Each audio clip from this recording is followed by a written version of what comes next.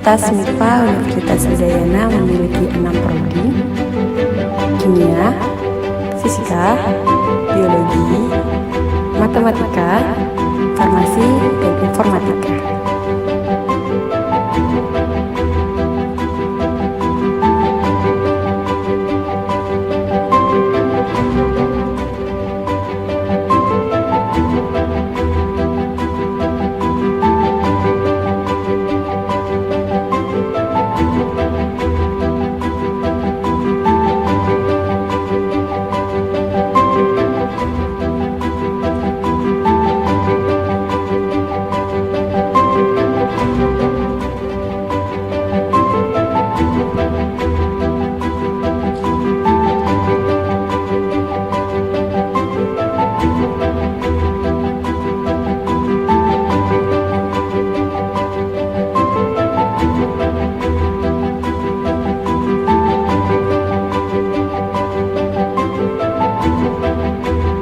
Mahasiswa Fakultas MIPA Universitas Udayana juga turut andil dalam penelitian, pengabdian masyarakat, serta pekan olahraga dan seni.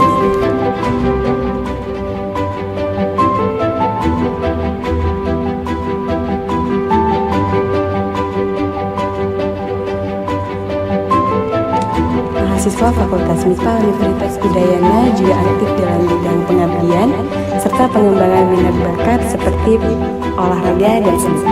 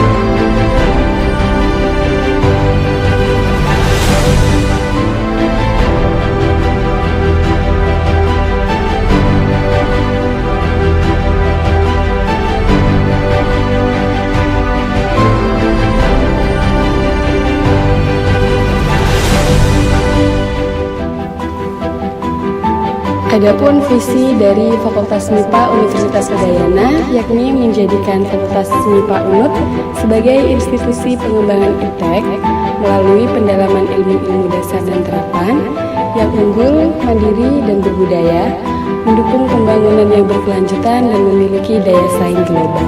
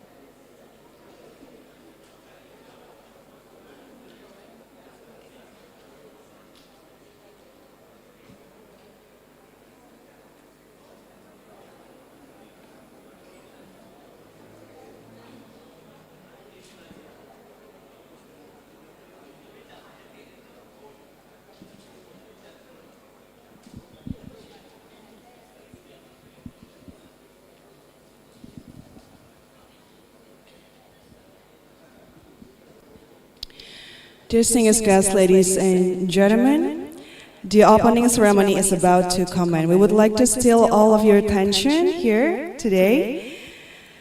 So, we would like to please you to turn on your phone or mobile phone or any devices into silent mode during the ceremony. We would like to emphasize on that. And we sincerely inform you to please kindly be seated. And for everyone that is already joining us online through WebEx virtual conference, to please kindly turn on your camera. Thank you very much.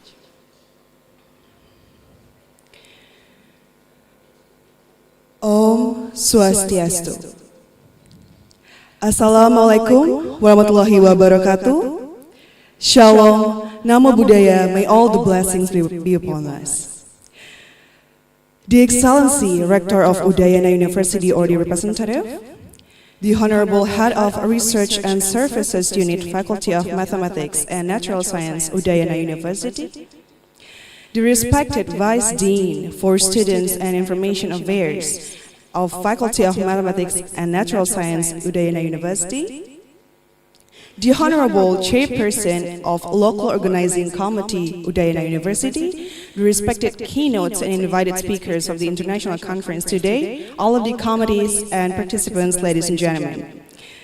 A very good morning and welcome to the International Conference on Applied Mathematics, Statistics and Computing 2023 with the theme Application of Mathematics and Computing in Multidisciplinary Research today here on November 21st, 2023.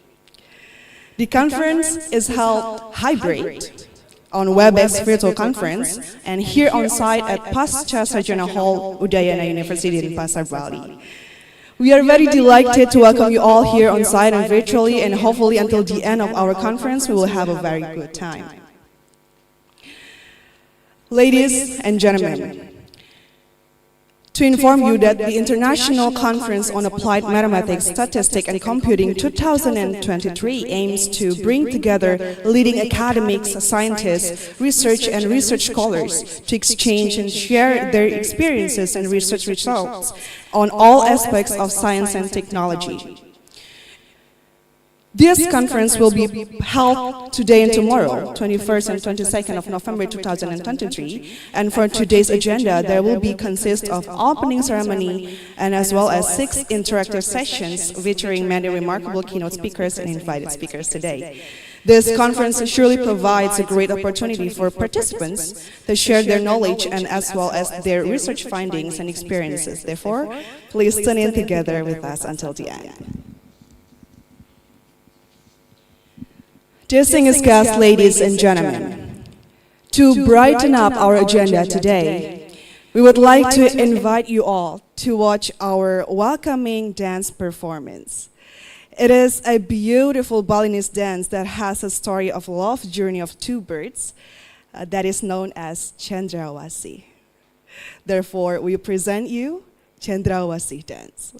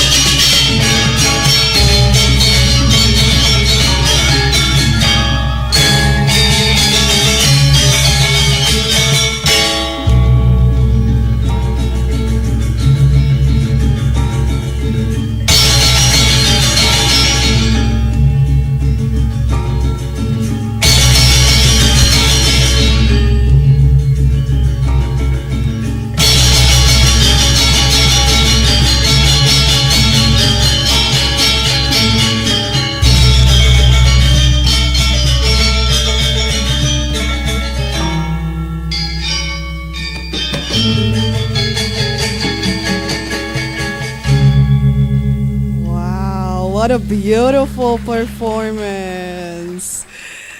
Yeah, from our two professional Balinese dancers bringing the Cendrawasih vibes into the room.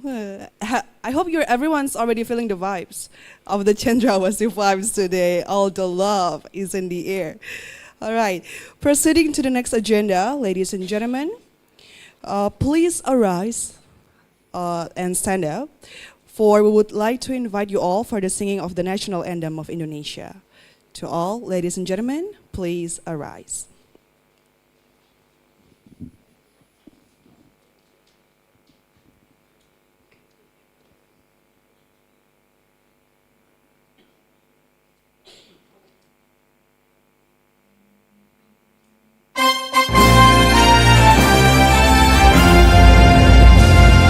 Indonesia tanah airku, tanah tumpah darahku.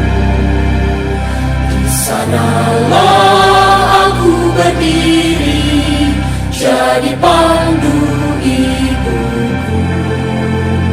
Indonesia kebangsaanku, bangsa dan tanah airku. Marilah kita bersatu, Indonesia bersatu.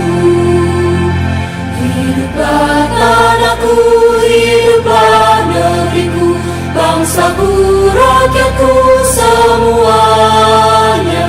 Bangunlah jiwanya, bangunlah badannya, untuk Indonesia Raya. Indonesia Raya, merdeka, merdeka, tanahku, negeriku yang ku cinta. Indonesia Raya, merdeka, merdeka, hiduplah Indonesia Raya.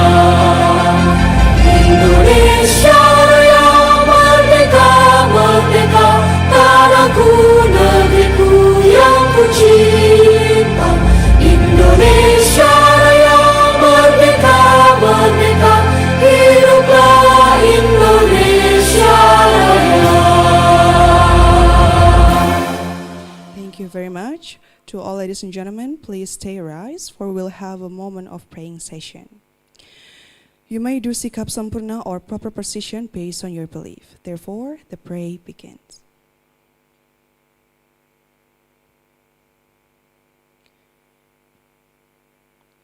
Finish. Ladies and gentlemen, kindly be seated.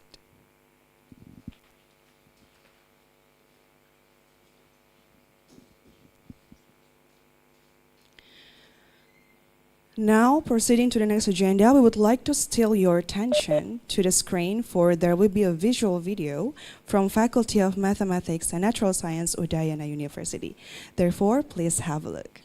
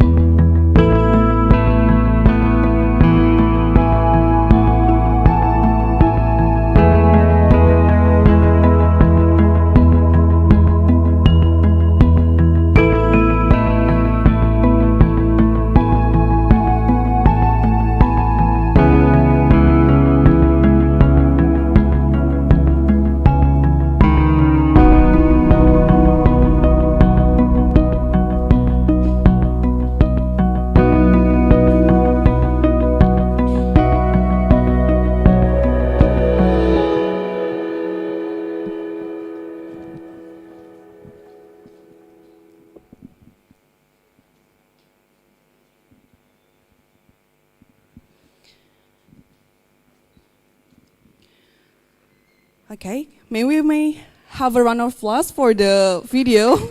That was a very interesting video. Yeah, brilliant video.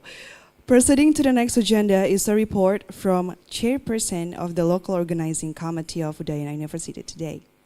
With all due respect to Dr. Ngurah Agus Sanjaya AR as MCOM, the floor is yours.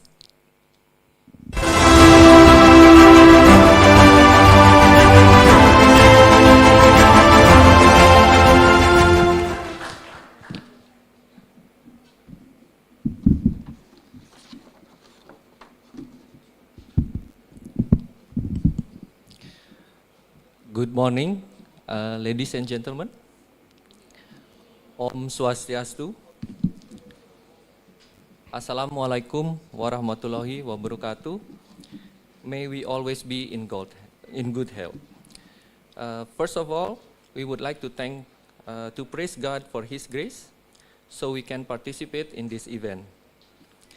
His Excellency, the Rector of Udayana University, His Excellency, the Secretary of the Institute of Research and Community Service of Udayana University, the respectable Dean and the Vice Dean of the Faculty of Maths and Natural Sciences at Udayana University, distinguished keynote and invited speakers, our respectable the study program coordinators, our sponsors also, BNI, our respectable Chair of Administration and her staff of Faculty of Mathematics and Natural Sciences at Udayana University, and last but not least, our distinguished presenters and participants of this conference.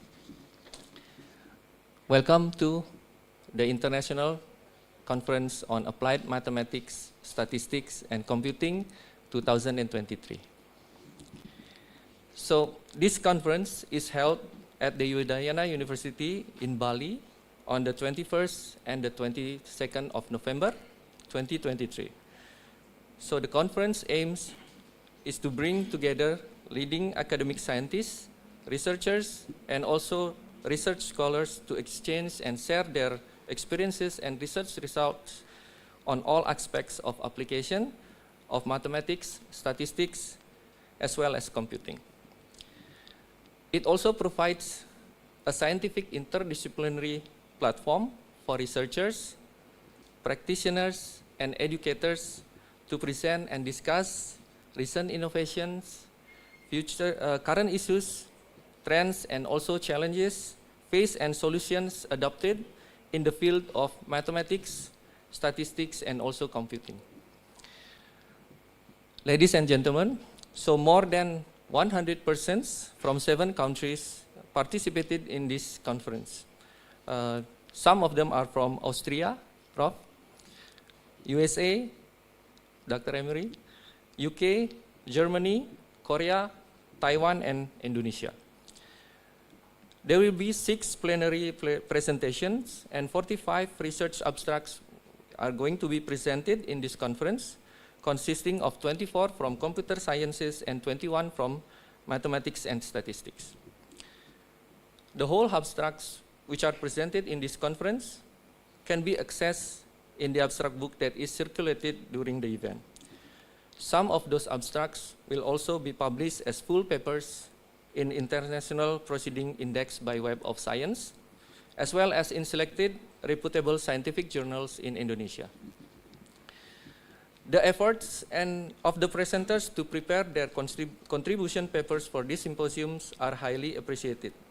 Special thanks should also go to all those who have been involved in the committee of this international conference for their tremendous supports and also works to make the event possible to be conducted. Okay. So we do hope that all works presented in this conference will provide useful information and further studies in mathematics and also natural sciences. Thank you very much and have a good conference. Om Santi Santi Santi Om. Waalaikumsalam warahmatullahi wabarakatuh.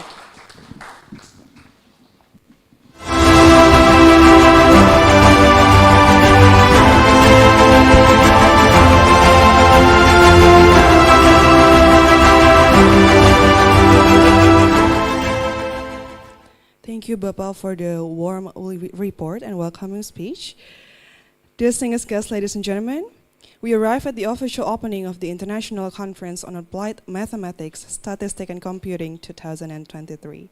Therefore, we cordially invite the Rector of Udayana University, and this momentum will be presented by Vice Dean of the Information Affairs and Students, Faculty of Mathematics and Natural Science, Udayana University. Without any further ado, to Prof. Ninyoman Rupiasih, SSE MSc PhD, the floor is yours.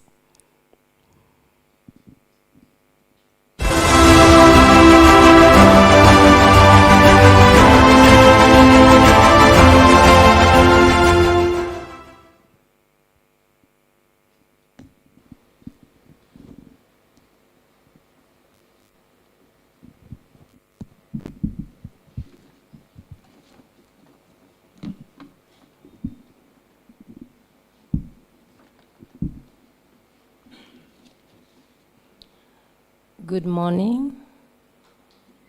Om Swastiastu. Assalamualaikum warahmatullahi wabarakatuh. Salam, salam sejahtera bagi kita semua. To our honorable speaker, our invited speakers, conference speakers, and all conference attendees. I would like to express my greatest appreciation to the organizing committee who has been working tirelessly to ensure that the first international conference on applied mathematics, statistics, and computing, TAMSAC, 2023 runs smoothly. This conference is certainly a big milestone for us here at Udayana University, especially our Faculty of Mathematics and Natural Sciences. I am happy to welcome you all here in Bali, which is well known as one of the most favorite tourist destinations in the world. Not only as a tourist destination, but Bali has also recently been a favorite location to host international conferences. As this conference aims, gather scientists, engineers, practitioners, and industry experts in the field of mathematics, statistics, and computing, I don't doubt that many brilliant ideas will come into fruition here throughout the duration of the conference, and it certainly would be a great benefit as well to the field of mathematics, statistics, and computing, should such ideas be contributed through both reputable international proceedings and reputable journals here in Indonesia. I would also like to thank all to the national and international keynote and invited speakers for traveling all the way here to Bali to present their outstanding research to us at this conference. I am certain that a lot of time and dedication was taken in order to prepare for the material for this conference, and we are truly honored and cannot wait to listen and learn and partake in various high-level discussions. I hope that this conference can become a forum for communication and sharing ideas, as well as experiencing all disciplines in mathematics, statistics, and computing in the future. I also hope that this forum serve as a forum to promote advancing mathematics, statistics, and computing as means for economic growth and social welfare.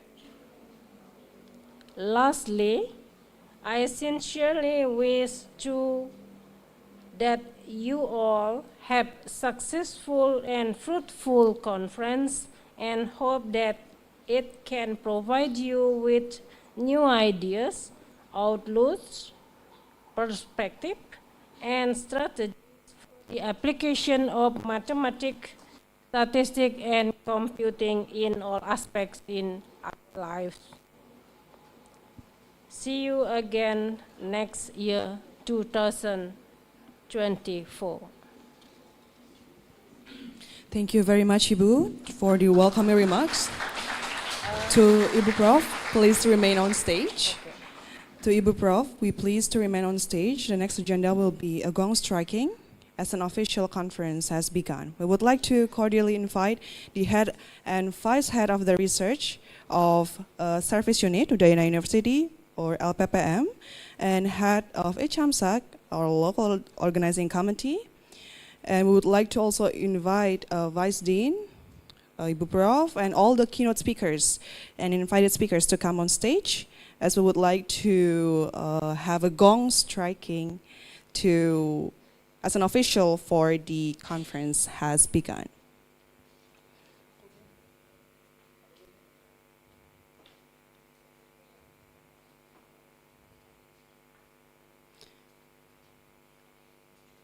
To all of the VIPs, please come on stage.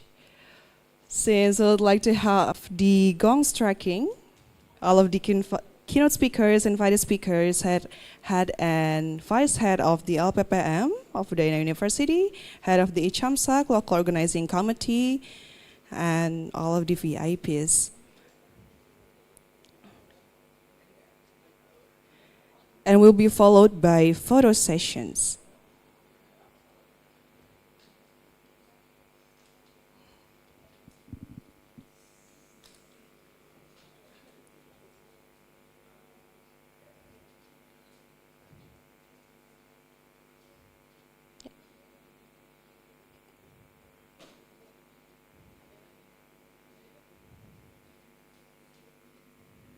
Oke, disilakan Ibu sebagai petanda.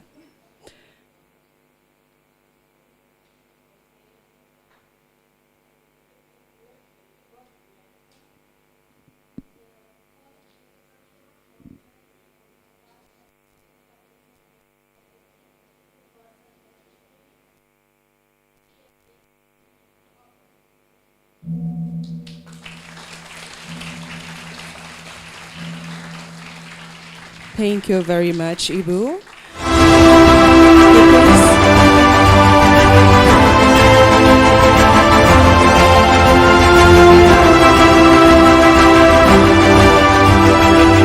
With this, to all distinguished VIPs and guests to remain on stage once again, for there will be a group photo sessions for today to complete the momentum. For the photographers, videographers, please take some shots.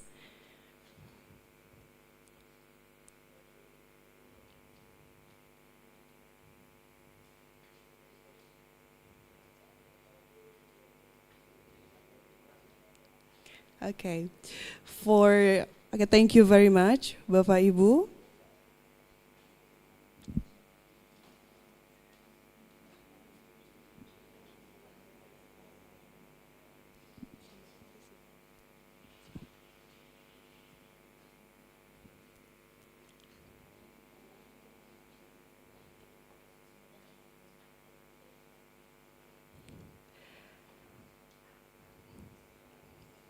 Please, Bapak Ibu and all of the VIPs may return to your seat.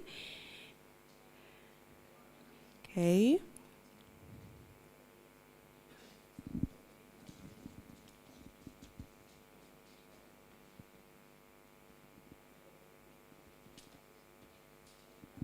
So, therefore, that actually concludes our opening ceremony today. May we have a round of applause for today's opening ceremony. That was very brilliant, brilliant opening. We would like to inform you for the next agenda will be morning refreshments or coffee breaks. But for today, I think the committee, should we have a group photo session for all of the participants and VIPs? Should we have photo sessions? Yes? Okay. Yes, we would like to invite again for all of the VIPs, invited speakers to please arise and stand up, or we would like to have a photo sessions maybe here in front of the stage. Please, Bapak Ibu, please arise. Since this is the last photo sessions for today, we would like to complete the momentum. Yes. Bapak Ibu disilakan. Kita akan berfoto dengan partisipan, dengan para adik-adik mahasiswa. Bisa Ibu silakan. Silakan. Oh, oke. To teman-teman, adik-adik silakan berdiri. Bapak Ibu, to all the distinguished guests as well. Yes. A last photo sessions for today to complete the momentum. Okay, please, all the videographers and photographers, and also everyone is joining online. Yes, for the WebEx conference, you can join in with us for the group photo session. Okay, I count from 3. 3, 2, 1. Do we have okay, one more? Say Bali, perhaps, yeah? 1, 2, 3. Bali. Okay. Great. Okay, once again. 3, 2, 1. Bali. Thank you very much for your cooperation. Thank you so much. That was a perfect presentations. Without all the participants, we cannot join, yeah? And have the wonderful session for today. All right, that also marks the end of our opening sessions, and we would like to, before we come to the main agenda, we would like to have you do a coffee break for at least 5 until 10 minutes, and we will be right back at 10 o'clock, or maybe before that, yeah? So please enjoy your coffee break and morning refreshments. If everyone wants to go to the restrooms, we please for you to go before we start the main agenda. Thank you very much. And we would like to inform to all of the VIPs, if you have any other agenda, we please, with all the respect, we please you to leave the Pasteur Sarjana Hall. Thank you very much for your availability to come to the opening ceremony. Thank you very much, Ibu, Bapak.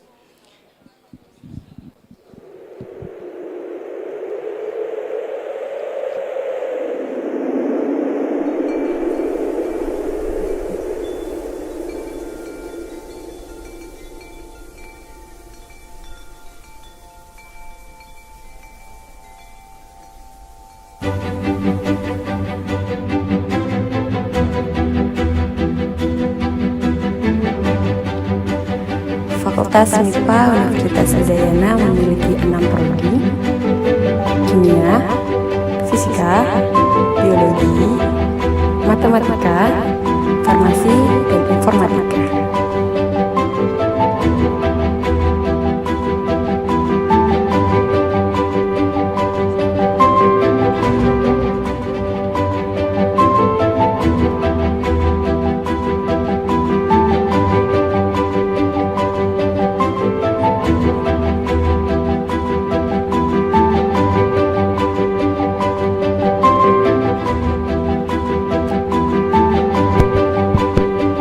Cek 1 2 3.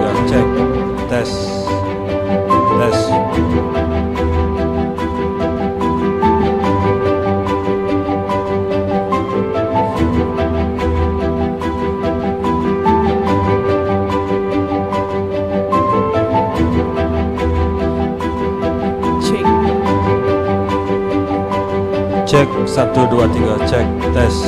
Mahasiswa Fakultas MIPA Universitas Udayana juga turut andil dalam penelitian, Cek. pengabdian masyarakat, serta pekan olahraga dan seni.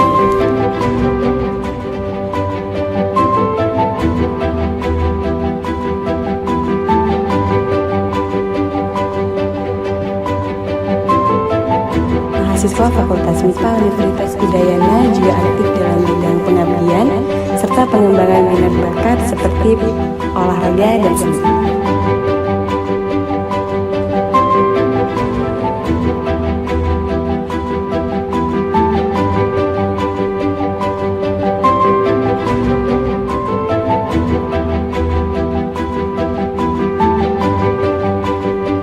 Tes 1.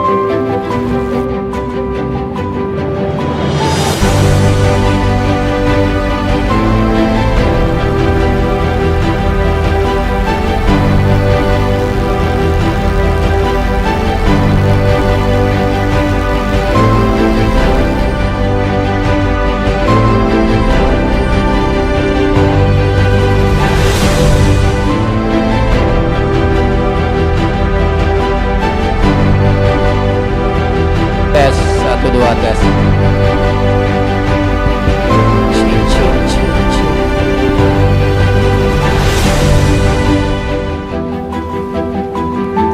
Adapun visi dari Fakultas MIPA Universitas Udayana yakni menjadikan Fakultas MIPA UNUD sebagai institusi pengembangan iptek melalui pendalaman ilmu-ilmu dasar dan terapan yang unggul, mandiri, dan berbudaya, mendukung pembangunan yang berkelanjutan dan memiliki daya saing global.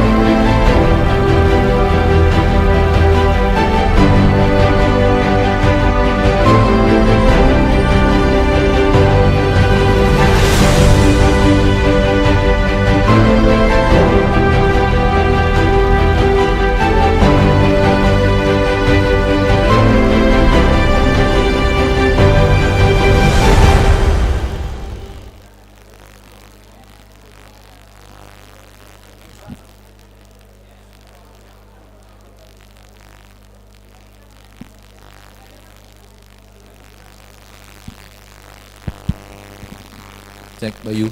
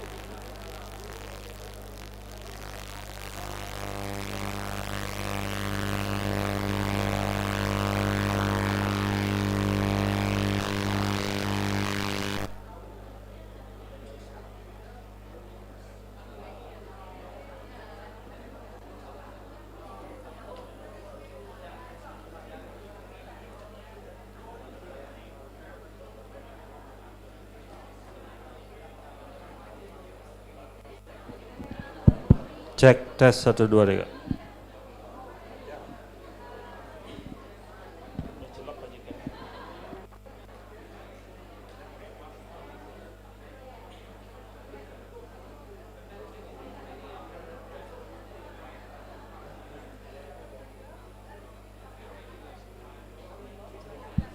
Cek 1 2 3. Nih mati deh. Cek 1 2 3.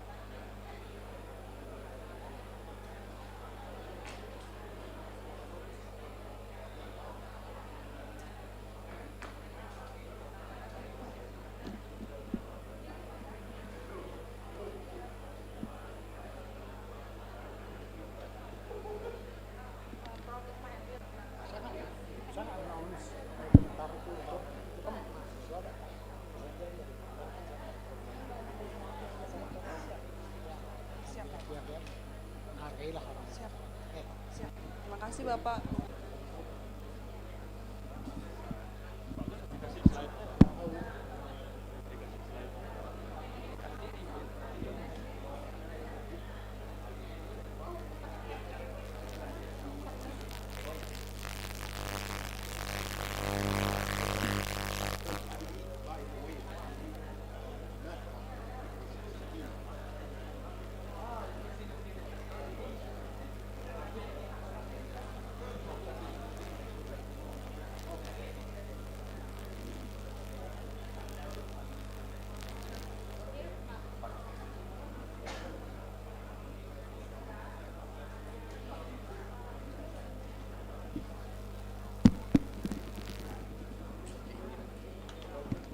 Check.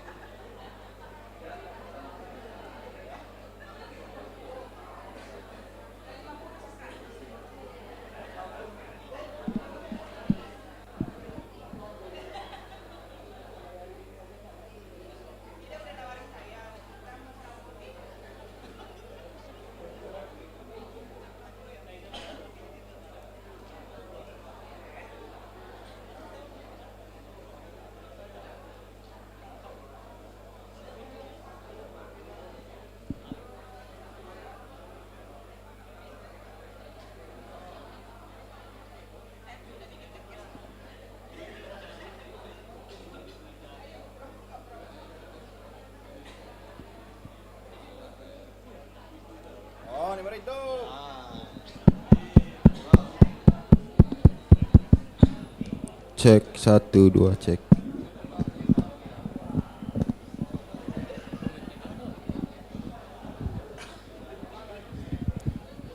Baik, bagi Bapak Ibu dan para adik-adik mahasiswa yang masih di luar, bisa segera merapat karena acara akan segera dimulai untuk sesi pertama ya. Bagi teman-teman yang ingin ke toilet atau ke belakang bisa diselesaikan dahulu bisnisnya agar nanti pada saat acara atau first session nanti tidak ada yang keluar masuk ya, kita minimalisir mobilisasi.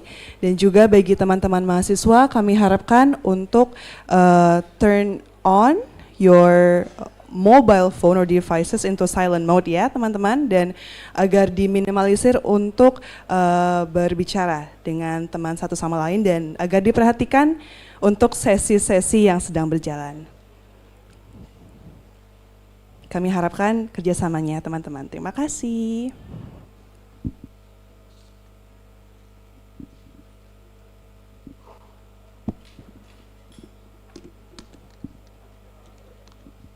All right, ladies and gentlemen, and to all of the participants, invited speakers, I hope everyone is already enjoying their morning refreshments or coffee break that is already provided by the committee outside of this hall and ready for the first session for today. All right, there will be a special guest or presenters today that is joining us from Johannes Kepler University Linz, Austria, far away from Indonesia, yeah? That is Prof. Ismail Khalil, and this session will be moderated by Ibu Fima Inabui, PhD. To the speakers and also the moderator, the floor is all yours. Thank you very much. Silakan Ibu dan Bapak. Silakan datang untuk first session pada hari ini.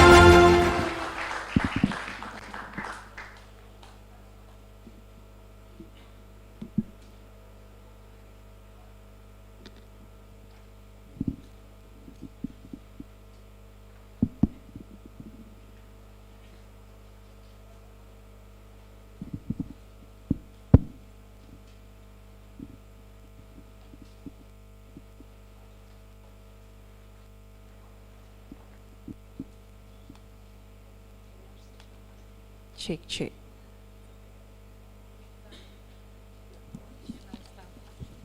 Tes. Thank you, Pak Febri.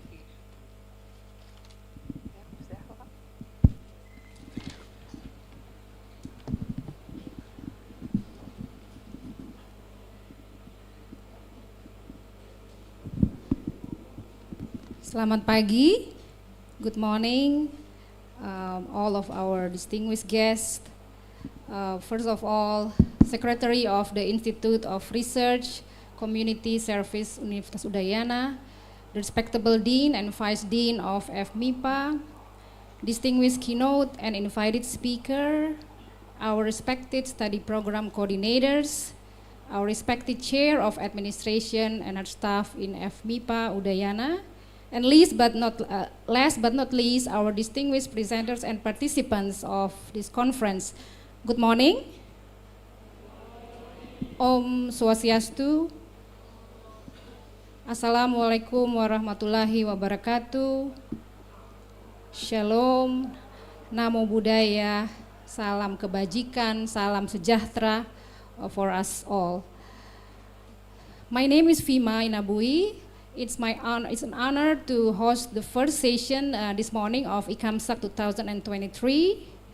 And ladies and gentlemen, in the recent years, we have been witnessing a significant development in implementation of artificial intelligence.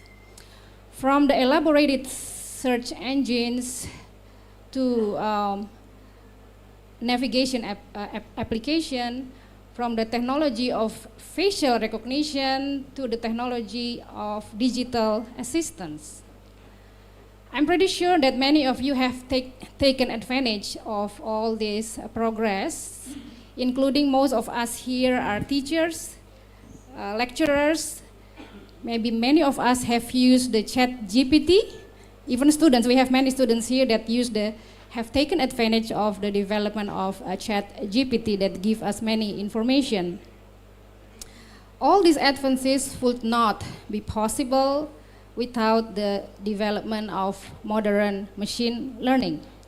And this morning, we are very fortunate to have with us two distinguished experts from the field of modern machine learning, from whom we will learn on the concept of modern machine learning, deep machine learning, and the implementation in complex biological data and disease treatment.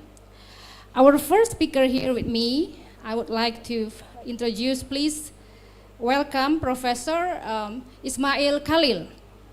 Please give applause for Professor Ismail Khalil. Thank you very much for taking time joining us in this conference, Prof. Ismail. Prof. Ismail Khalil is currently serving as a deputy head of the Institute of Telecooperation at Johannes Kepler University in Linz, Austria. He is also an adjunct professor at the Faculty of Science and Technology at Syarif Hidayatullah State University in Jakarta. And Professor Khalil is also a president of Web Application Society. Some little background of Professor Khalil education. He holds PhD in computer engineering and received his habilitation degree in applied computer science for his work on agents interactions in ubiquitous environments in May 2008. Professor Khalil has extensive experience teaching, consulting, and conducting research in artificial intelligence, mobile, cloud, edge computing, agent technology with web intelligence, and have keen interest in broader business, social, policy implications associated with emerging information technology. When I read a brief note of Professor Khalil, this line really captured my attention. It says that there will be a day, not too far from today, where machines need to cooperate. Machines need to collaborate and even compete with each other. And humans compete with machine and compete with humans to achieve the goals that being assigned to them.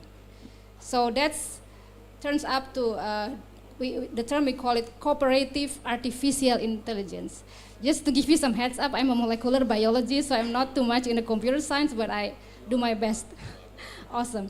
So we will hear his talk. He will elaborate on cooperative artificial intelligence, a very interesting topic. So time is yours, Prof. Khalil. Yeah, please, yeah. So I prefer to stand up. Yeah. And,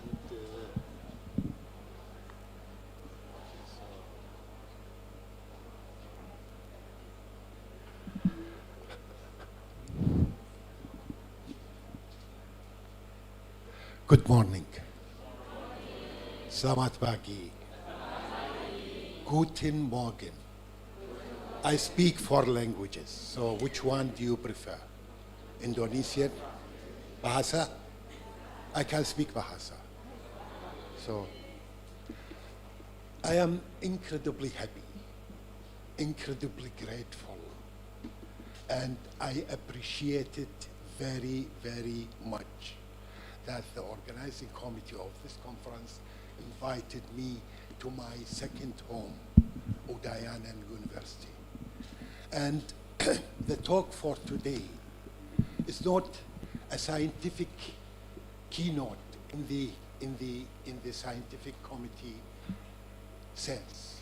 It is my share that I wanted to share with you about advances in artificial intelligence. And like what the moderator mentioned, we are living now in the age of artificial intelligence. Everybody is talking about artificial intelligence. Everybody is using artificial intelligence on daily basis. Your mobile phone is built around advances in artificial intelligence. Your computer, everything you use, even this pointer, is built around artificial intelligence technologies. And we need to know, where are we heading to? What is the future? And I believe, since I worked for some time on artificial intelligence, I believe that the future of artificial intelligence is the cooperation between humans and computers.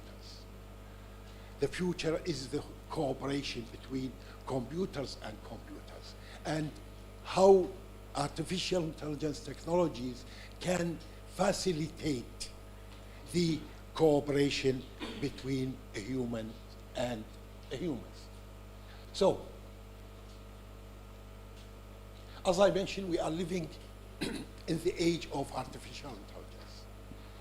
In this age, we are trying to build machines or systems that can perform tasks that normally require a kind of intelligence. I'm not going to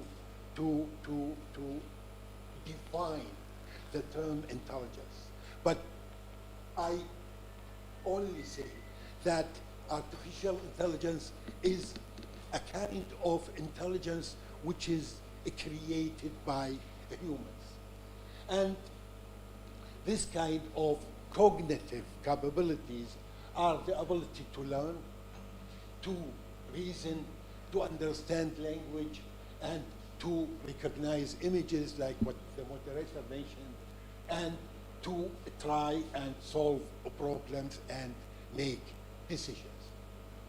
Most of the current artificial intelligence applications, we call them weak artificial intelligence. Because, I mean, they are designed to solve only one problem. They are not designed to act like humans. But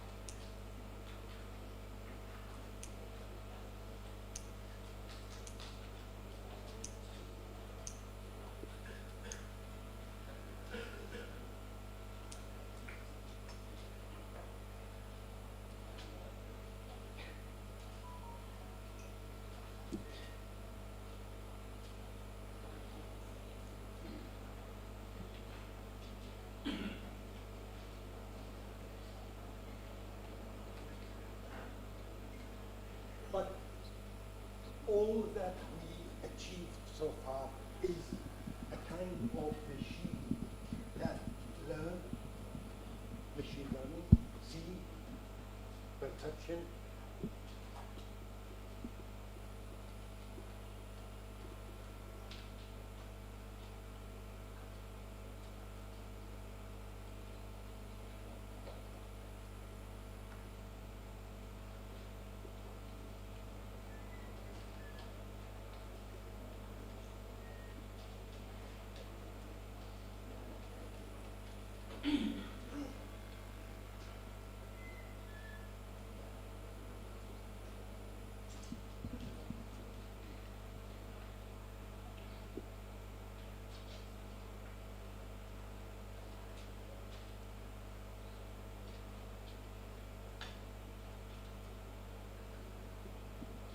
can I use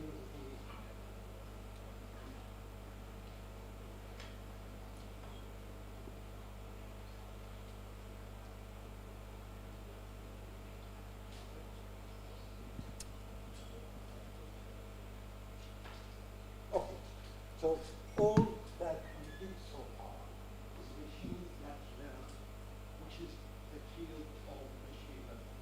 Machines that can see, which is the field of computer perception.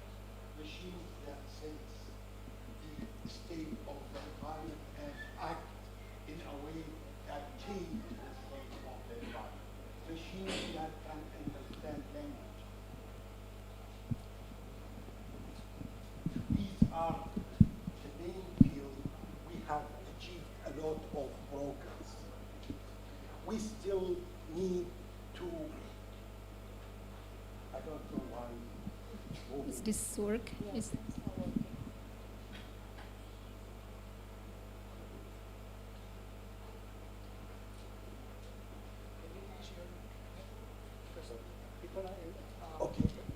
So, what we have witnessed recently with the introduction of ChatGPT, machines that can paint, for example, that can write, that can compose music, and can play games.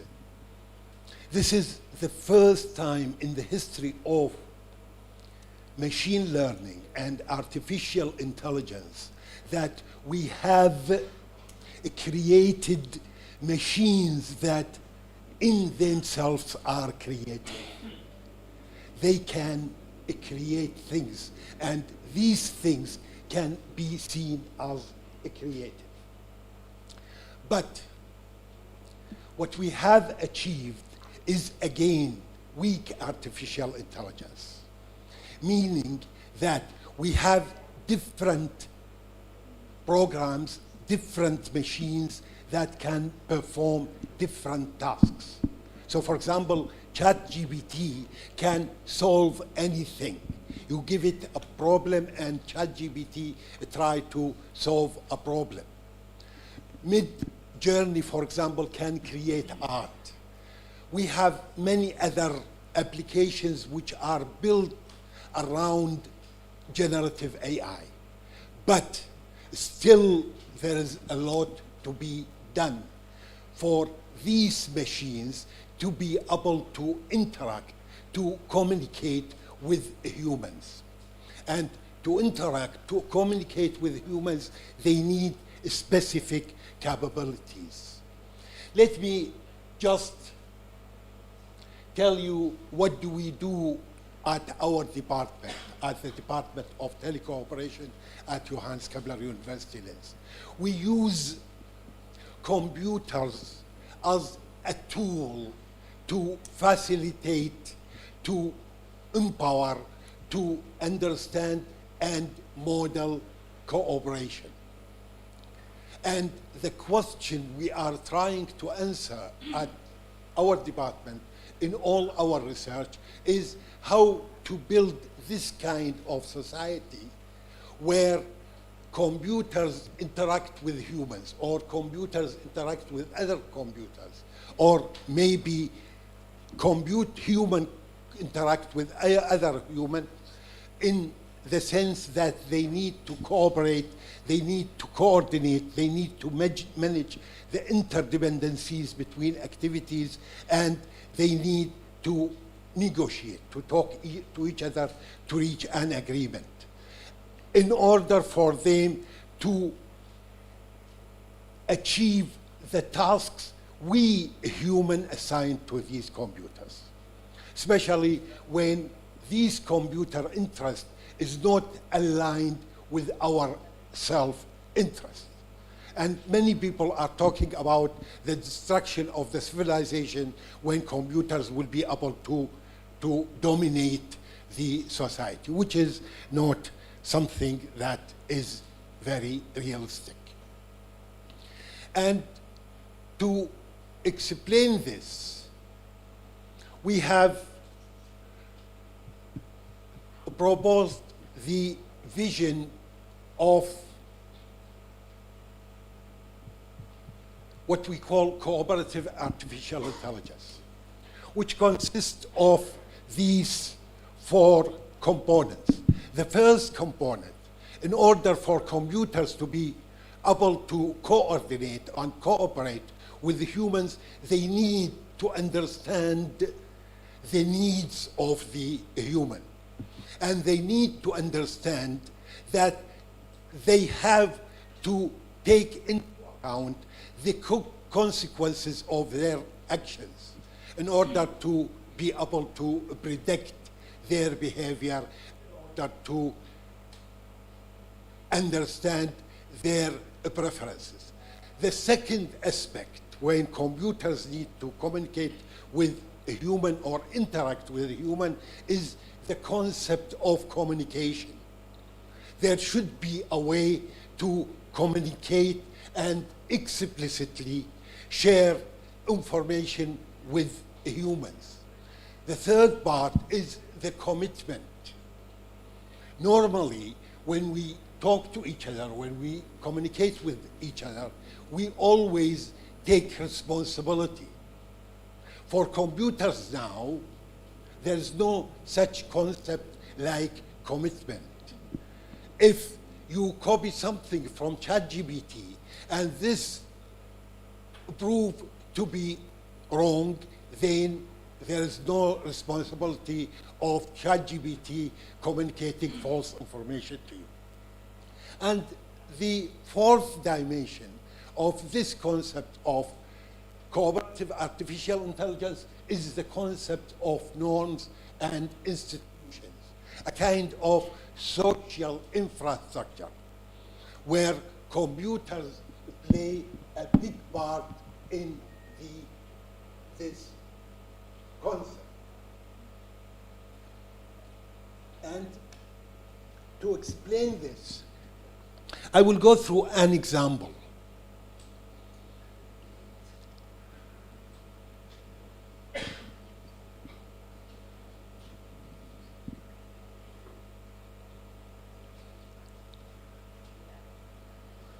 So there's no slides.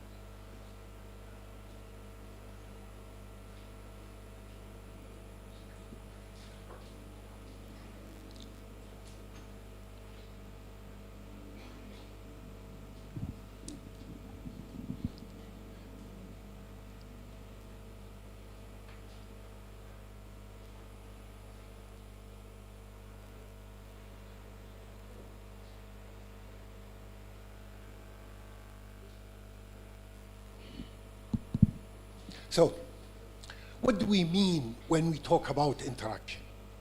The first thing we mean by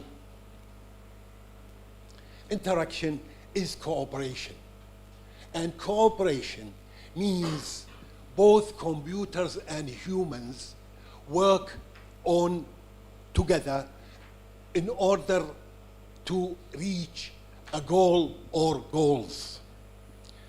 If the goals are shared but are not dependent, we call it cooperation. I need to respect the traffic rules. You need to respect the traffic rules in order for us to reach our destination. This type of interaction is called cooperation. If the goals are shared but dependent, meaning I need you in order to reach my goals, and you need me in order to achieve your goals. In this case, we call it collaboration. And if there is a kind of interdependencies between the activities, so we need a kind of coordination framework so we don't step on the feet of each other. Even competition is a kind of cooperation. The only difference in this case is that the goals are in conflict. I want to achieve my goal, which is in my interest, and you want to achieve your goals, which is in your interest. In this case, we compete with each other in order to achieve our goals. Cooperative artificial intelligence tries to answer these three questions.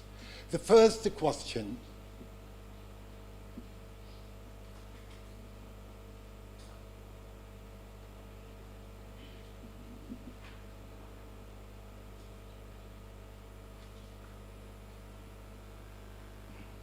doesn't move.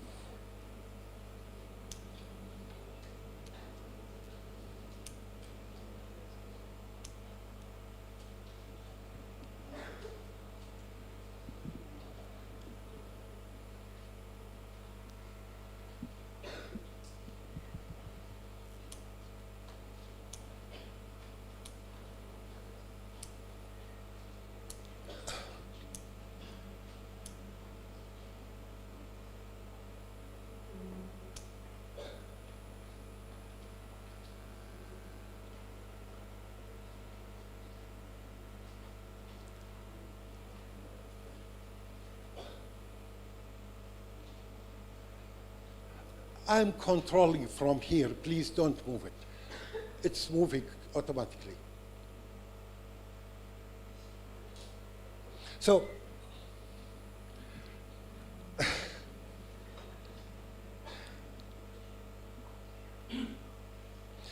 in order to explain this in a very simple way, let us assume that we have two entities.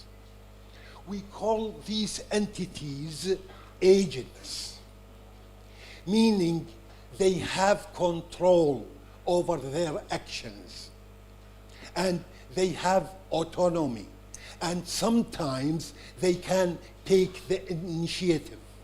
They are proactive. And let us assume that the first entity is called A.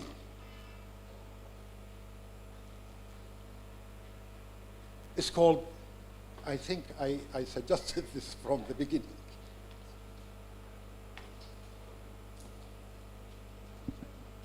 Okay.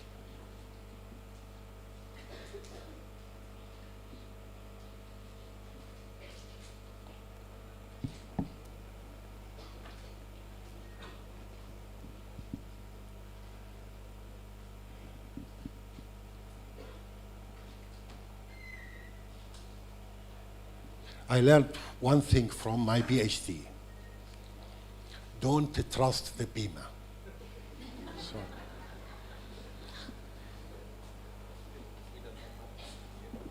we cannot. Okay, so as I mentioned, let us assume that we have two entities, and we call these entities agent. The first entity is called entity A. And we assign the task to this entity to hang a picture. And since computers know everything, we informed this entity with the following information: that in order to hang the picture, you need a hammer and a nail and the picture.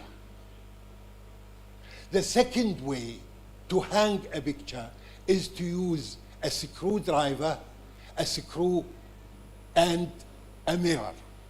This is how to hang a mirror. And the third way to hang the mirror is to have a nail, a hammer, and a mirror. Now we give our entity A the following things. We give it the picture, the screwdriver, the screw, and the hammer. But all it knows that in order to hang the picture, it needs the hammer and the nail. We have the second entity, and we call it entity B. And for entity B, we assigned the task to hang the mirror. And we informed entity B that in order to hang a mirror, it needs a hammer, a nail, and the mirror. Let us assume that entity B is a human, and we give the human only the mirror and the nail. Do you think the human will be able to hang the mirror as required by the person who designed the system? Definitely cannot. And in order to be able to achieve the task assigned to it, this human needs to cooperate with the computer. So if we put them together,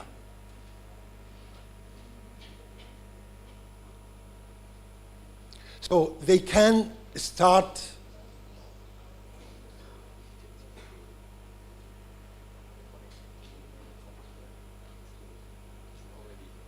okay. So we need to put them together, and for them they need to communicate with each other.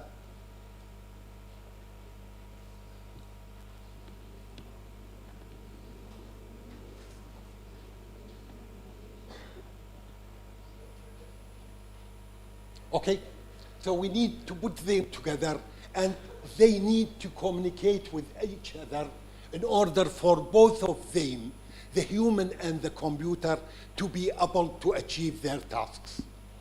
So can you tell me now, if we allow the computer to communicate with the human, how they can both solve their problem? Meaning the computer will be able to hang the picture, and the human will be able to hang the mirror. Both of them, according to the information we have provided to them, will not be able to do that. They need to exchange information. They need to cooperate with each other in order for them to be able to achieve their tasks. So the computer needs to inform the human there are different ways to hang the mirror. There is no only one way to hang the mirror, to achieve the task assigned to it. And this way is by exchanging the information and exchanging the resources available to both of them. So the computer now knows that the human has a nail, and asked the human if it is possible to pass the nail to the computer. Then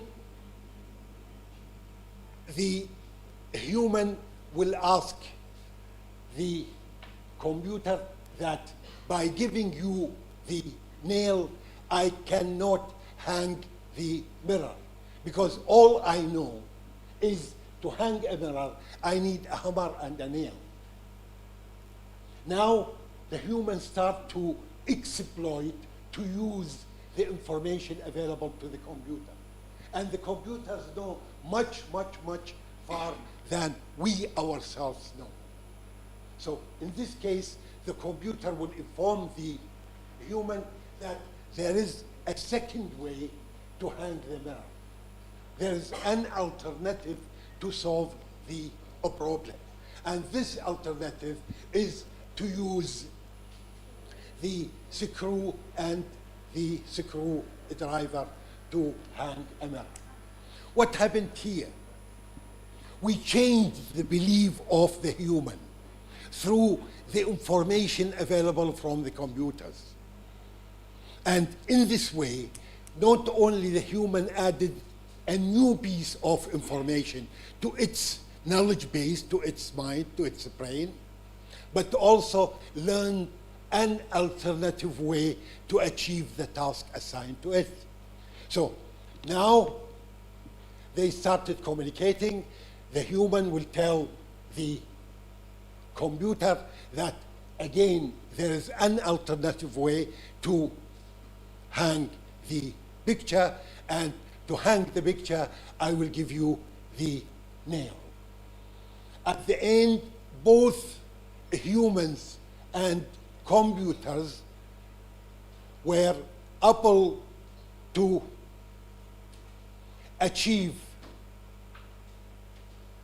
the tasks assigned to them by just exchanging information. And at the end, everybody will be happy. What do we learn from this lesson? We learn that both humans and computers need to be intelligent. They need to communicate with each other. They need to exchange information.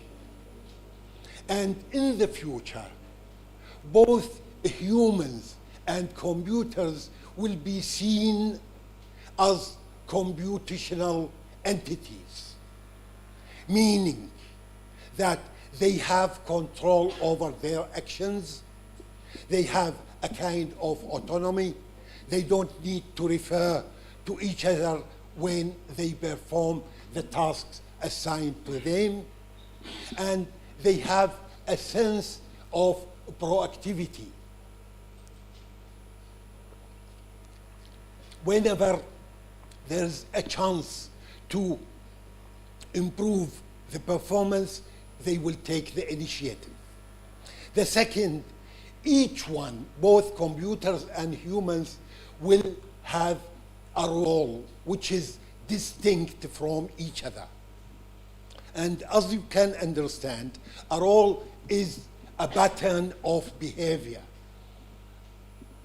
As soon as you assign a role to the computer, and it is distinct from the role you assign to the human, then the behavior of the computer will be specific to that exact role.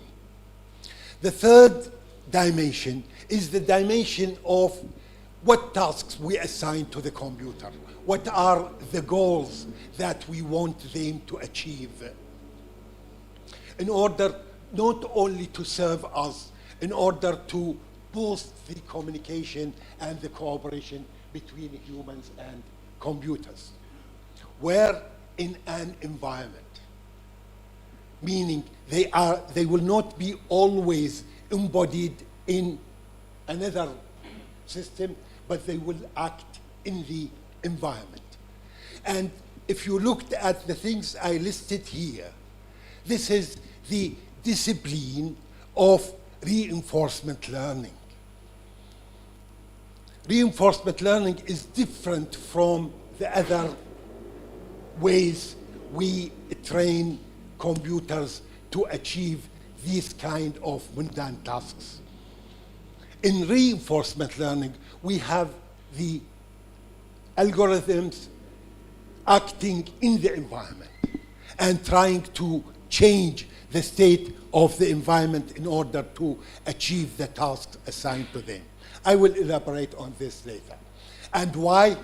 Here we set the type of things that will try to enforce cooperation between humans and computers. One of them, the preferences. In the case of the example I have shown you, we have two entities.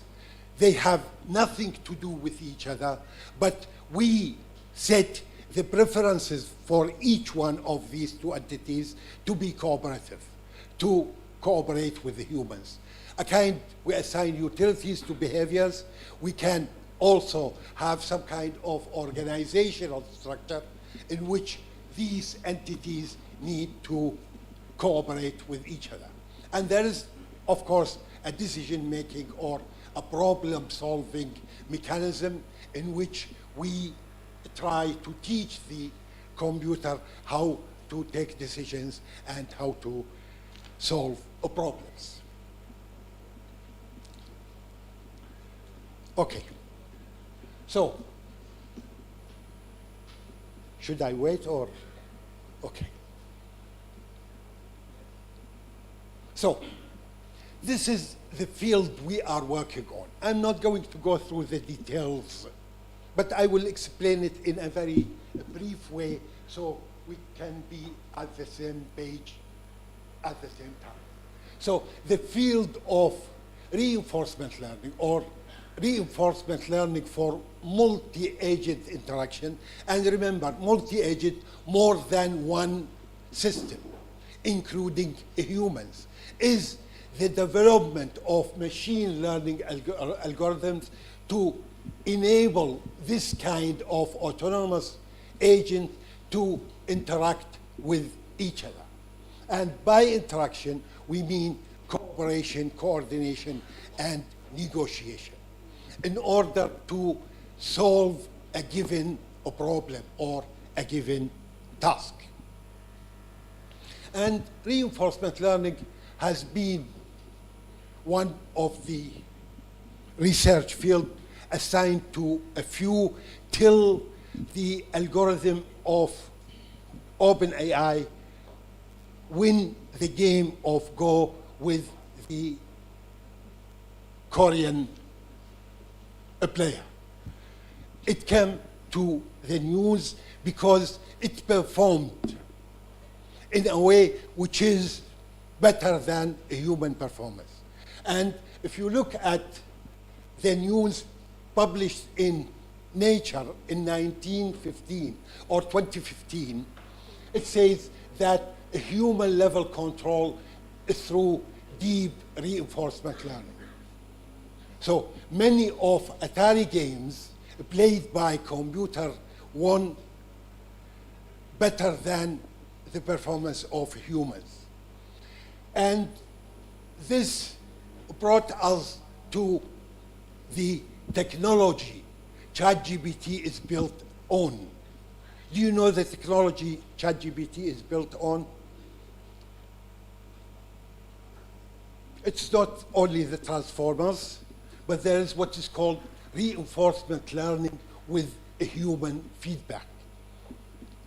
So in order to be able to perform in a human level, ChatGPT needs feedback from human. And now there's a lot of research in the field of ChatGPT.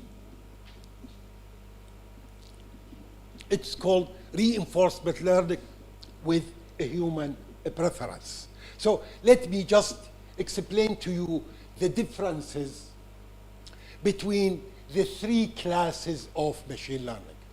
We have supervised machine learning, in which we have a huge data with labels. And we train the algorithm in order to learn the labels of the data being trained on. Afterward, we try to expose the algorithm to data which it hasn't seen in the training phase, and try to label this data and measure the performance of the algorithm. If it can generalize what it learned in the learning phase or in the training phase to the test phase, then the algorithm will pass the test. If it's not, we try to either provide it with more data or try to continue training it. This is the field of supervised learning. And we made a lot of progress in the field of supervised learning. The second class of machine learning is the class of unsupervised learning. We have data, we don't have labels. And we try to learn the structure of the data in the training phase and use it to cluster unseen data in the future. And we have the field of reinforcement learning. And it is totally different from supervised and unsupervised learning. In the case of reinforcement learning, we don't have data. our agent need to interact with the environment, to sense the state of the environment. And based on the state of the environment, the agent need to take actions. Professor, And these actions Professor, will... I'm sorry, I'm very sorry to interrupt you. You have about 5 minutes. Okay, I will try Go to ahead. finish as soon as Yes, possible. please, thank you. But I didn't count the number of times I have Right, problem right. with the... Correct, yeah. So, in the case of reinforcement learning, we have an agent that interacts with the environment. And it tries to change the state of the environment and to learn what is called a policy, taking actions according to this policy in order to change the state of the environment. So it is a kind of framework in order to solve a kind of control task or sometimes decision problems by building agents that learn from the environment by interacting with the environment. So interaction with the environment is the main aspect of reinforcement learning. And this aspect can be demonstrated in this diagram. So there is an environment, and let us assume the environment is the chess game, and the agent is built using one of deep learning algorithms. It takes action that will change the state of the environment, and as a result, it will get a kind of a reward, whether this action is correct or not, wrong. If it is correct, it will receive a reward. If it is wrong, then it will receive a punishment. And then based on the reward it receives, it will take another action to change the state of the environment. By doing so, it will learn the base policy in order to play the game of chess. And this is what we do all time. We try. If we succeed, we feel satisfied. If we don't succeed, then we need to change the course of action we take in order to communicate with the environment. I'm not going to go through the details of, but just try to summarize what we have talked about so far by telling you that we can use different types of machine learning algorithms, specifically reinforcement learning algorithms, in order to build 3 types of applications. The first type of application is what we call cooperative multi-agent reinforcement learning. Both agents and humans need to collaborate in order to optimize a kind of common long-term goal. And this is what everybody is doing right away. The second type is what is called the competitive category of multi-agent reinforcement learning. There are situations where the global reward often sums to 0. Either you win and I lose, or I win and you lose. And both the humans and computers can improve their policy at the other one expense. So for example, when they participate in an auction, when they try to trade things, when they try to design their advertisement strategy. These are the situations where the relationship between humans and computers will be competitive. And there are situations where the relationship or the interaction between humans and computer is mixed, meaning there is a cooperation aspect and a competition aspect. For example, when you try to advertise in order to increase your market share, and I try to advertise in order to increase my market share. I'm sorry for the troubles with the Beamer, but this is what I wanted to tell you in this talk. There are some details on how to implement this. Unfortunately, I don't have much time to talk about them, but if you are interested in this topic, please communicate with me, and I will try to answer your questions. And I will be available at the University of Udayana for 2 months, so any one of you who is interested in the field of reinforcement learning, I will be happy to cooperate with you. With Thank that, you. thank you very much, and Thank- I'm sorry for all No, you're the completely- troubles we are- related. We are sorry for the technical Okay, problem. thank you very much. Thank you very much. Applause for her. Yeah, we are now open to discussion.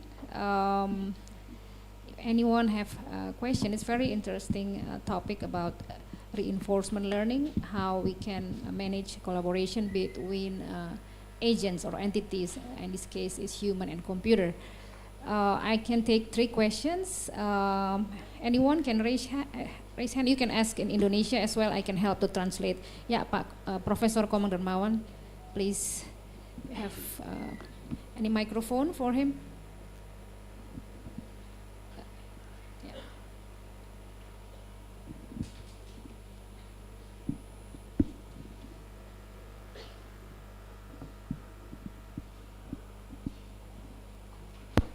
You can actually use this, Bapak. Okay, thank you, Professor Ismail, for your explanation. Yes, I'm interested in your explanation about the reinforcement learning. Yeah, how the scientists apply this algorithm, yeah, to successfully solve the problem, like your example just said on your slide, taxation policy, and then this is in my field on the pricing on option. Yeah, could you please explain this? Actually, one of the fields reinforcement learning has been very successful in is finance. And You give many, the real example. yes, many applications has been devised to solve long-term problems we have been suffering for a very long time. Because we use the capabilities of computers to store a huge amount of information, and the speed at which they can act, we can solve all the problems that require a kind of time series. Because the example you mentioned depends, the present depends not only on the past, but also on the future. And this kind of situation can be designed in a way, the reward system can be designed in a way that the agent will not only be able to build on its experience in the past, but also of what it expects in the future.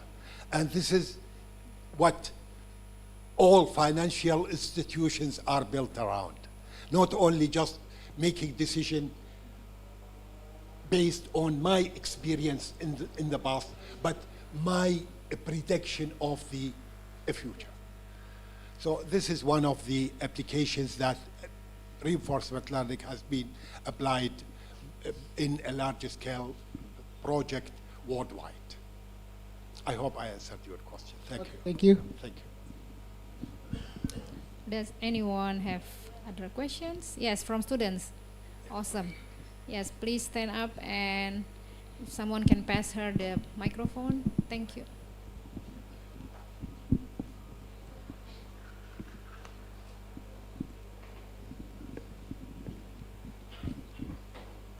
Please mention your name and your department.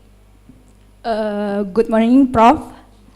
Thank you so much for the insight knowledge that give for us. And before that, I want to ask a question for you. But before that, let me introduce myself. And my name is Lydia Sabatio Gracia. And currently, I'm 7th semester, and I'm from informatic major. So we know together many applications developed from AI. For the example, ChatGPT, Perplexity, and the others.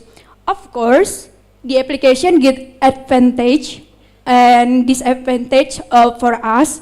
And one of disadvantage of our life is lost a job. And to solve this problem, I always hear that one thing to solve this problem is many people like to give me solution like to learn technology or learn about AI.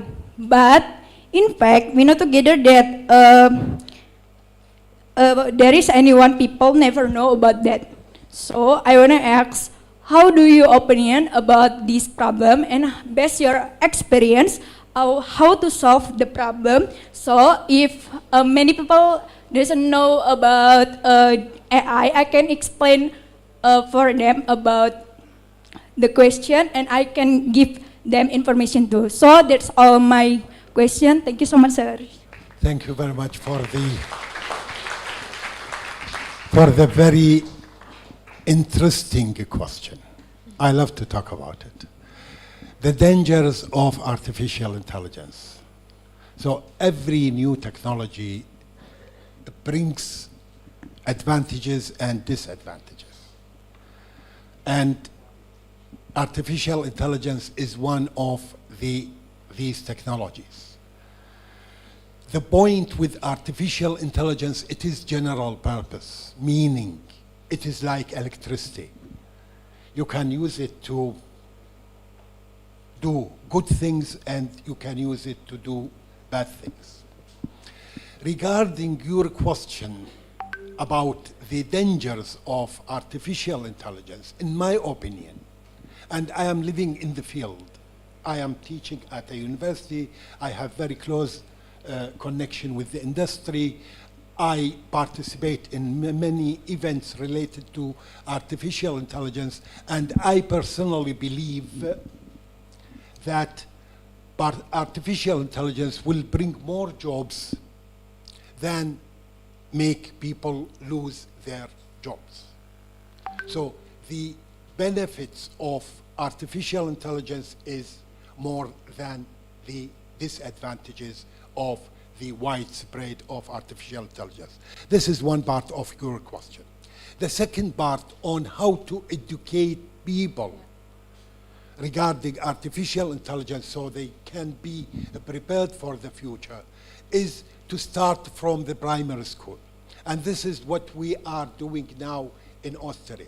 In Austria, students or pupils at the primary school start to be exposed not only to the use of artificial intelligence, but to learn how to design a system that can be said to be an intelligent system. So it needs to be started from the beginning, and it needs to be a continuing education. It cannot be just learned in one semester regarding artificial intelligence or machine learning, but it needs to be a continuing education in a way that it will keep the person up to date with the advances in artificial intelligence. The third thing, we are moving very fast, or artificial intelligence is moving very fast. And we need to stay updated with the new technologies and how to use them. So for example, when it comes to ChatGPT, many of us are using ChatGPT, but we use it to compose an email or to write a short article, etc., etc. most of what I teach when it comes to generative AI, I tell them what kind of technologies will be inspired by advances in generative AI and what kind of technologies that inspire the generative AI. So not only what is inspired by, but what will inspire the creation of generative AI technologies. Thank you for the good question. Yeah, thank you. Let's give applause. Yeah, I think it's very interesting you note that actually AI will add more jobs. But my question is, there must be some basic requirement for that, for the human preparation, the human quality. Yes, like the question the student asked, everybody need to be at least aware about what are the potentials of artificial intelligence. But they don't need to be experts in the field of artificial intelligence in order for them to compete in the marketplace. So they need to be aware, they need to understand the basics of what artificial intelligence is all about and what kind of skills I need to have in order to compete in a market dominated by artificial intelligence technologies. Yes, there are requirements, but the requirements are not high to the point that nobody will be able to reach them. Yeah, what I mean is like to give a proper feedback based on different fields. I think we need like expertise, we need basic human education and something that can prepare us to give like balance. Exactly. Feedback to the computer. Agree. I totally agree. Thank you. I totally agree. Okay, any more question from the audience? One more maybe? No? All right, if there is no more question, let's give a big round of applause for Professor Khalil. I think his talk is open new insights for us. There are many things we still need to like expose ourselves to, prepare ourselves to be able to adjust to the new era of computer and human interaction. Thank you. And now we are going to move to, thank you so much, Professor. I would like to invite our second speaker of this session to please join in stage with me, Dr. Emery Gossen. Let's give a big applause for Dr. Emery Gossen.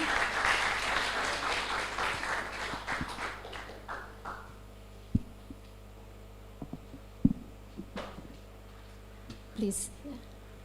Thank you so much, Dr. Emery, for joining us today in our conference. Dr. Emery optimized machine learning models to make use of complex biological data sets. So I think the keywords here is how to use deep learning to be able to understand and to make use of complex biological data sets. First of all, Dr. Emery enjoys working at the intersection of data, biology, and healthcare.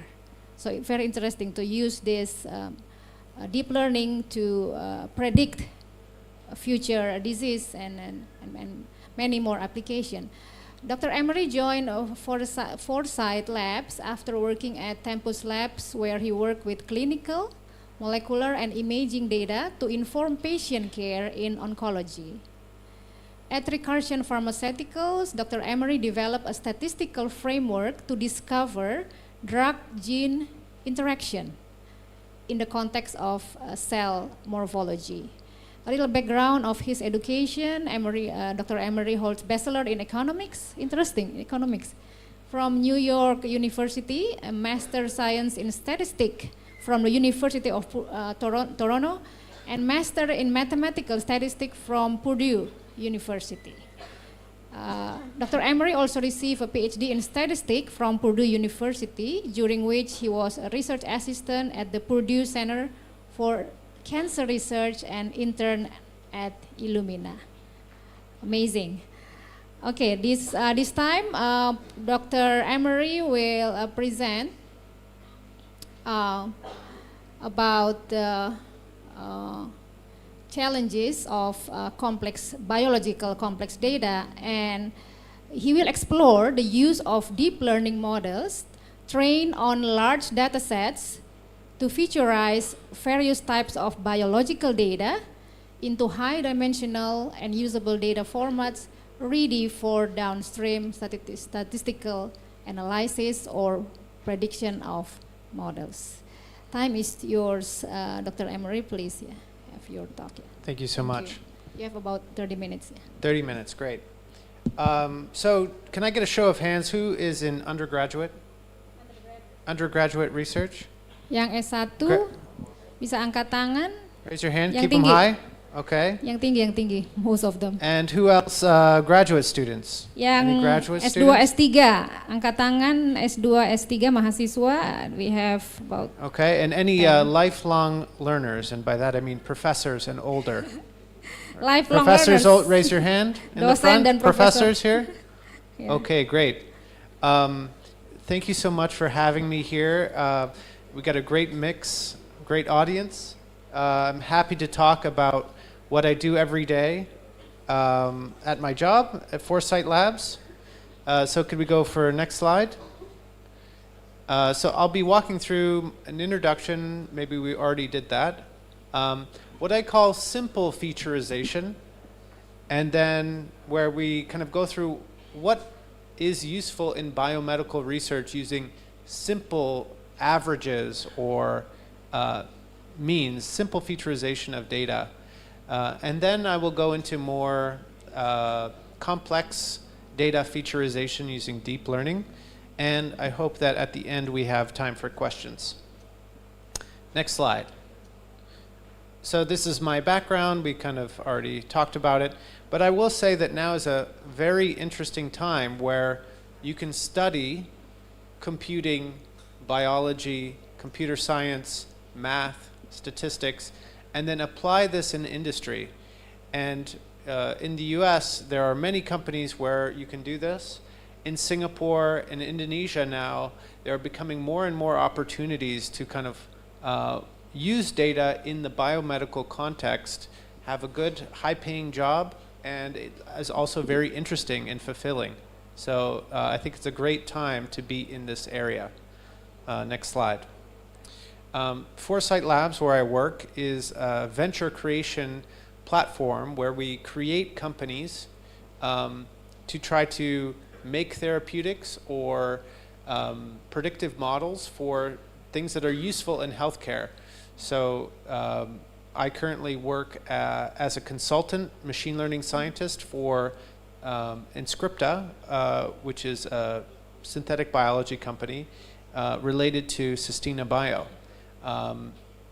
And you know what we're really trying to do is make use of the money raised for the venture capital firm, and start these new companies with a leg up with computing, machine learning, and data infrastructures so that they can really go forward with an efficient framework. Next slide. Okay, so simple featurization. What does featurization mean? Well, this I simply mean a simple transformation of data so that it's usable. So next slide. So how many students here are familiar with the IRIS dataset? Raise your hand if you use Python as a computing language.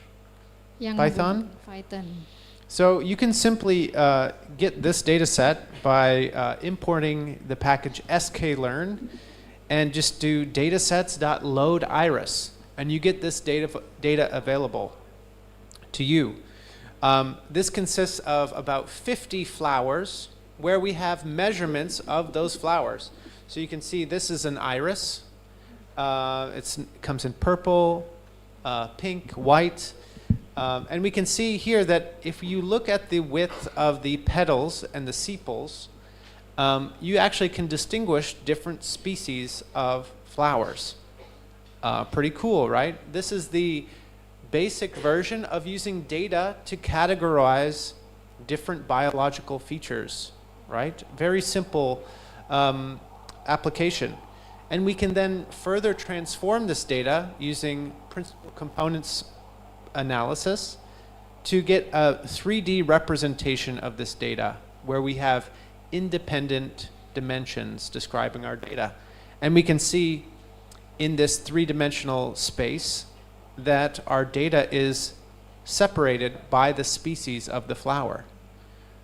Pretty cool. So this is kind of the initial way to featurize data, is to transform it and so that we can get a better understanding of what is in our data.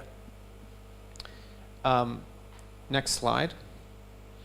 But of course, in the modern internet age, we have different representations of leaves. So in this case, we have the Plant Village data set, which consists of 54,000 images of both healthy and diseased leaves across various plants like tomato plants and other vegetable plants. And so what can we do with this data set? Well, we'd want to predict for a new leaf what kind of disease is on that leaf. So we no longer want to do something like a hypothesis test or just visualize the data.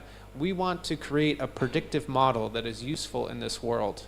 And with such technology and data, we might be able to create a cell phone app where we take a picture of a leaf and it tells us exactly what's wrong with our plant at home. That sounds super useful.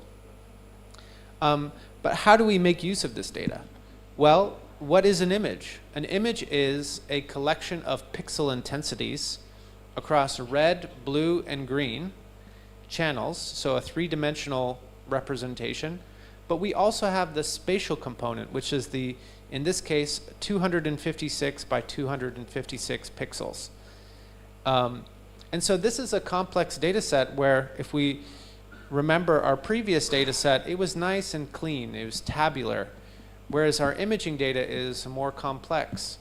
And while we might be able to do something simple like take an average of the intensities of red, blue, and green across all of our 54,000 images, it likely would not tell us whether a plant leaf is diseased and healthy, because the phenotype or the pattern that we're trying to pick up in this image is kind of a local feature. It's kind of, we can see in this image, we have maybe some dark spots on the plant leaf, and that would indicate some sort of disease, where we wouldn't expect the average of these images, or the average red, or the average blue, or the average green, to really give us a good predictive model for diseased and healthy. So we clearly need, for modern complex data, a more sophisticated means of featurizing that data so we can make predictions. Any questions on this before I move forward? So meaning just clarification. So first you have to have a lot of data of healthy and sick leaves as much as possible from that village. Yep. And your purpose is to be able to, in the future, predict Yes. what is the disease only in that village, or something can be applied. Yeah, also so in the different- hope with every algorithm is that you have training data and you can generalize to test data. In this case might be a picture from an iPhone or a picture from an Android phone. And so that ability to generalize, we really need good models for us to do that. So likely something like the average pixel intensity of the red or the green channel likely is not a good classifier of healthy versus Yeah, so disease. it's not enough only by the color of the leaves. It's probably not. Yeah. Yeah. Any questions before we continue? Feel free to ask any question. No? Okay, you can. Okay, proceed. next slide. So while in images we might not just be able to do a simple featurization, I would argue that in biomedical research we actually do have some useful, simple featurizations that have given us insights into human disease. We know that, for example, in breast cancer, if you have a particular variant, you might be more at risk of having breast cancer. But what does this actually mean? Well, when you sequence someone's DNA, you're literally taking a sum of the variants in a particular region, and you're indicating whether that person has a variant or not. And if they have that variant, then a doctor might communicate to the patient that they are at increased risk of breast cancer. And so this is an example of a simple featurization that gives us very profound knowledge about our own health. And so anyone now can get their genome sequenced and determine whether they're at increased risk of not just breast cancer, but any number of diseases, depending on the simple featurization of their genome. Next slide. So what we've also found, another featurization when it comes to the number of variants that a tumor sample has, we can actually indicate through that simple summation or averaging whether you are more likely to respond to immunotherapy. So this is just to say that we don't look at where these mutations are, we just count them. And if you have a high degree of mutations, you're actually more likely to respond to immunotherapy than if you have a low number of mutations. And this is of course useful because if you have a high degree of mutations, you might have more serious cancer or later stage cancer. So this is useful in finding patients that are likely to respond. And all we use is a simple featurization of the average number of mutations per exome. And so what I'm showing here in the plot is, in the blue line are people that have a high degree of mutations, and the red line is a low degree of mutations. And what we can see is that in the survival analysis, more people live longer when they actually have a higher number of mutations when they receive an immunotherapy treatment. And so this is a great outcome because these are the patients that are more likely to benefit from this rather expensive therapy. Next slide. So I will say this, simple featurization does not often work, as we saw with the plant images. And so with complex data, for example, pictures of cells, we have various issues with pictures of cells. Before, we maybe had one leaf in one image, whereas when we have pictures of cells, we have many cells that are interacting within a single image. So the initial approach to using cellular images was to find all the different cells with a computational algorithm in an image, featurize those cells, like determine the size or the shape or the texture, and then extract those features from the image. But then the question was, well, what do we do with all these features per cell? Well, they're often just averaged.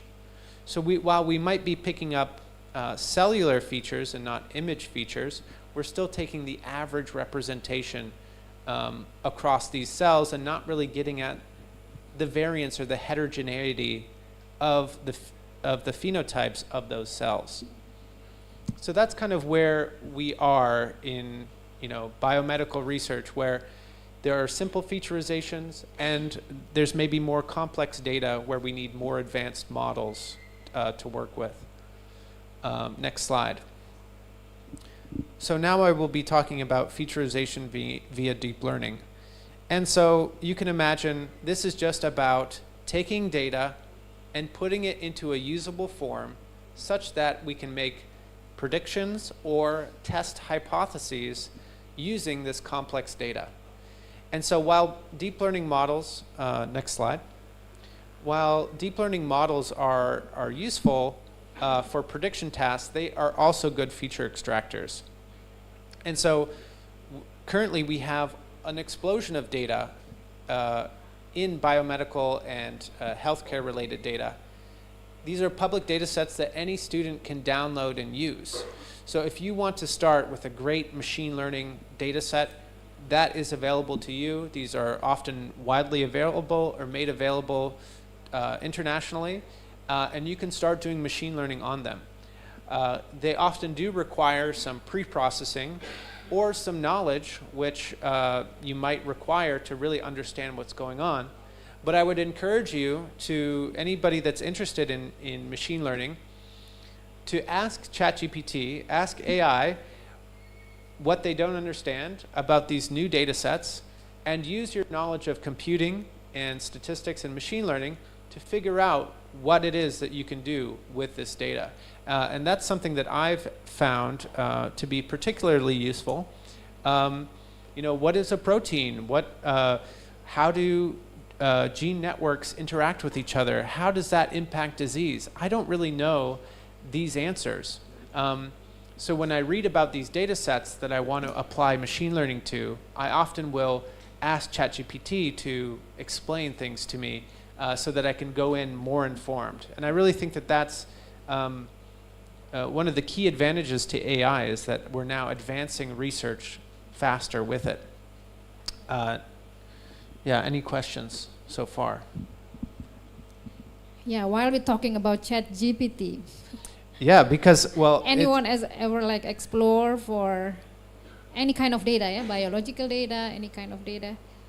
it's great for definitions, and it's also great for coding. So for example, you could ask ChatGPT, how do I load this data? And it will find a simple script to load the data for you, so that you can go into Python and download this data and format it from the very beginning. Oftentimes when you're working with molecules or proteins, these are complex data files that have various information that I originally was not familiar with. But you can actually ask ChatGPT, what is a mutation? What is a variant? What is a gene? How are they represented in this particular data set? There's enough knowledge on the internet to get the answer from ChatGPT to start with this data very quickly. And I think that's why we see research progressing faster and faster, because it's easier to get started. Next slide. So raise of hands, who has heard about deep learning or convolutional neural nets in the audience? Silakan yang sudah familiar dengan istilah deep learning and what's the second one again? Convolutional neural nets. Neuromats. Raise of hands. Silakan angkat tangan, jangan ragu-ragu. So this is kind of specific to imaging, where the initial prediction tasks were all about literally reading the address or the numbers on mail. So this is the first application where we wanted to find addresses. So we wanted to say, B, Sepulu, Jalan Raya Puputan 2. And you could read this on the mail, right? So these were the first applications. And what this kind of assumes is that you have one number in an image, and it's kind of nice and simple and clean. But essentially what we're doing is we're taking tiny models of 1 or 2 pixels wide and creating representations at various spatial contexts. So eventually here we learn edges and shapes, such that we can predict whether an image is a 0, 1, 2, or up to 9. So we're learning a model to predict whether an image is an actual number. And it turns out with convolutional neural networks, we can predict this quite well with 99 and upwards of 99% accuracy. And so this is a way that we can take this image, rather than taking the average number of pixels, we can learn what edges and shapes are. And then eventually we do take an average of these learned features, such that we can predict what is actually in this image. And so this is kind of a revolution that started in 2014, where we were able to use complex data and make highly predictive models. Next slide.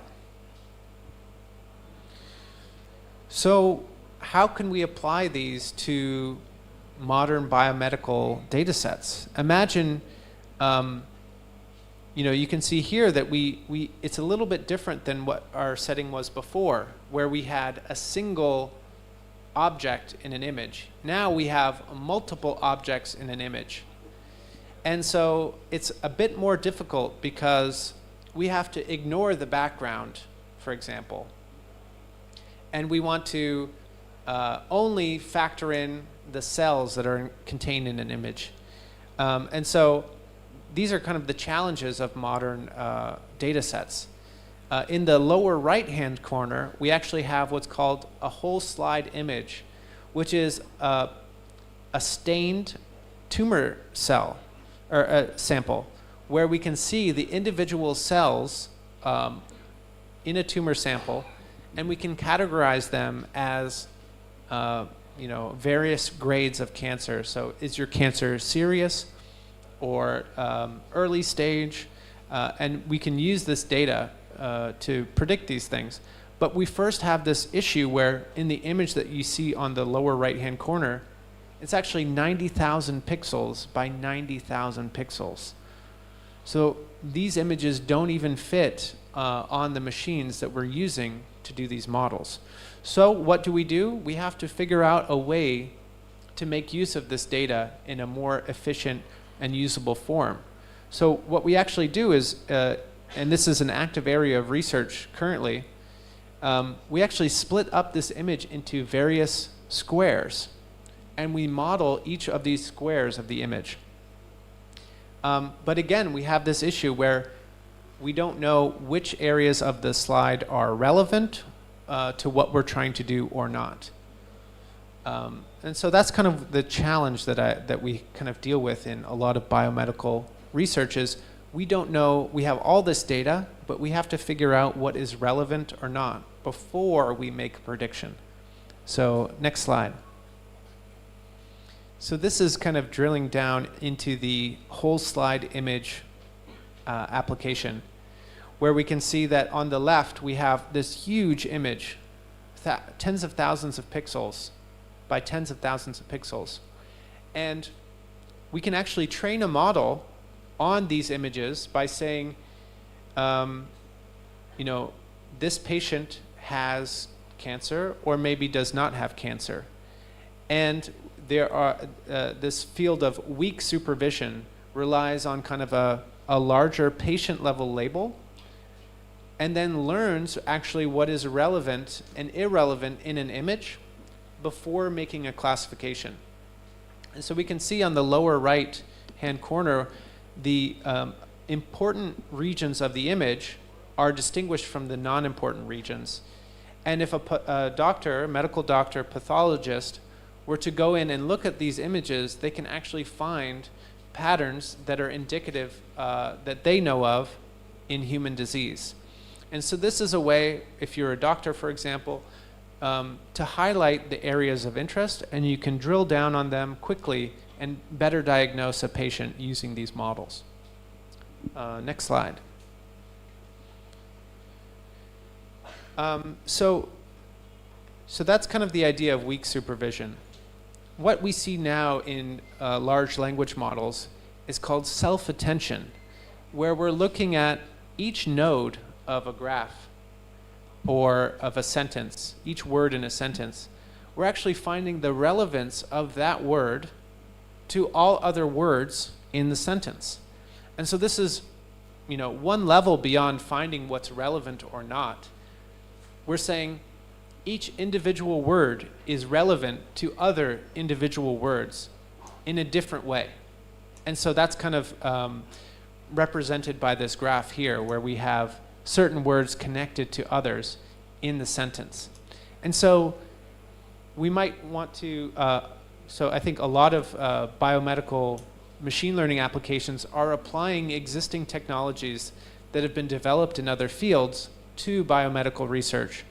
And that is currently what is being done. So all of this ChatGPT, imagine you had ChatGPT looking at the individual components or amino acids of a protein and finding which components of the protein are relevant to other components of the protein.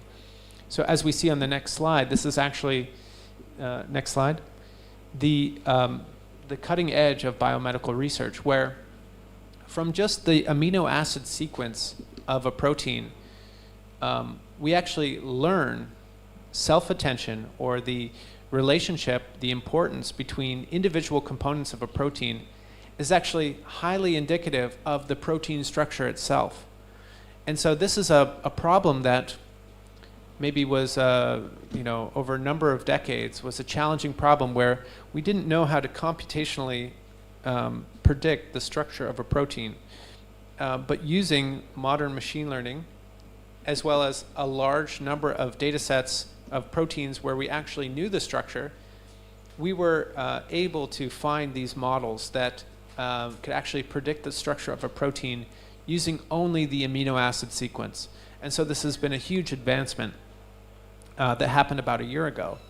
Actually, last week or so, the same team released a new update to their model where, on the next slide, what we found is that we were not able just to predict the structure of a protein, but also the structure of a protein interacting with a molecule. So in this way, we could actually identify how and where in a protein a drug would interact with that protein. This model that was released a couple weeks ago, we can see here in purple, far exceeded any previous approaches by a large margin. But what's interesting about this as well is that they not only applied this model to proteins and protein structures, proteins interacting with small molecules, but also proteins interacting with DNA and RNA. And so this is a huge advancement. And I'd ask anybody, are there any biologists in the room? Biochemists? Biologists, raise your hand. Yes, we do. Biologists. So, yang backgroundnya biologi angkat tangan. We have many. biology. Jangan malu-malu yang biologi angkat tangan. So who has heard of gene editing? Yeah. Gene editing. Yeah. Gene editing is a protein, correct me if I'm wrong, a protein interacting with RNA as well as DNA. And so these new models are not only able to predict the structure of proteins and small molecules, but also proteins, DNA, and RNA. And so this allows us now to fully bridge the gap between all sorts of different molecules and how they interact. And so it's an exciting time to be in this field, because all of this data that I'm showing here, these large advancements, are all publicly available. And many of the models are also publicly available for you to play around with. So I'd like to end it there and pause for any questions. Ya, ini kayaknya titik berhenti yang baik bagi teman-teman dari rekan-rekan dosen dari biologi. Ada pertanyaan mungkin? Karena ini menarik bagaimana kita, we can predict like how biological molecules can interact. Like for example, we can simulate vaccine and antibody receptor and vaccines interaction, right? That's right. So we can have a better vaccine prediction rather than, of course we do lab trials, but we can also see the models of the interaction. I think that's one of the application. Mungkin ada pertanyaan dari sayap kanan from biology. Ya, Pak Yan, please, ya. Any microphone can please pass to Pak Yan. Thank you.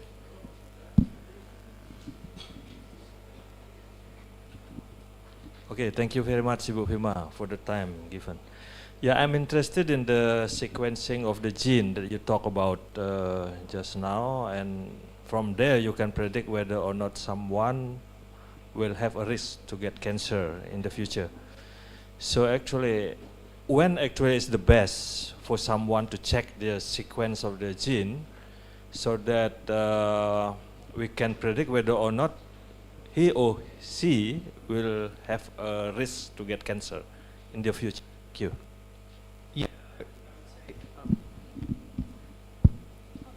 Yeah, it works. I think it starts with.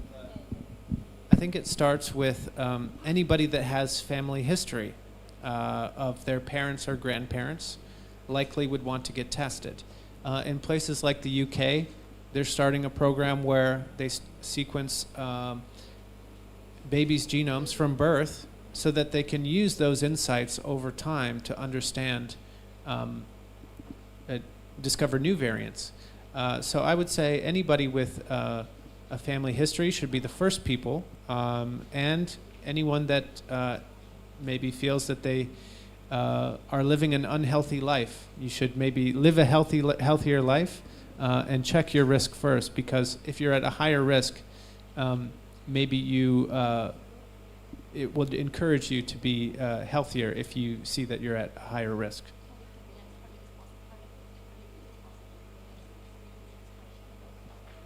Yeah, and because it's DNA, so certain aspects of your DNA so your DNA tends to be fixed, maybe changes a little bit over time, but your DNA will kind of remain. So if you have the risk, a DNA risk factor, you'll be able to know as early as being a baby. Other biomarkers might be later on or change over time, such as a blood draw, for example.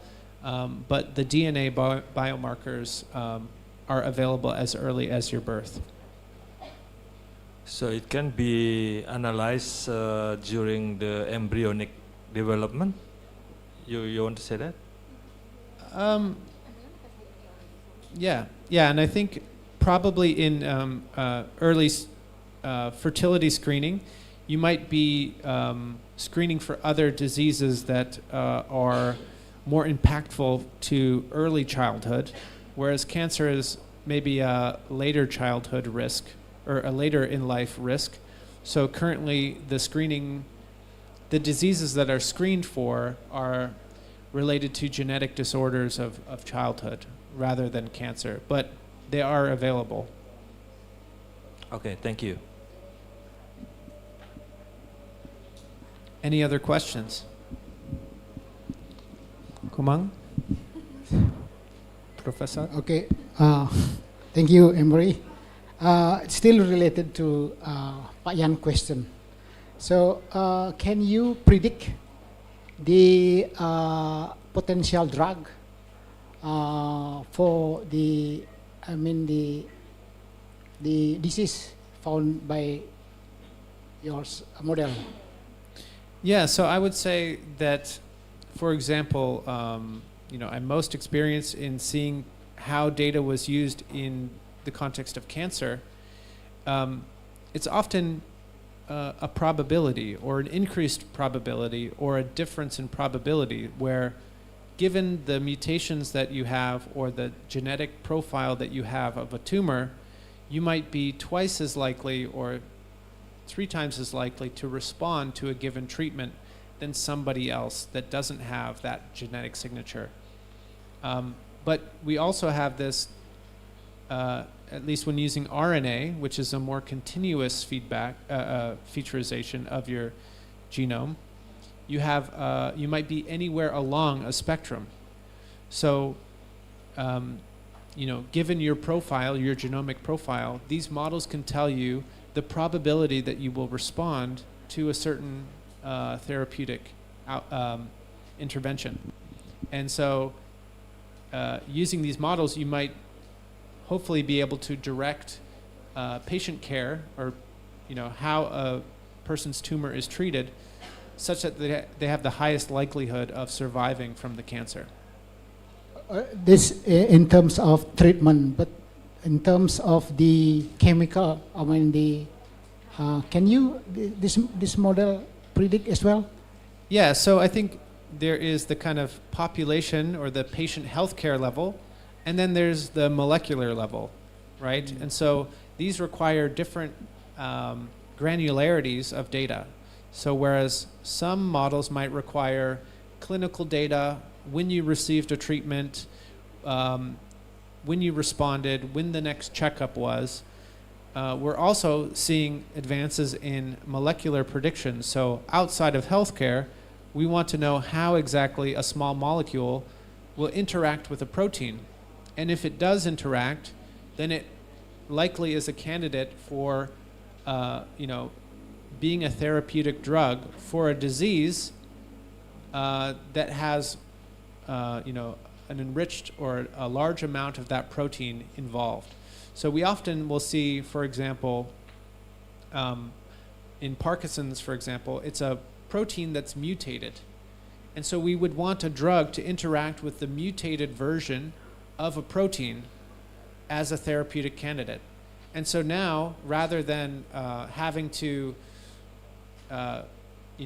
test a number of different drugs on this mutated protein, we can get a prediction, a place to start using these computational models that we can then test a fewer number of these small molecules to then hopefully find a therapeutic candidate.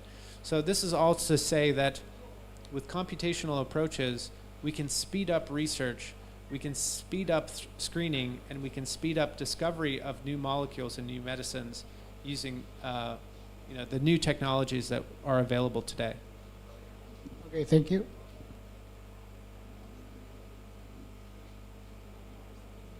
No, that's it. Thank you so much. Yes. All right. Oh, I actually have one more question for you. Like, most of your inputs for your cancer prediction tools are based on sequence. Do you also ever try from metabolites, for example, from someone urine or blood, or those kind of molecules that somewhere in the past, I think I read some articles that people try to detect this kind of disease, cancer, from the blood. Later it turns out to be hoax. But I mean, is it possible? I mean, have you ever tried to look to that area using metabolites, small molecules, like peptides, to assess the risk of somebody to have cancer, besides sequence data? Yeah, and I think it's a good point because sequencing is quite expensive. Yeah. And so I think there's always an appetite to try to find cheaper and more available data inputs. I think sequencing has the power for, to get at the molecular basis of what the disease is. And so it has some level of interpretability that maybe a metabolite does not have, where we know that certain genes are involved in cancer, and so if we sequence those genes, find variants, or profile the RNA of those genes, we have some indication that those are related to cancer. And so I think that's why cancer is genomic sequencing is particularly useful in understanding cancer. I think that, it really depends. A lot of these questions, can you predict this or is this useful, depends on a lot of clinical data collection, and it needs to be validated in the field. And so just like a therapeutic candidate, any proposed method needs to be clinically validated, and that can often be expensive. So possibilities is still open, but you need more data to prove that before able to use metabolite data. Yeah, it seems that even though genetic sequencing is more expensive, it seems to be used much more robustly in the clinic. All right, thank you very much. I think we're gonna wrap this session. Thank you very much. Let's give a round of applause for Dr. Emery for. I'm pretty sure students, especially those from informatics department, still have many questions for you. So is it okay for them to contact you afterwards? Yeah. Yeah, you can approach him afterwards if you have interest about deep learning and so on. So that's. Saya mau bicara di bahasa Indonesia. Okay. Mau bicara bahasa Indonesia. Applause. That's great. Yeah. Okay, and with that, I would like to conclude this session. Thank you very much for all your attention. And I would give back the stage to the Master of Ceremony. Thank you so much. Thanks, Dr. Emery. Yeah, Thank you very much for all of these speakers and moderators. What a brilliant sessions, 2 sessions in a row for today. Therefore, we would like to invite and please to Mr. Emery and also Ibu Fema remain on stage. And also we would like to invite Prof. Ismail Khalil to come on stage since there will be a certificate appreciation and a little goodie bag as the appreciation act from the committee as a symbol. And that will be handed over by the head of the Research and Community Service Udayana University, Prof. Komang Darmawan. To Prof. Komang Darmawan, we invite you to come on stage. And for the first is for the speakers. 2 speakers, to our special speakers for today that filled in our 2 sessions.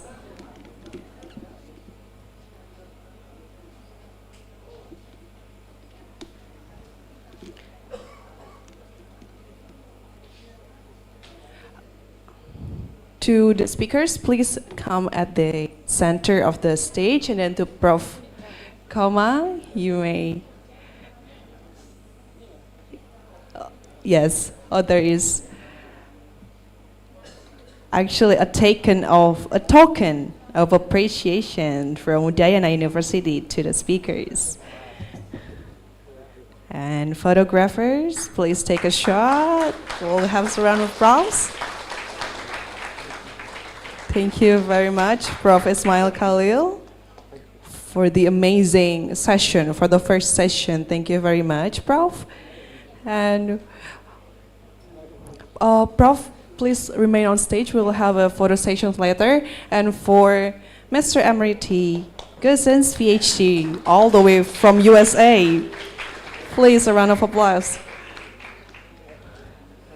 Yes, and also the token of appreciation for Mr. Emery, that has already fulfilled our second session, amazing session as well.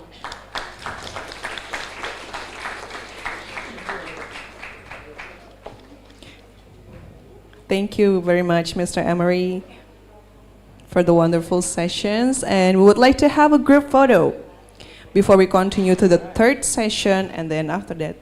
Oh yes, for our lovely moderator that has been moderated us for the 1st and 2nd sessions in a row. Can we have a round of applause for Ibu Fema Inabui, PhD?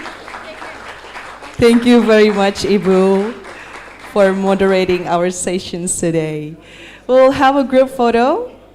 All Professor Komang, moderators and speakers, to take shots. 3, 2, 1. Once again, freestyle. 1, 2, 3, yeah. Thank you. Thank you very much again to all speakers for the 1st and 2nd sessions, and also our moderator, Ibu Fema Inabui, PhD. You may return back to your seat. And then before everyone, are you already asleep or still excited for the next session? Yes or no? Great. And before we go to the lunch session, lunch break, we will have one session, before we go to the lunch break. We will have another session, the 3rd sessions today. To be with us here, there will be, for the 3rd session, it will be moderated by Dr. Made Agung Raharja, SSMSC, and this session, there is a speaker, which is Bapak Dr. Ngurah Agus Sanjaya, ERS MKOM yang sudah familiar lagi teman-teman ya. Sangat familiar dengan namanya ya, sangat familiar, bukan sangat tidak ya. Baik teman-teman, untuk sesi ketiga kali ini, silakan kita akan langsung mulai untuk Dr. Bapak Ngurah Agus Sanjaya ER, Eskom MKON, dan juga kita juga lanjut untuk moderator yaitu Bapak Dr. Made Agung Raharja, SSMCS, disilakan.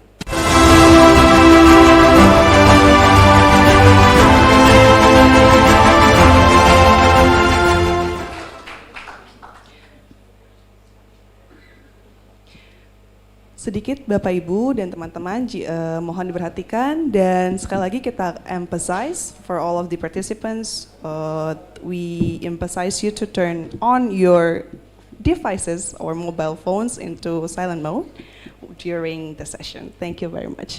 Silakan, we'll hand over to Bapak. That's okay. Thank you for the time. Good afternoon, ladies and gentlemen. Om Swastiastu, Assalamualaikum warahmatullahi wabarakatuh, Namo Buddhaya, salam kebajikan, salam sejahtera bagi kita semua. Thank you very much for coming to International Conference on Applied Mathematics, Statistics and Computing ICAMSA 2023. The Honorable Fine Dean Faculty of Mathematics and Natural Science, the Honorable Head of Department of Faculty Mathematics and Natural Science, and the Honorable all participants of this conference. Ladies and gentlemen, let me introduce myself. I am Madya Agung Raharja, moderator this session. I am very pleased to see you here and welcome all to you to this conference. Thank you for your attention and participation. Now it is time to hear from our next speaker, Mr. Dr. Ngurah Agus Sanjaya AR. Dr. Ngurah Agus Sanjaya AR, slide for short profile speaker.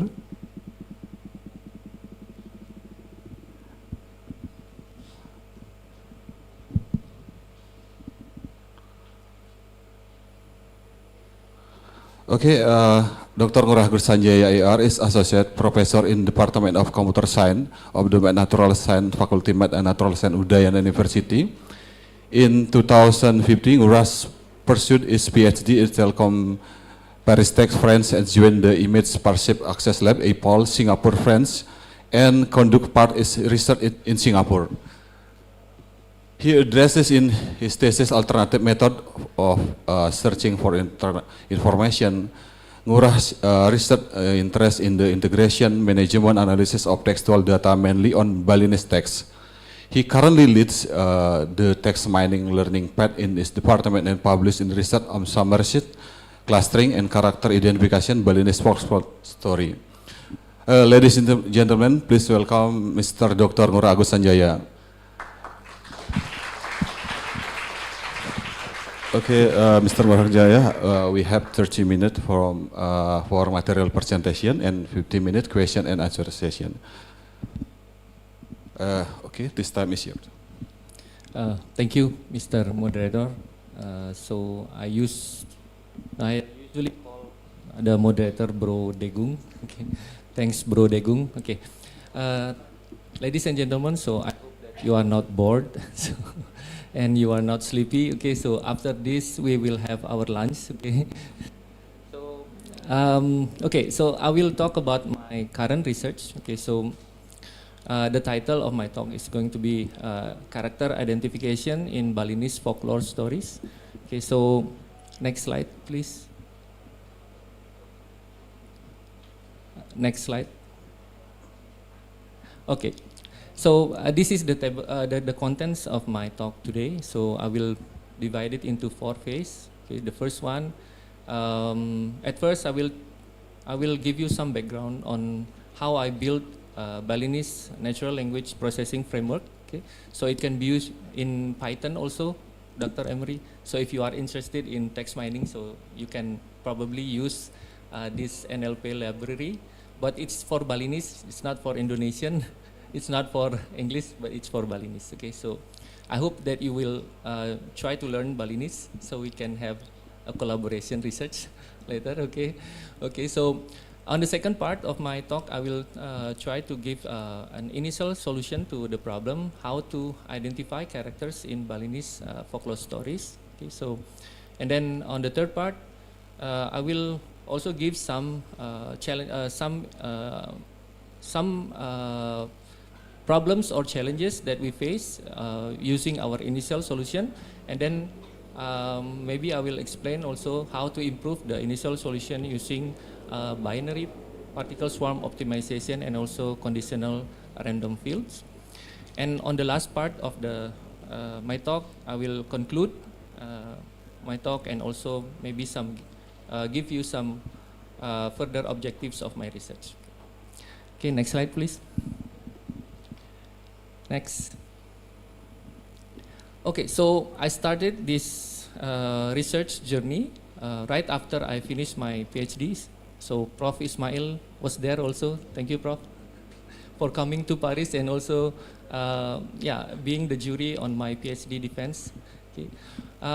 So I started in 2020 with students from my department, from the computer science department. So we started with how to preserve our Balinese language using machine learning. So at first we tried to find an NLP library or natural language processing library for Balinese, but we found some library, but not all of the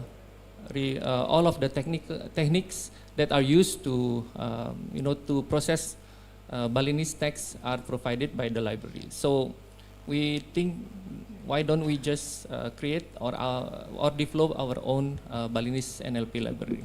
So at first we tried to create the stemmer. Okay, so for the computer science department students, probably you are familiar with this.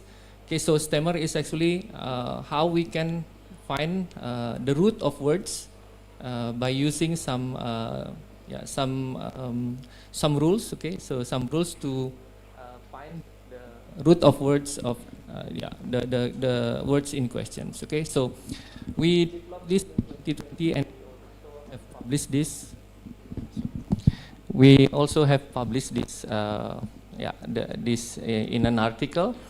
And then we move on to how to build a name entity recognition for classifying person's name, and also for time expression in Balinese as well as location. And please, I remind you all that all of these are still in Balinese. Okay, so it is available for you if you are a Balinese, or if you are a person who are keen on learning to speak in Balinese. Okay.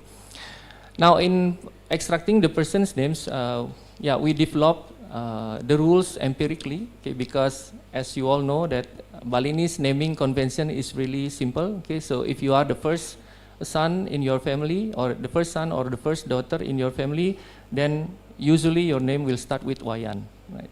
So if you are a male person, then it will start with Iwayan, Iwayan, and then if you are a female, then it will start with Niwayan. Okay, so based on this empirical evidence, we try to develop the rules, and then we use those rules to build our name entity recognizers. Okay, and then, but of course, as you can see later, this simple or naive approach of the solution is going to affect our accuracy on identifying the characters in a Balinese folklores. Okay. Okay, so and then in 2020 we also developed the Balinese POS tagger. So it is based on hidden Markov model. Okay, so and we given a sequence of observation of n words, which is n from 1 to n, words with W from 1 to n, then the task of this POS tagger is to find a tag sequence T1 to n by maximizing the following equations. Okay, so you should be familiar also with that, I think. So based on this, we developed the Balinese POS tagger, and then we combine all of these features, all of these techniques into one Python Balinese library Balinese library. So it is available. If you want to try, then it is available at the link provided at the slides. Okay, so if you want to try. Okay, next slide, please. Next. Okay, so why characters? Okay, so what are the reasons that we are interested in characters in stories? Okay, before we continue to Balinese folklore stories, then if we read some story, then usually the first thing that the first thing that comes into our mind is that who are the characters in the stories, right? Because these characters are the main components of a story. Usually all of the things that you can learn from the story resided or are around of one of these characters, right? So identifying the characters of the story is the first step before we can further process the story. Okay, so that's our motivation. Okay, next slide. Okay, so examples in Balinese story. So maybe you are familiar with Ilutung Teken Ikakua. Okay, so the monkey and the tortoise. Okay, so there are a lot of local wisdoms, Balinese local wisdoms that are embedded into the stories, and these local wisdoms are embedded into the characterization of the characters. Okay, so before we can understand the story, then we need to understand who are the characters. So this is our motivation why before we can proceed in further processing the Balinese folklore stories, then we need to first identify the characters. Okay, next slide. Okay, so but because the naming convention in Balinese is not the only thing people use to name or to give the characters the name. Okay, so there are some challenges that we face when we try to identify the characters. Okay, so the first one is that characters entities can refer to specific phrase or specific definitions. Okay, it depends also on the text, on the cultures, and also the language of the text which is being told. Okay, and then the next challenges is that when we read fiction, okay, the characters naming usually follow different rules. So it's not going to follow the same rules as we are naming persons. Okay, so those are the second challenges. And the third one is that again, that I need to reiterate that the development of NLP tools usually are focused on high resource language. So low resource language like Balinese is not, there are not a lot of NLP libraries tools that are available. Okay, so these are the challenges that we face when we try to identify the characters in Balinese folklore stories. Okay, next slide.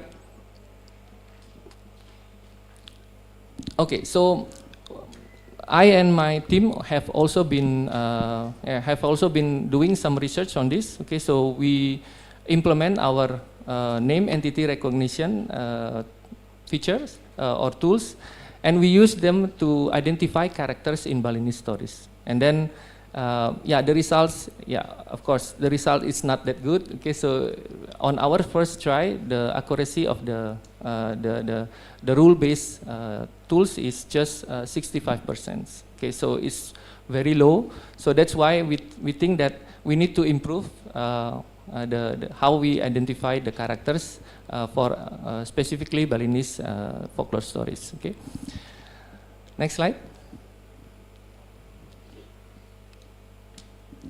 Okay, sorry, previous slide. Sorry. Okay, so on the last sentence is that you can see that characters in Balinese stories are not limited to human. Okay, so for example, Ilutung Teken Ikakua, so the tortoise and the monkey. Okay, so here the monkey is actually an animal, but it can do or it is personalized as a character or a person.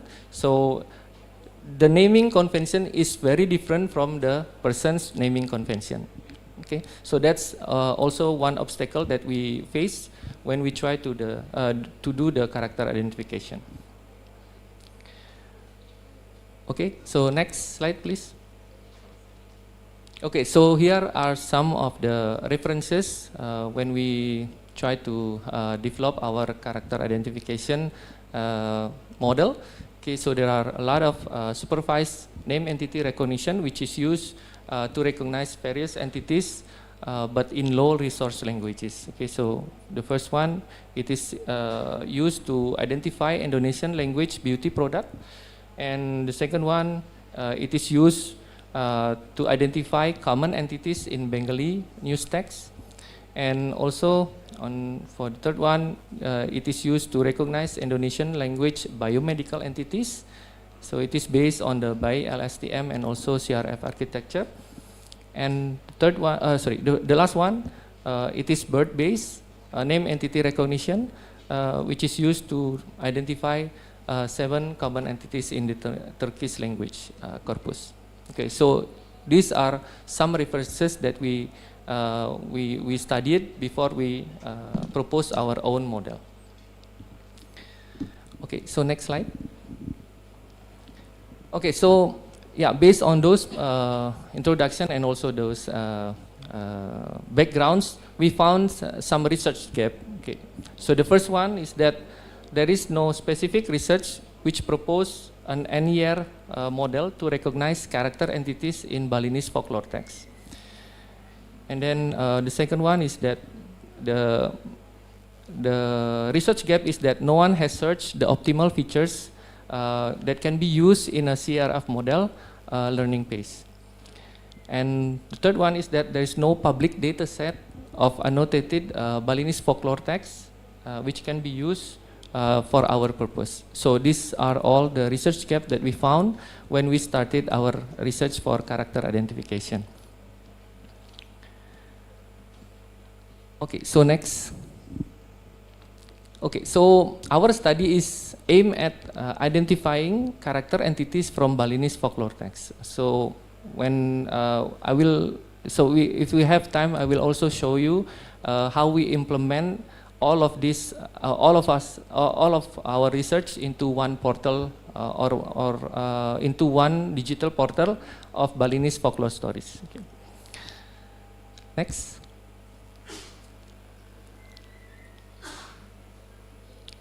Next slide, please. Okay. Okay, so here for our second solution, we propose to use a binary particle swarm optimization and a conditional random fields hybrid model, which we name as Satwa NER, to identify the characters, name entities from a Balinese folklore text. And we also introduce in our research an annotated dataset which we name as Balinese folklore characters name entity text set. Okay, so I forgot to mention that this research is a collaboration between us in computer science department at Udayana and also the computer science department at ITS or Institute Technology of 10 November in Surabaya.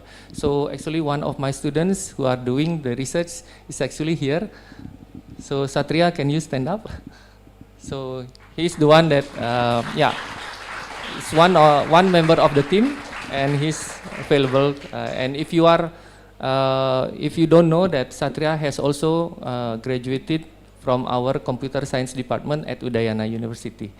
Okay, so Prof. Ismail, if you are looking for a PhD student, then Satria is maybe one of the person that you, yeah, I will introduce him later to you. Okay, okay, so next slide, please.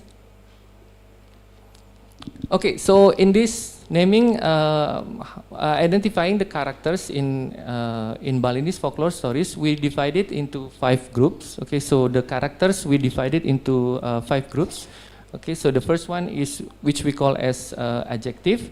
So it consists of noun phrases that show human characteristics or traits, but it is used to name the characters. Okay, so for example, Ijemet.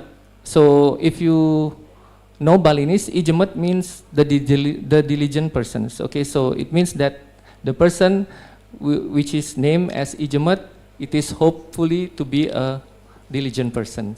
Okay, and the second one, Ibelog. So Ibelog is actually the fool. Okay, so I don't think any parents will name his son or daughter as Ibelog, but in characters in Balinese folklore stories, there is a character which is named Ibelog. Okay, and then the second group is P name. Okay, so this consists of proper noun. Okay, so it is using proper noun to name someone in Bali, or taken from the Sanskrit dictionary.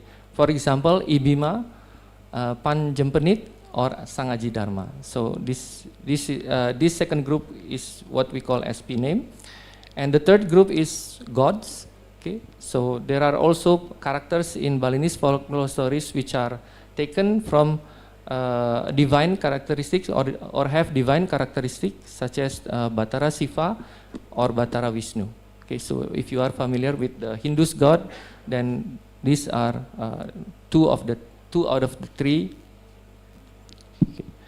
Okay.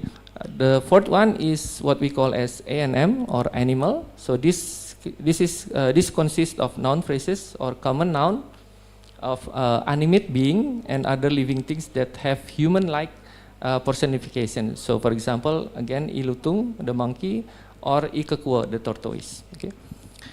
And the last group is what we call as OBG. So this is a noun, a name entity in Balinese folklore story, which consists of a noun or pronoun phrase which refers to a human or things that without mentioning specific names. Okay, so for example, Memene, so it means that his or her mother. Okay, so it doesn't state it whose mother it belongs to, but we can refer the mother as Memene. Or maybe Dr. Emery, you can call Prof. Komang as Bapane.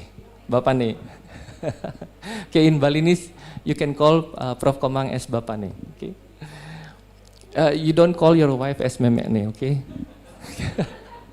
Okay, thank you. Okay, next slide, please. Okay, so for as I mentioned earlier, that we have not found any data set which consists of Balinese characters in folklore stories in Balinese. So what we do is that we gather those data by web scraping. Okay, so we try to find websites which provide Balinese stories, and then we try to web scrape all of the data from those websites. And then what we do is that we also applied some pre-processing. Okay, so the first one is we change the special characters in Bali. Usually you have E with some accent on top of the E, and we convert those into only the usual E or the common E. And then we also normalize the words. Okay, usually in Balinese folklore stories also that there are words which are not common or which are not normalized or which are abbreviated, such as slang in Indonesian. Okay, and then we also remove the punctuation, we remove the exclamations, and we break the paragraphs into sentences, and we also remove white spaces. Okay, so these are all the pre-processing that we done for our data sets. Okay, next.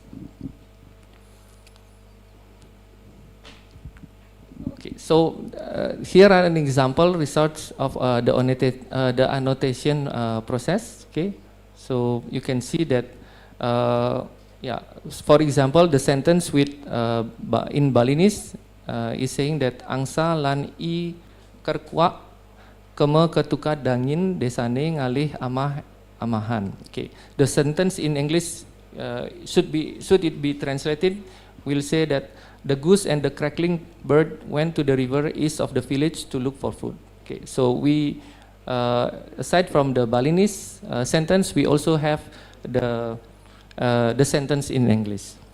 Okay, and then some of the statistics of the data set you can see on the slide. Okay, so for the first group, for the adjective group, we have for training phase we select 382 data. For P name we have 3073, for God 725, and so on. Okay, and okay, so the final data set consists of 2,860 sentences with 39,781 tokens from 45 Balinese folklore texts. Okay, and then we divide this data randomly into training and test data set. by 80-20. And then, we use also the group shovel split to split the data randomly. And then we ask two annotators, two very experienced annotators who are also experienced in Balinese folklore text. We ask them to annotate the data. Okay, so the annotator only gives the character, the name entity labels, while the POS label are done automatically using our own Balinese library package. Okay, and then a sample of the data, which is 1,830 tokens, we use to measure the reliability between the two annotators using Cohen's kappa coefficient. And then for the CRF model, for the PSO model, we use some hyperparameters which we refer to other publication or other research. Okay.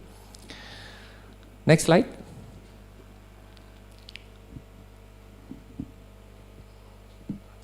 Next.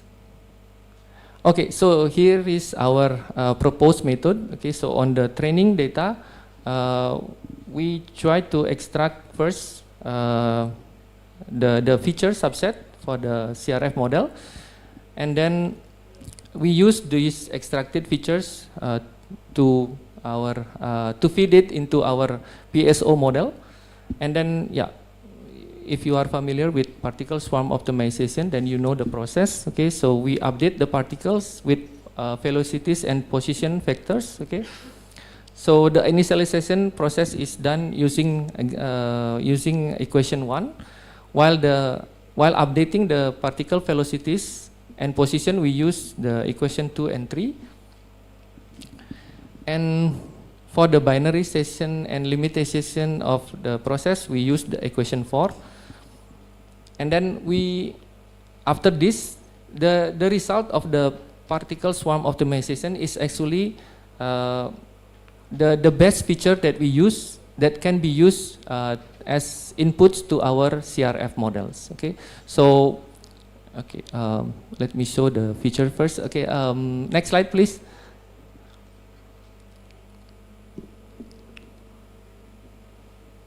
Next slide.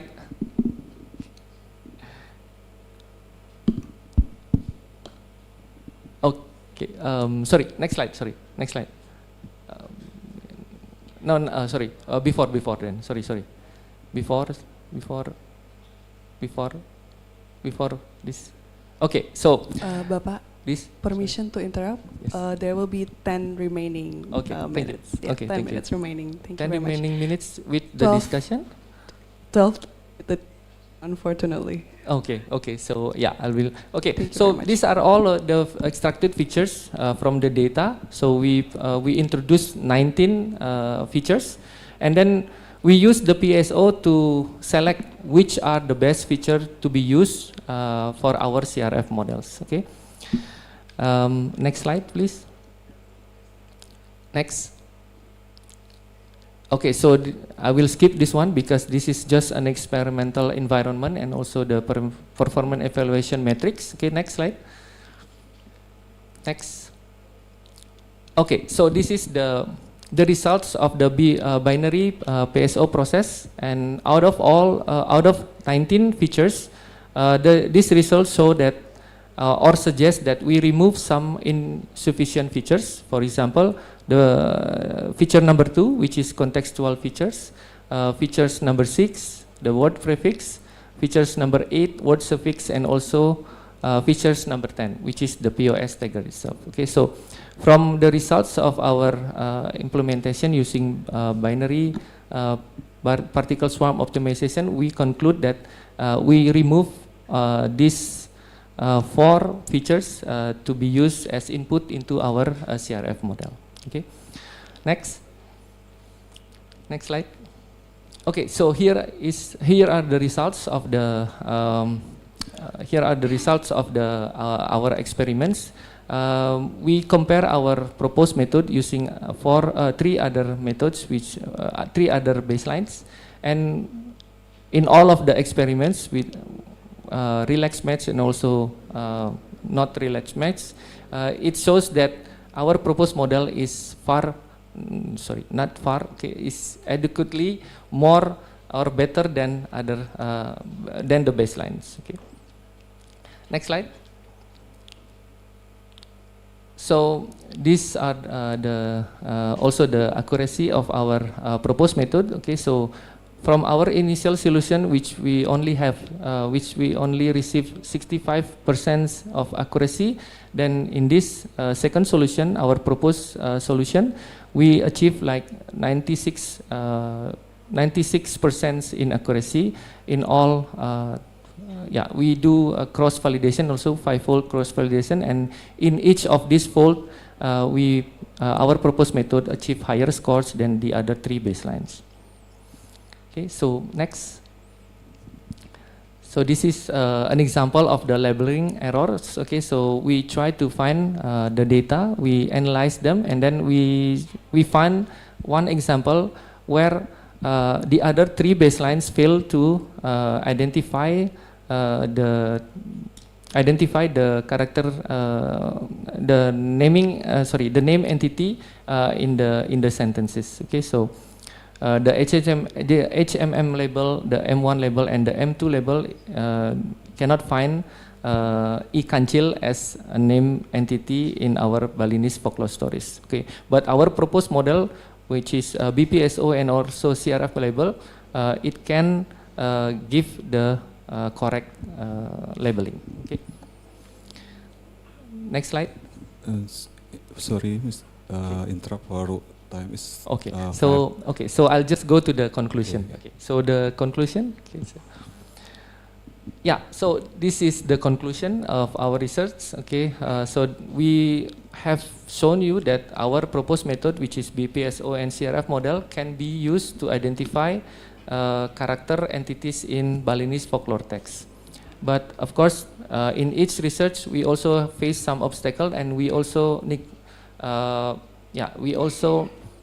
find some future objective of the research. Okay. Next slide. Okay, so here are the some of the future objectives of our research. Okay, so we try to improve the data labeling by adding more data, and then we also going to try to introduce other relevant features to improve our accuracy, and also the adoption of other supervised learning based optimization methods other than PSO to be implemented into our model. Okay, so this concludes my talks. Thank you very much, and I give the moderator. Yes, well, thank you, Dr. Agus Sanjaya, for insightful presentation today. You research to perceptive Balinese culture. I'm sure audience has learned a lot from you today. The name is application Satu NR. Yes. Oh, okay. This very beautiful name. Okay. Okay. Well, ladies and gentlemen, now we are come to the question and answer session. Please raise your hand and stand up, and don't forget to mention your name before giving opinion, question, or answer.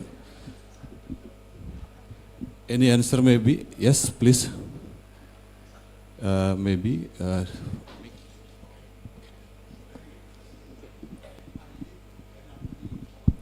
Tes.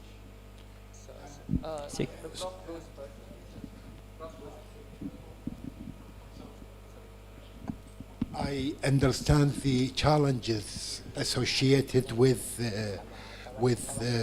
natural language processing for Indonesian text in general and Balinese texts in particular. The result you achieved and you showed to us are impressive. Don't you think that your model is overfitting? Okay.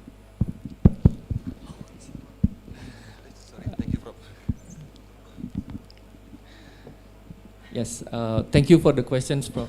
Yeah, the chances that our model is overfitting is there, okay, because we only have like 14.5 data sets. That's why one of our future objective is that we try to add the data, and then we also evaluate our proposed method, whether it can achieve the same accuracy as our experiments as of now. Okay, so that's one of our future research work. Okay. We try to add more data because there are not a lot of websites who provides with Balinese folklore text, and we try to digitalize our own Balinese dataset. Okay, so that's one of the obstacle in researching in this Balinese folklore text. Okay, thank you, Prof. Okay, any question maybe from student maybe? Check.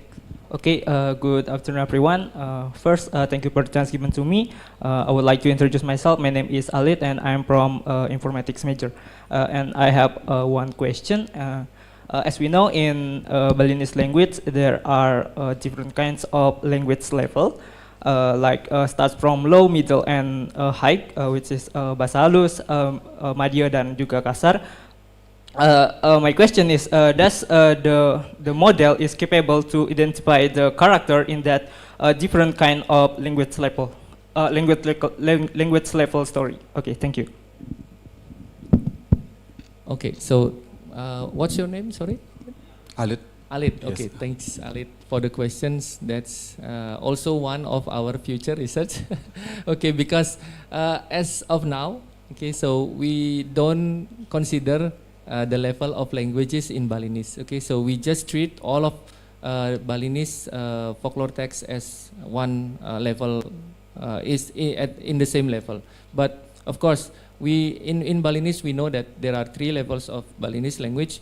But for the character identification, I don't think that the level of language, the level of Balinese language will have an effect on our result, I think. So because it's a different thing, but we also would like to use your questions to further our research to implement a better model which can differentiate different levels of Balinese language in the future. But maybe if you are interested in using that as your final project, then you can come to me and then we can research together. Okay, thanks, Alit. Okay, thank Mr. Agus Ngurah. Maybe any question? Maybe 2 questions is enough. Yeah, okay. Okay, yes. Okay, thank Yes, you please. very much. My name is Putu Ferry. I'm from mathematics department. So I was wonder how to construct the cost function or the object or the constraint maybe in this case, because you state that you use particle swarm optimization, right? And then my second question was, in our department, we are currently developing another meta-heuristic algorithm. It's spiral optimization. Is it possible to apply another meta-heuristic algorithm in this case? Thank you. Okay, so this will be a collaborative research later, I think. Okay, so thank you for the questions. Okay, so for the first question, is this the objective function, right? Yeah. So yeah, we introduced 19 features. Okay, from each of the Balinese folklore texts. Okay, and then from those features, we think that if we use all of the features, then the model will take very long to identify characters in Balinese folklore text. So that's why we use the binary particle swarm optimization to reduce the features, okay, to select the best features possible to be used into the CRF model. Okay, so how did it do that? That at first we initialize the particles for each of the features, and then if you know, I think you are familiar with PSO, right? And then PSO will eventually give us the best result or the best possible features to be used into our CRF model. And the objective function itself is the CRF model. Okay, so in each iteration, each combination of the features we put into our CRF model, and then we use the CRF model to predict, and then we validate the prediction with the annotated labels. That's why that's how we get the accuracy, and then that's the objective functions. Okay. And for the second question, is that is it possible to use another meta-heuristic algorithm? Okay, so if the flow of the algorithm is the same as PSO and CRF model, I think it will be possible. Okay, but maybe we can continue to collaborate in after this if you are interested also in Balinese folklore stories. Okay, thank you. Thank you. Okay, any question? Just one question is enough because the time is over. Any question? If don't question, I have a question for you, Mr. Agus Sanjaya.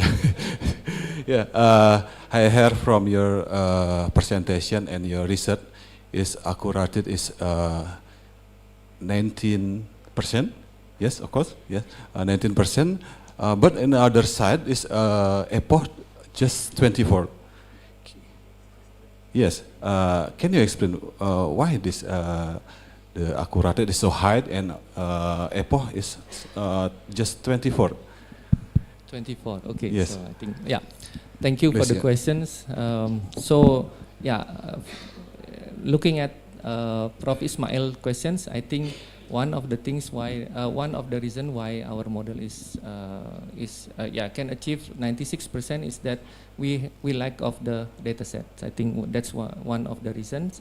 And then why the epoch is only 24? Because we make a stopping criterion for the PSO. So if the object the fitness value of if the fitness value doesn't change in after 8 iteration or doesn't change significantly after 8 iteration, then we stop. That's why the epoch only is 24. Okay, so that's my answer. Thank you. Okay, thank you, Mr. Agus Sanjaya, for your excellent answer and for sharing your knowledge and experience with us. I am sure our audience get a lot of value insight for you today.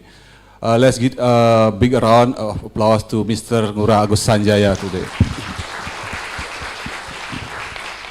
Okay, thank you for your attention, all participants. See you later. Om Santi Santi Om. Assalamualaikum warahmatullahi wabarakatuh. Salam kebajikan. Terima kasih. Thank you very much to the speaker and also the moderator. Would like to please for you to remain on stage since we have a little appreciations for you. And yes, can we have a round of applause again for our third session for today? It was very brilliant.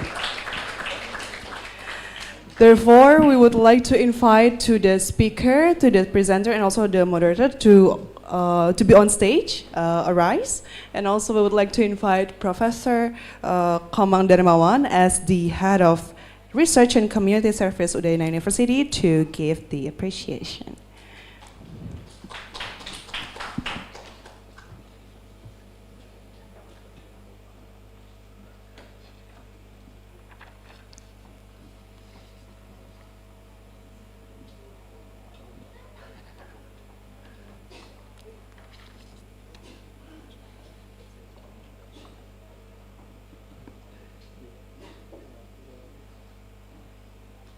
Thank you very much to Bapak Dr. Ngurah Agus Sanjaya for the brilliant session.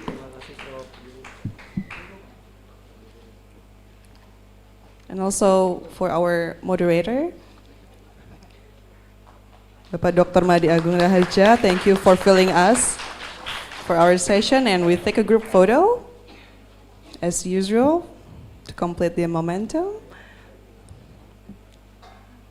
Okay, on 3, 2, 1. Once again, 1, 2, 3. Okay. The usual do. Okay, thank you very much. Please, Professor Komang, and also to our moderator and presenter, you may return to your seat. All right. This also concludes our our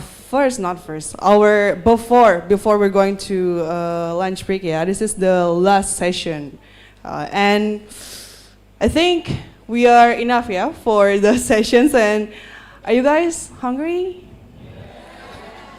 Very much, ya.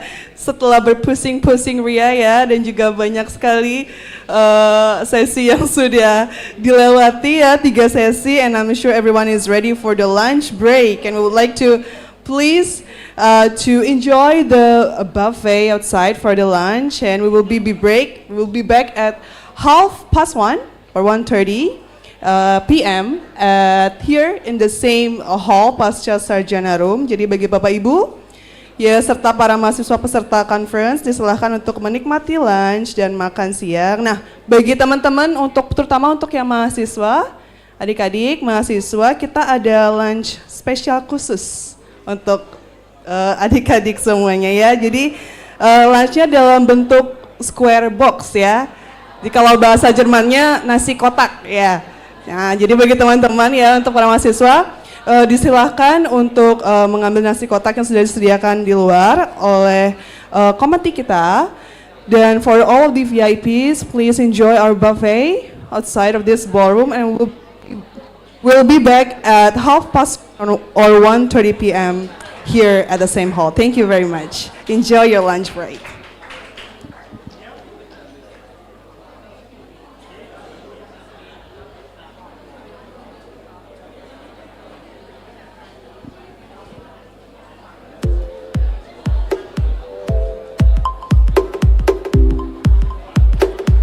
Bagi para peserta Bapak Ibu, untuk nasi kotak dan snacksnya agar dijaga ya kebersihannya di Hall Pasca Sarjana ini. Untuk sampah-sampah harap dibuang di tempatnya, atau di luar kita sudah menyediakan tempat sampah agar dibuang di tempatnya sebagaimana mestinya. Kita emphasize untuk menjaga kebersihan selalu, teman-teman. Terima kasih dan selamat siang, selamat makan siang. Silakan.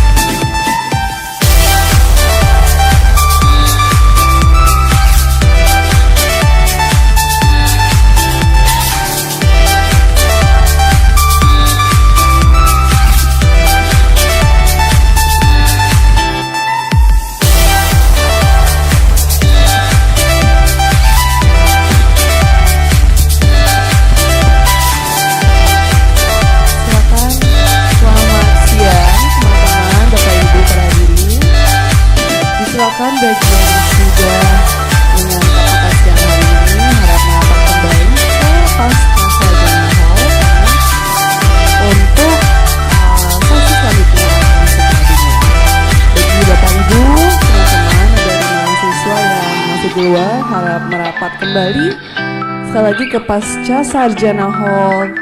In few minutes we will be back at the next session.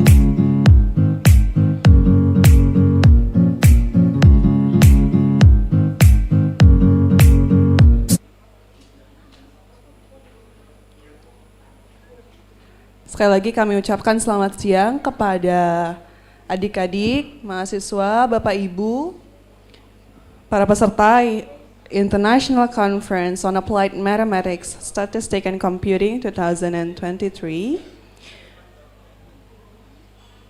To all participants that is currently outside, we may please for you to come back to the Pasca Sarjana Hall. For in a few minutes we will begin the next session.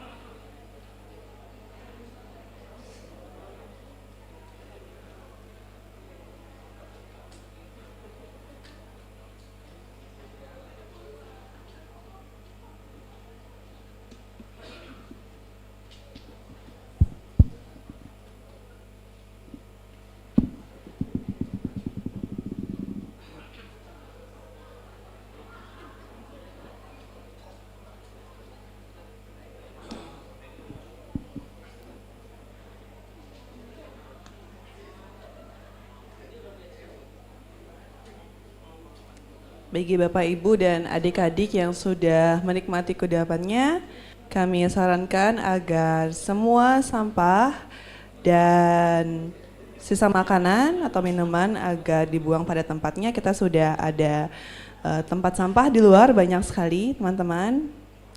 Mohon kita input agar membuang sampah pada tempatnya. Mohon ditunggu teman-teman ya. Ini teman-teman mahasiswa sudah semua makan siang ya? Sudah kenyang ya? Tadi kan, are you hungry? Yes, yes gitu karena langsung yes ya. Gimana square box-nya enak? Enak sekali ya. Oke, square box spesial untuk teman-teman mahasiswa. Square box bahasa Jermannya nasi kotak ya. Ya itu baik. Oke, bagi Bapak Ibu silakan teman mahasiswa yang masih di luar kita akan merapat, silakan merapat, kita akan segera dimulai untuk next sessionnya.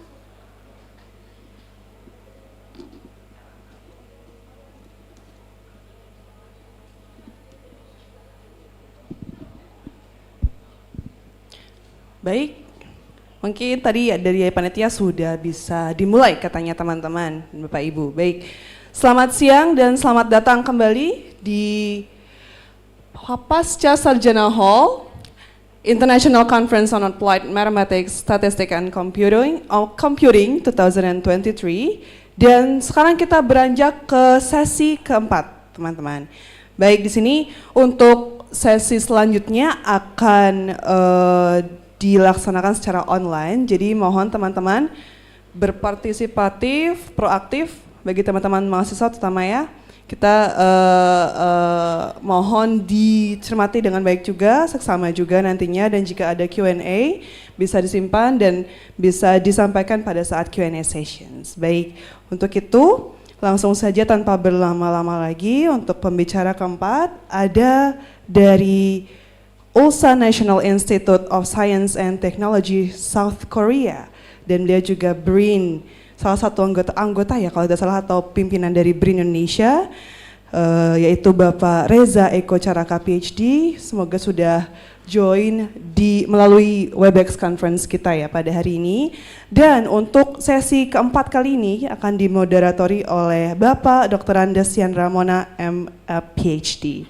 Baik, untuk itu tanpa berlama-lama lagi kita sambut Bapak Moderator Dr. Andes Yan Ramona, disilakan.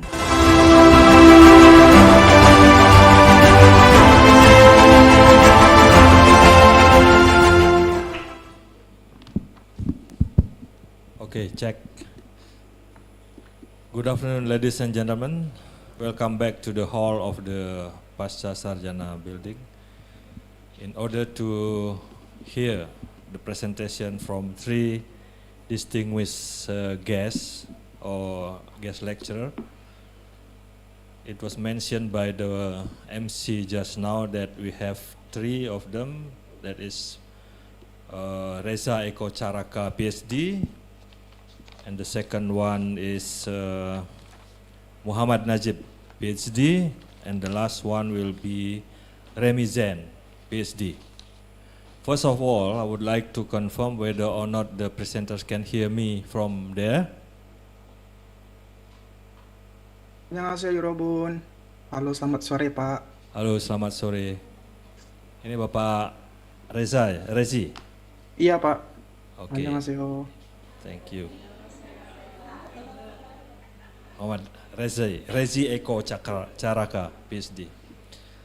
As it was mentioned by MC just now that Dr. Caraka is a distinguished researcher currently working as a researcher at a research center for data and information sciences within the research organization for electronic and informatics, National Research and Innovation Agency. I've read his curriculum vitae. He's a very distinguished scientist at the moment and has been considered as one of the 2% scientists in the field of artificial intelligence in the machine learning worldwide. And in Asia, he is also recognized as one of the top 1% scientists. It is amazing achievement of Dr. Caraka. Yeah.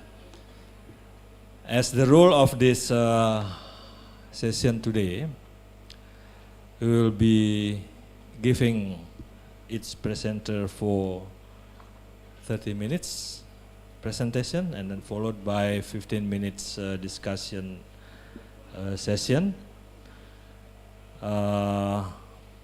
For this first presentation, Dr. Caraka will talk about investigating adolescents' vulnerability in Indonesia, or remote sensing big data analytics study using night light data. In order to not to spend a lot of time for me to talk about other things, I would like to welcome Dr. Caraka to present his presentation today.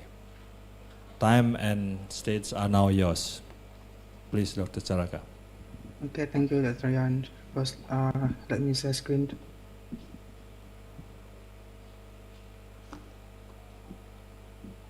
Oh.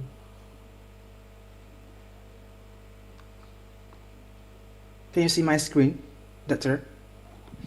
Yes, I can hear you. Okay. Okay then, Assalamualaikum, hello everyone, and greetings all the way from South Korea, and good afternoon to you all. And as our winter settles in here, and I find myself a yearning to the warmth of the Bali for sure.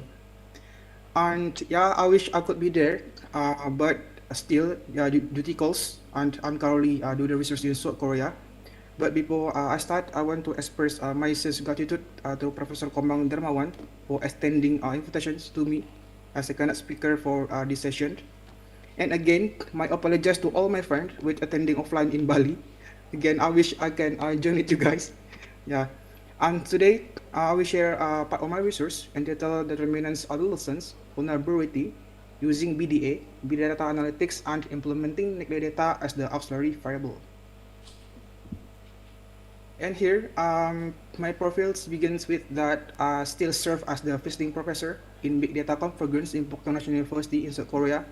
Also, I serve as many appointment as the lecturer adjunct in University of Indonesia and also in University Padjadjaran Bandung. But still, I'm officially a researcher now at Badan Riset Nasional dan Inovasi Nasional, Badan Riset dan Inovasi Nasional, or BRIN.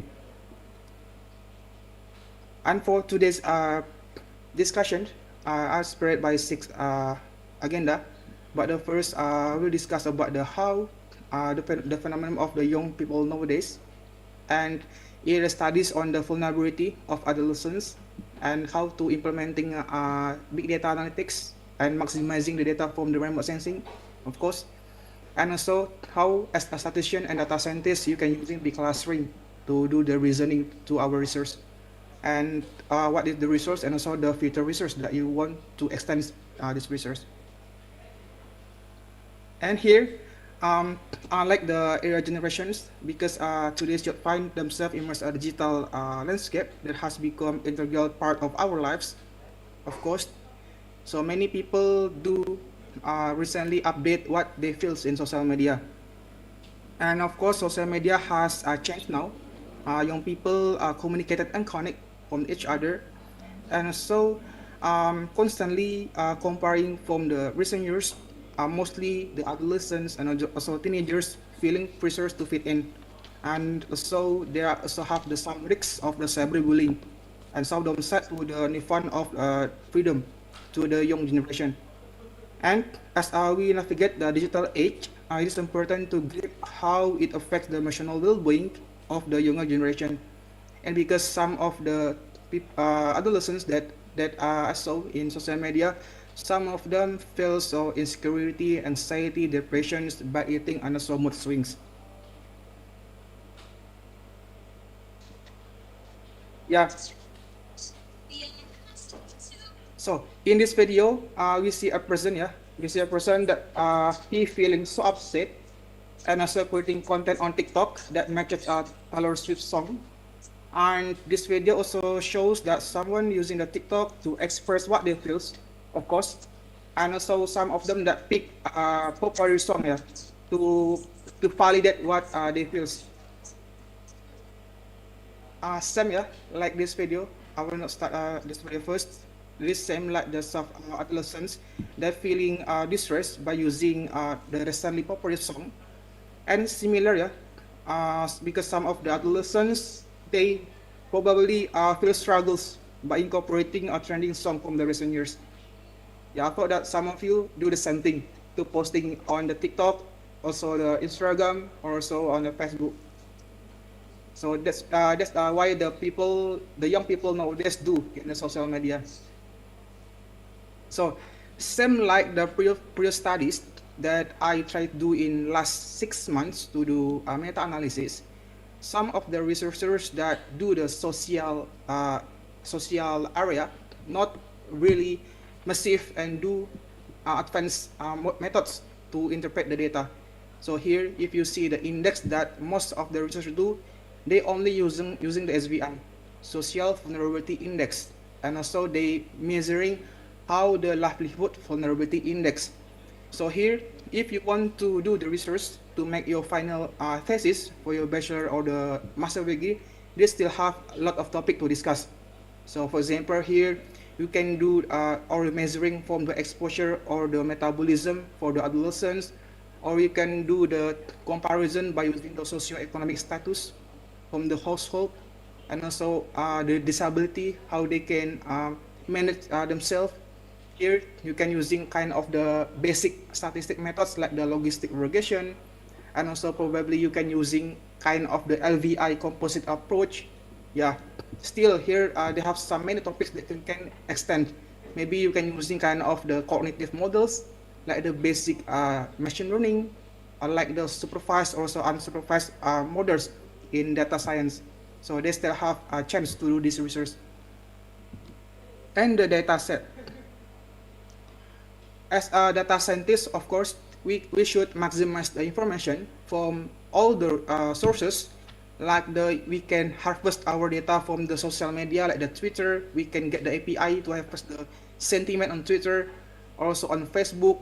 Or if you are quite familiar with using kind of the survey, questionnaire, of course you can using the academic research area, like the or the make your own primary data set in the laboratory. Or still, if you want to harvest data from the economic side, you can using the data stream, global financial data. And of course, because the data is not only count, we also have the data from the multimedia side, like the sound, like the image. Yeah, we can maximize the information to make the decision from the many sources in data set. But still here, if you're using this one, satellite data is not really familiar from the persons if he or she working in the statistic area or also data scientist. Yeah, because yeah, we quite not familiar with that. So in the recent last, like the 2 years or 3 years ago, many researchers in statistics, they recognize that satellite data quite good to make our informations more can get the benefit from that. So we can using the satellite data here. So I'm typical persons or researcher that I will sing what I believe. So I quite believe what I see. So here, from my hypothesis support that I can harvest the data from the NASA.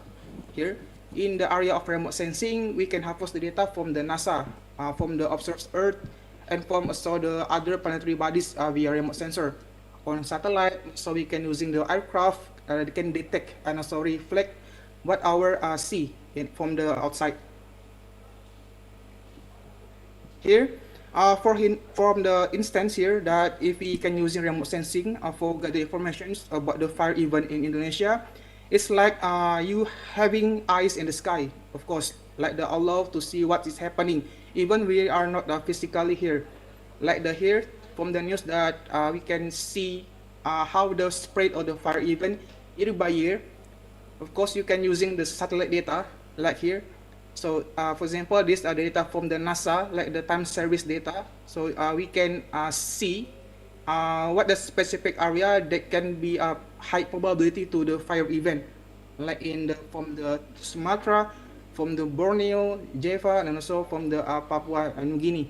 So we can using kind data of the remote sensing. So remote sensing help us to in different ways. If you like to do the research in the environmental statistic, yeah, you can using kind of the atmosphere data, like the information of the geophysical, like the clouds, participation, pollution, and also temperature, and so on, until the variable of the terrestrial hydrospace. So here, from the NASA, we can harvest many variables that can be using for our data analytics, like the atmosphere, biosphere, biosphere, until the terrestrial data set. So I suggest you to learn this area because it is important to maximize our information nowadays by using remote sensing.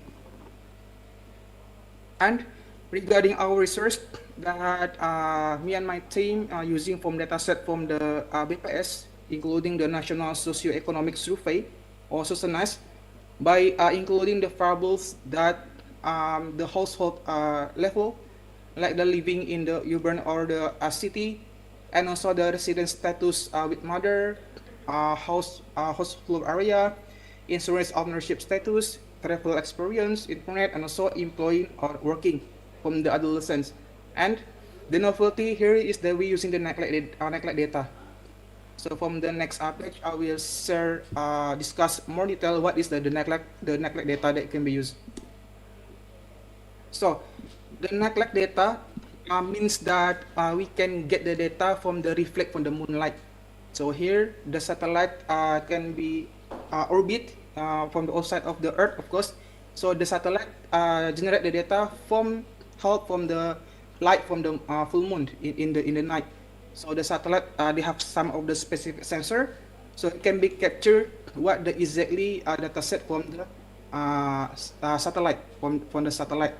So the satellite data set from the night light, it means that if you can see here, so some region will be quite dark, some region could be bright.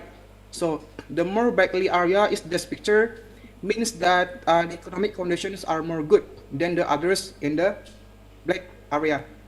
So it means that if the area shining bright in the night like image, it means that they have electricity and also they have infrastructure, yeah, to make some of the business area, and also you can interpret that the area is quite developed than the others. So that's why we can using the neglect data to change the economic data set like the inflation and also the GDP and so on. So you can using the neglect data if you want to put some of the economic variable in the socio area. So here, more detail how to make this picture to the count or the to count number. So for example, you can make the generate number like the start from the 0 until 1.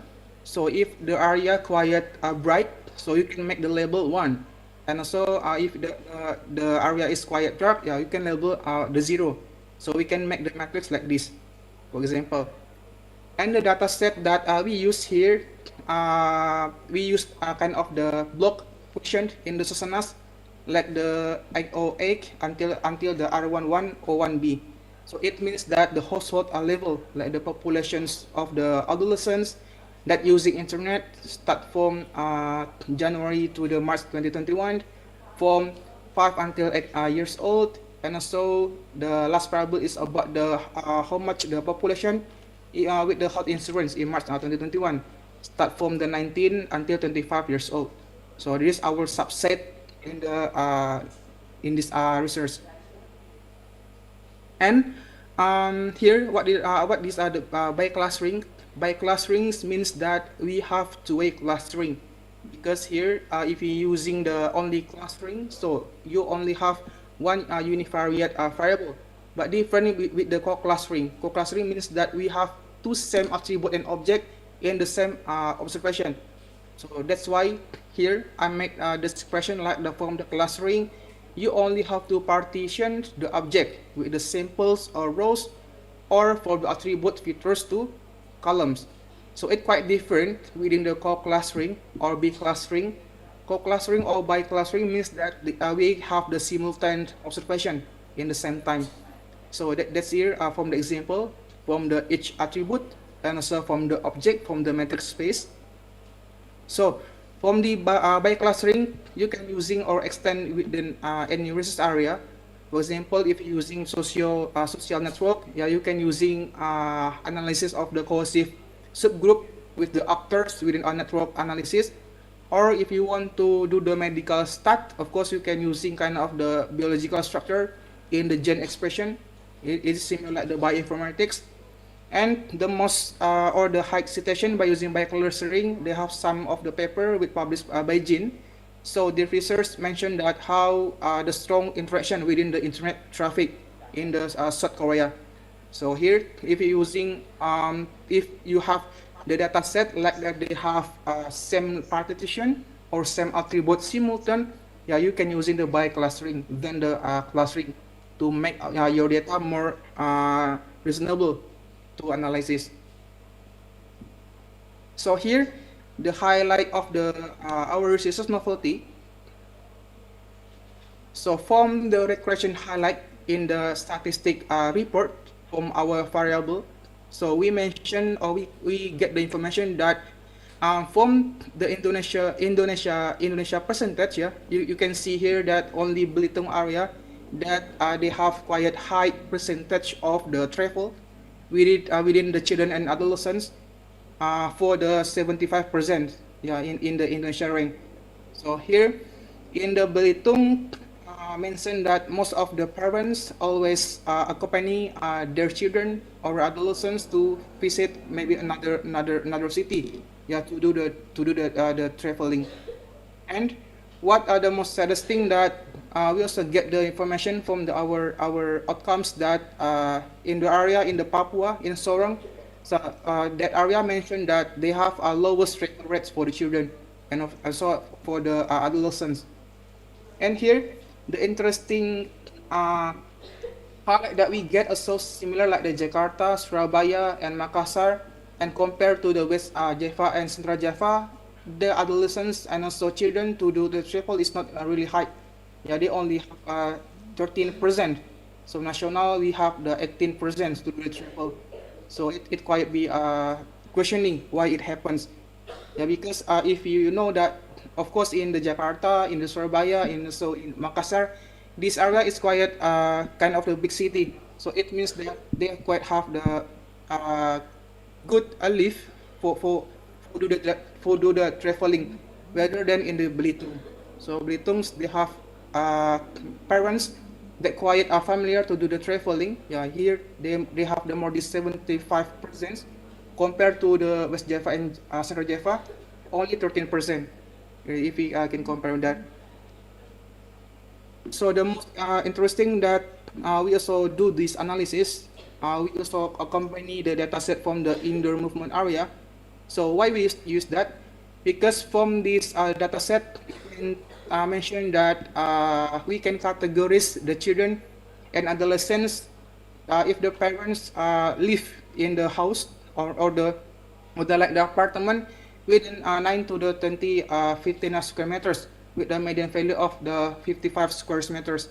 So it means that if some house or some place, if they have quiet spaces in their house, of course they also have many activity in their house. So that's why here we can get the analysis that adolescents are living in the urban areas have 1.7 times greater likelihood for experiencing the behavior or emotional disorder. So it means that adolescents in urban area is not really stressed rather than living in the city areas. So that's also our highlight in this research. So this is also our by clustering from the Indonesia side. Here, if you see in the right side, on the top one, we can get the label what is our important variable. So for example, from the area A and B, it means that area is the majority by cluster. So from the area C, E, and I, it means that the area has the low healthcare suppression. So until the cluster G and K means that this area has high internet literacy and also high healthcare subscription. Yeah, it also mentioned that most of them is include the North and also Central Jakarta. So it means that we successfully generate the bi-clustering within the Indonesia, start from the 5 until years old, and also start from the 19 until 25 years old. So it's quite different within the recent age. See, if you see from the bi-clustering A and B, it mentioned that this area is the majority cluster, and B cluster C, it means that this area also have the low healthcare suppression. And from the B cluster D, it means that this area mostly in Papua, because they also have the low mobility, but also high healthcare suppression. And what the most interesting here, of course, from the like data, it mentioned that can be only classified within the good city like the Jakarta, Medan, Bandung, and also any other city like have the high like intercity. So similar with the by cluster F and H, it means that this area for FNX means that they also have high healthcare suppression from this research. So the result that we get from the data set from the SUSNAS and also for remote sensing, first of all, that adolescents are living in urban areas are more likely to experience behavior disorder. So we get the odds ratio like the 1.7 times, yeah, from the adolescents or the young generation that living in rural areas. And another interesting that we also get the adolescents who were not using mobile phones were 9 times more likely to experience conduct disorder, like the emotional disturbance, and also if they cannot simply sell that some of the cell phone can prevent the potential for distress. So that's our main result for this one. So what next? From this research that we want like to extend the research, because this research are quite valuable in the area of the socio-human, and also like the first we want to extend our research to address motivation for the sex outside of the marriage of young people, because here we would like to address the understanding what the psychology and also social and also the cultural factors in different area or in different location by influencing the behavior of the young generation, and also how it can be contribute to the development of the comprehensive to the sexual health for the young generation. And also from the second point that we would like to do the research about addressing of the pregnant before marriage, because it's also interesting research in the area of the socio, because as we know that Indonesia is a country that the culture is the main aspect in our daily life. So that's why it's going to be quite reasonably why most of the young people do the pregnant before the marriage. And the last one, we also try to extend the research from the side of the cyberbullying, because in this the digital age, yeah, of course, the digital technology are quite familiar to the adolescents or also young people, and also the cyberbullying has emerged as the pressing issues in this area. So maybe that's all from my research and also my talk. If you want to learn more from the basic data science or from the advanced one, from the deep learning, machine learning, and also cognitive analytics, maybe you can reach out my new book that has been published by last 2 months, and also you can reach out by YouTube channel, because I usually upload my lecture notes in the SNU and also University of Indonesia in this YouTube. Maybe that's all. Thank you so much. Okay, thank you very much for your excellent presentation. And the topic is actually beyond my capacity to give the conclusion on it, because I'm a biologist and I do not totally understand what you are talking about actually. But briefly, I think you can use the big data in order to analyze anything in the world, the behavior of human, for example, whatever it is. And it was also given that how the nighttime remote sensing works and anything else, and that I do not understand totally. And now we come to the next session, that is question and answer. I hope you have got some question for the presenters today. Okay, from the back, I've got one. Audience and Pak Komang. Okay. Can anybody help me to give the mic to the audience?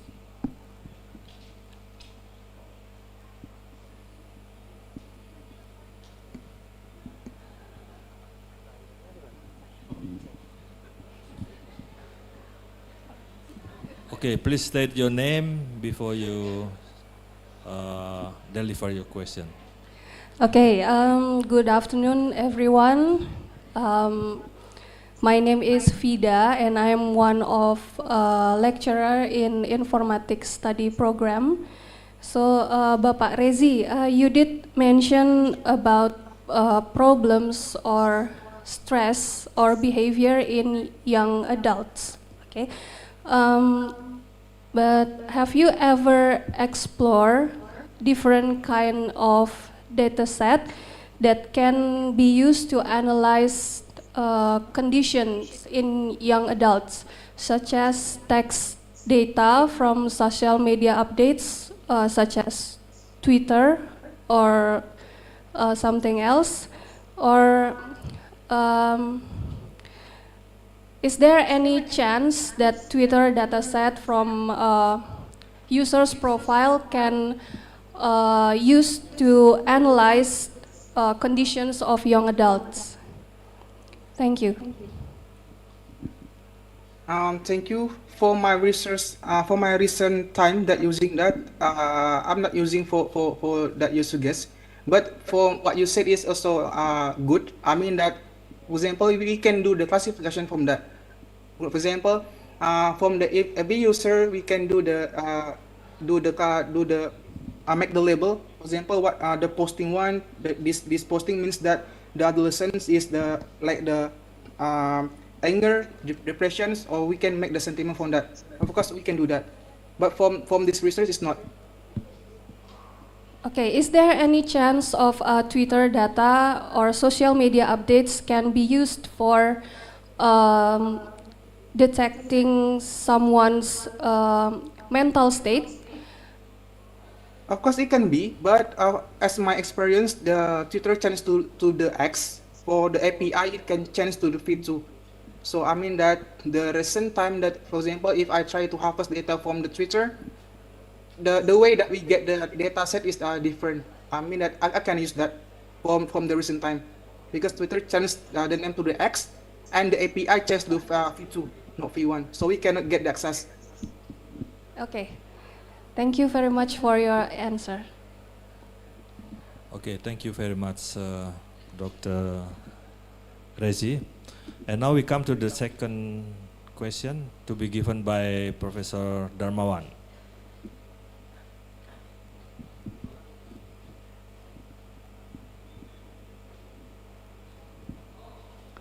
Okay. Thank you, Rezi. Prof Komang. Okay. How are you? Fine, Prof. Never better. Okay. I have some questions for you.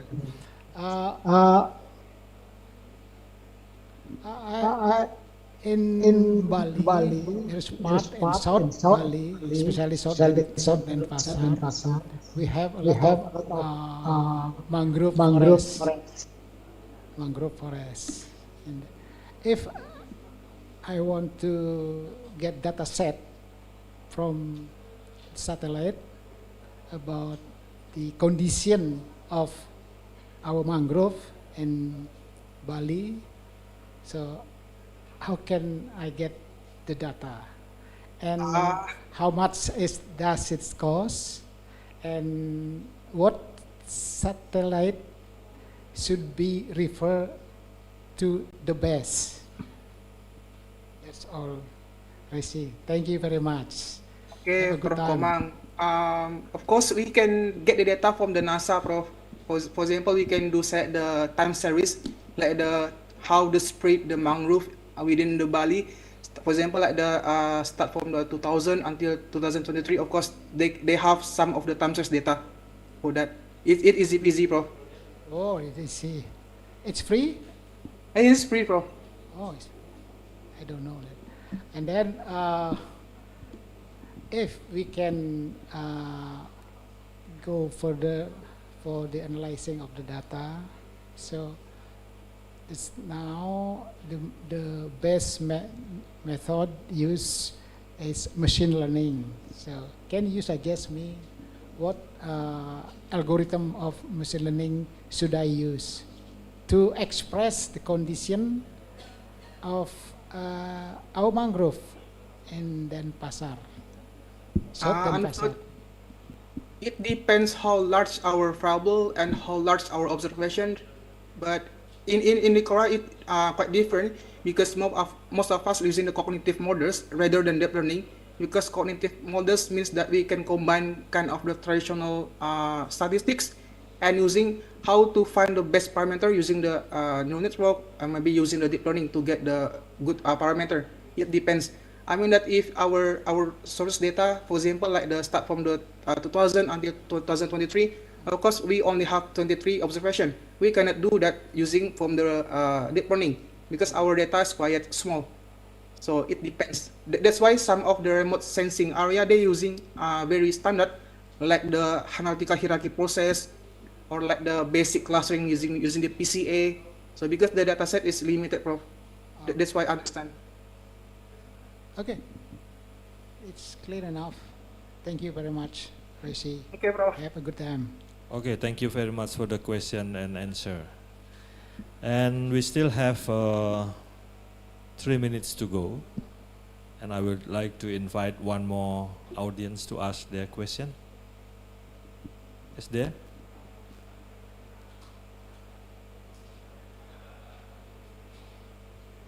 No question? Ya, moderator ask.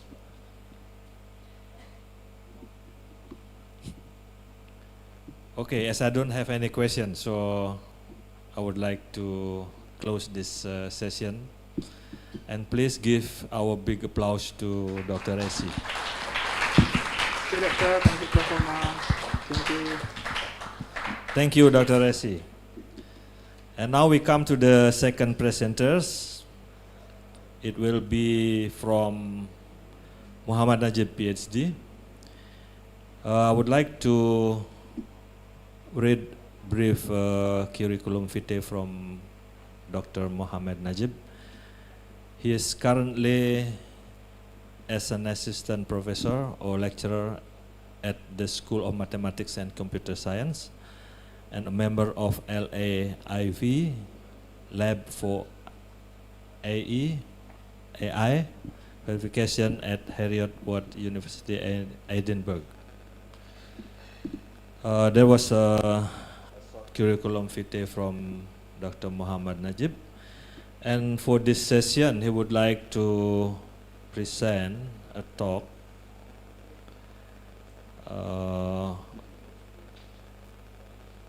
about game theory meets artificial intelligence, a logical and mathematical approach to verifying multi-agent system.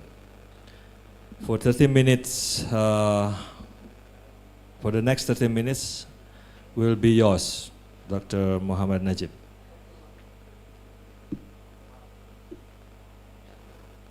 Hello, Dr. Muhammad Najib. Can you hear me from there?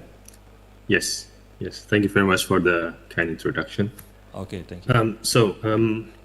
Today I will talk about game theory and AI. So perhaps this talk is a bit different from the rest of the talk. It's a bit more theoretical, so to speak. So I would like to start with some trends in computing, or maybe in AIs, more specifically. So the first one is ubiquity. So we have computing systems everywhere, and with the Moore's law, we have smaller and lower power and cheaper computing processing units. And these systems are embedded in devices around us. We have Roomba, we have Smart Fridge, we have Alexa, we have Siri on our phones, etc. And they're interconnected, so they're connected with each other through the internet, for instance, or maybe through the Ethernet, local area network, wireless area network. And we delegate tasks to them. We ask them to do things for us, and we let them to take control. For example, we have fly-by-wire planes, or we have autonomous vehicles. And perhaps this one is more relevant to us. We ask ChatGPT to write essay for us. So we delegate some tasks to these systems. And we have human orientation. We design our computer systems to have more or less human interaction with us. So we interact them like we interact with human. With Siri, we ask them to do stuff for us by talking to them. And with ChatGPT, we even thank them if they do some work for us. And the fifth is intelligence. As we have seen, like lately, we have more and more capable AI systems. These are becoming true because of we have more data, we have more computing power, and we have new algorithm and engineering.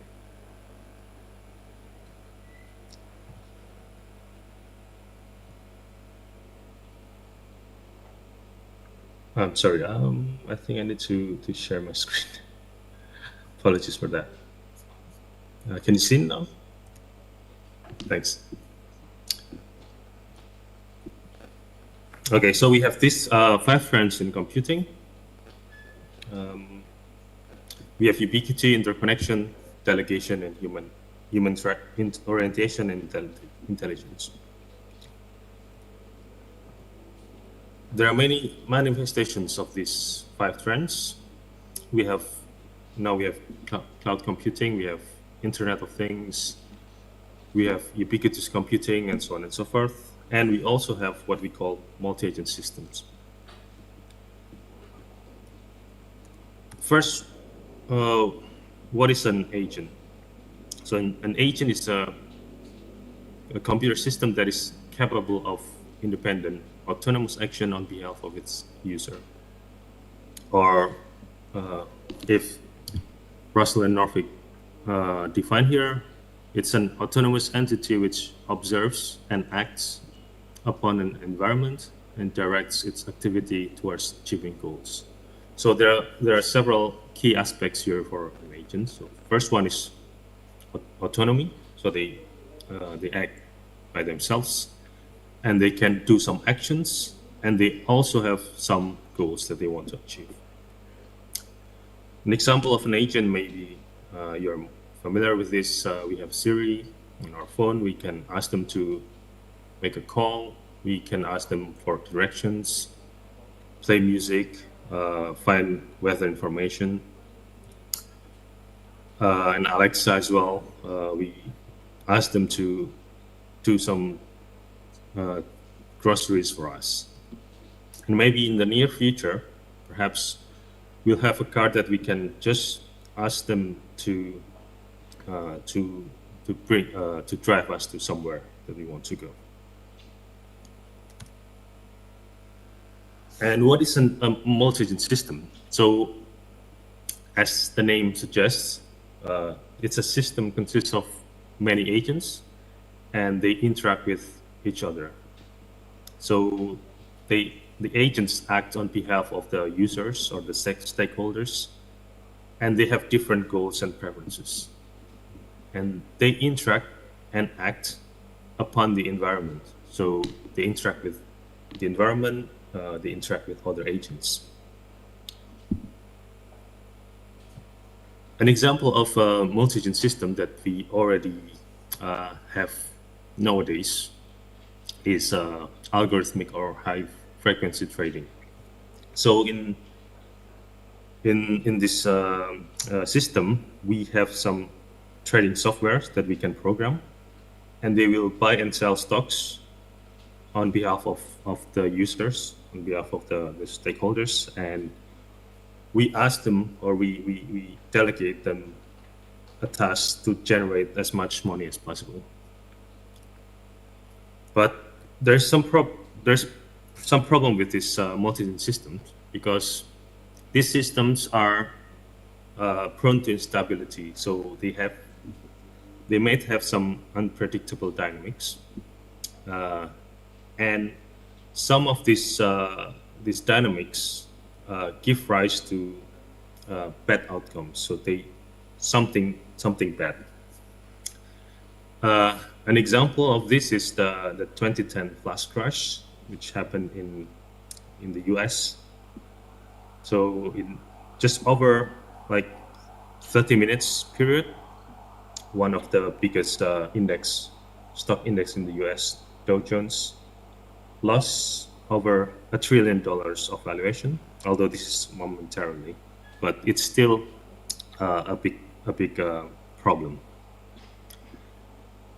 So one of the reports say that the problem is because of the interaction between these trading programs, which quickly erode liquidity and result in disorderly market. So as we can see here, the valuation of Dow Jones like plunges sharply just in 30 minutes.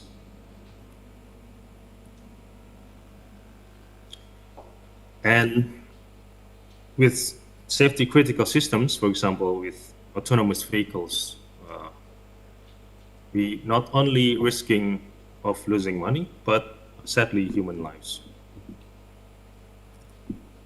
So the point is that we want our AI or multi-agent systems to be correct. We don't want them to have bad outcomes. And the problem of correctness in computer science is widely studied. It's a big problem, and it's been studied for a while, for over the past 50 years, and it remains a topic of fundamental concern until the present day. So what is the correctness problem? So in essence, it's the problem of checking that computer systems behave as the designer intends. So for example, so one of the approaches is what we call formula verification. So we check whether a system P is correct with respect to some formal specification. And this formal specification is, for example, we can use some logical language such as LTL, linear temporal logic.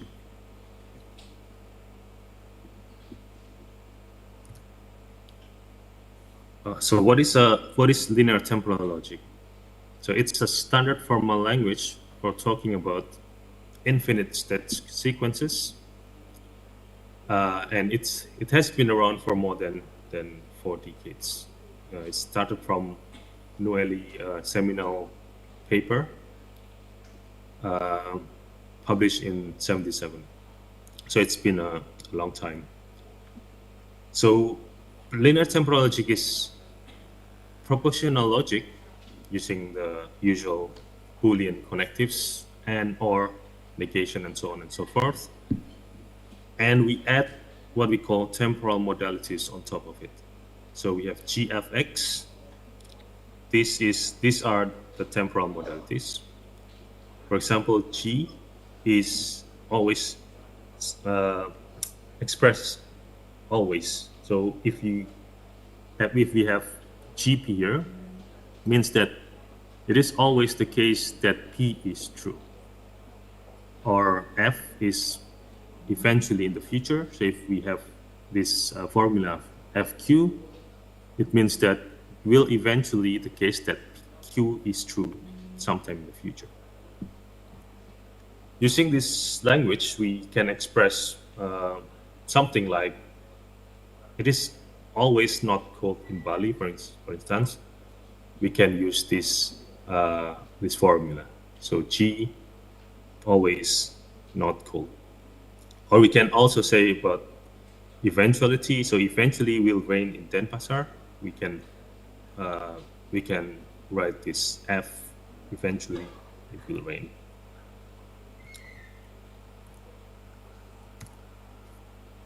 And we use LTL to check correctness of our program.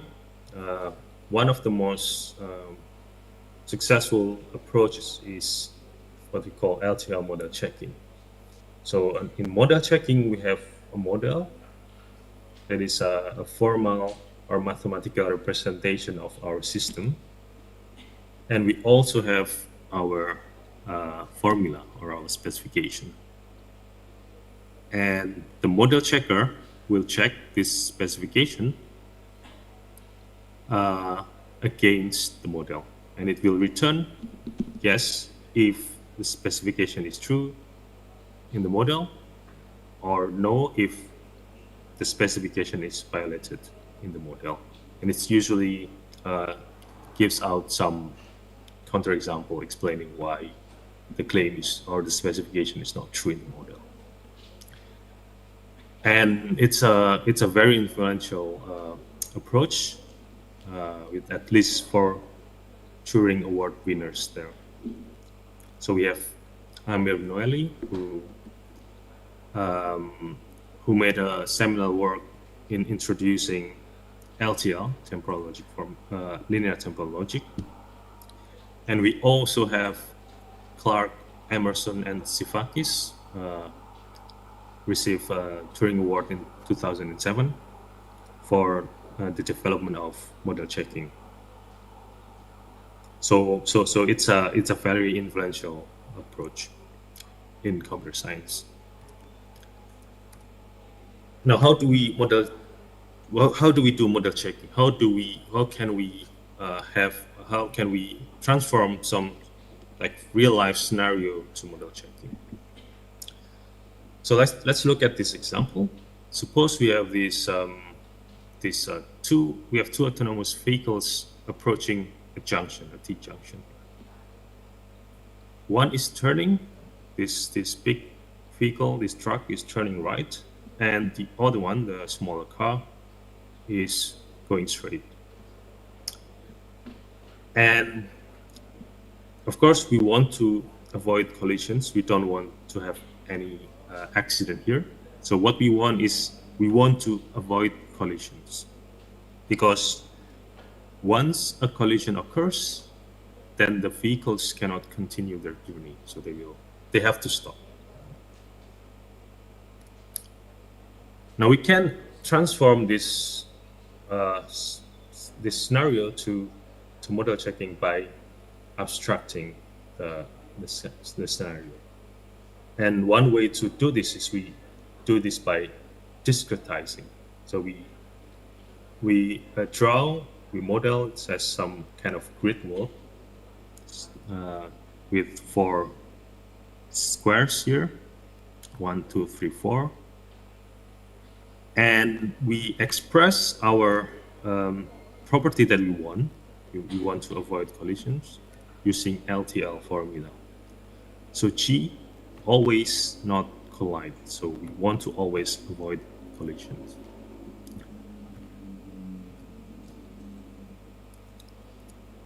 Now we have this abstract model. So we have this some sort of grid world environment.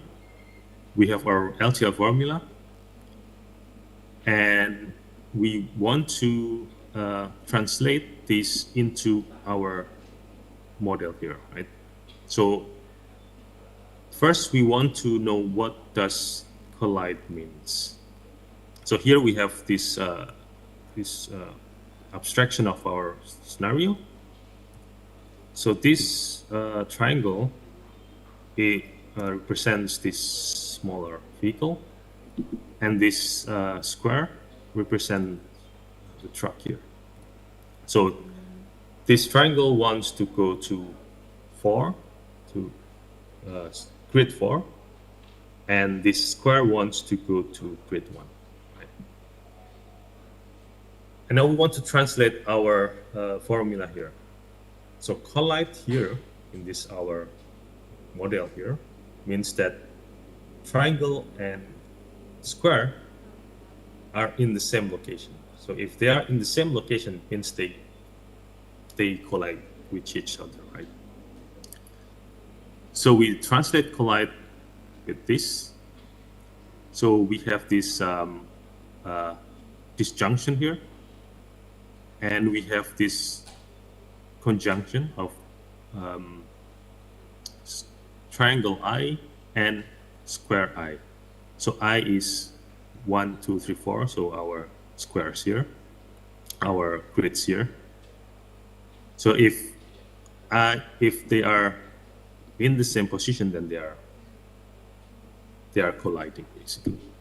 So what you want is you want to avoid this. And we translate this grid world into this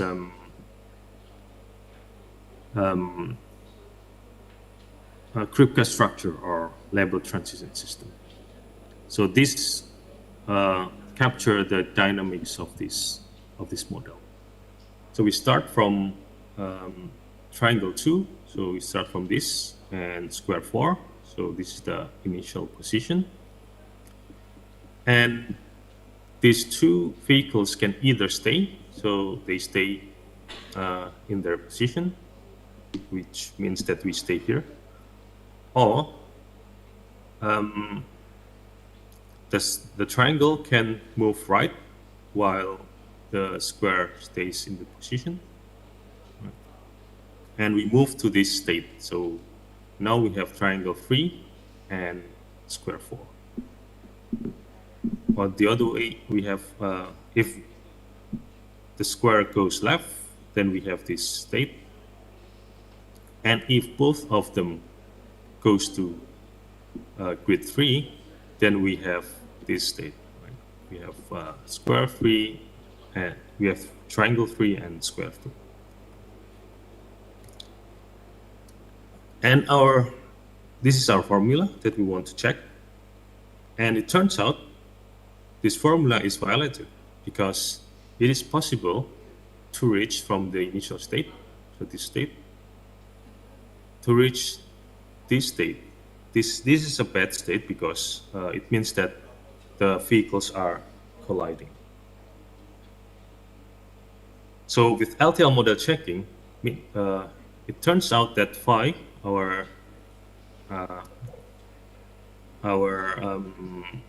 property that we want, is violated. It's not true in this model. But the question is this reasonable? Because if we think with common sense, the cars don't want to collide to each other, right?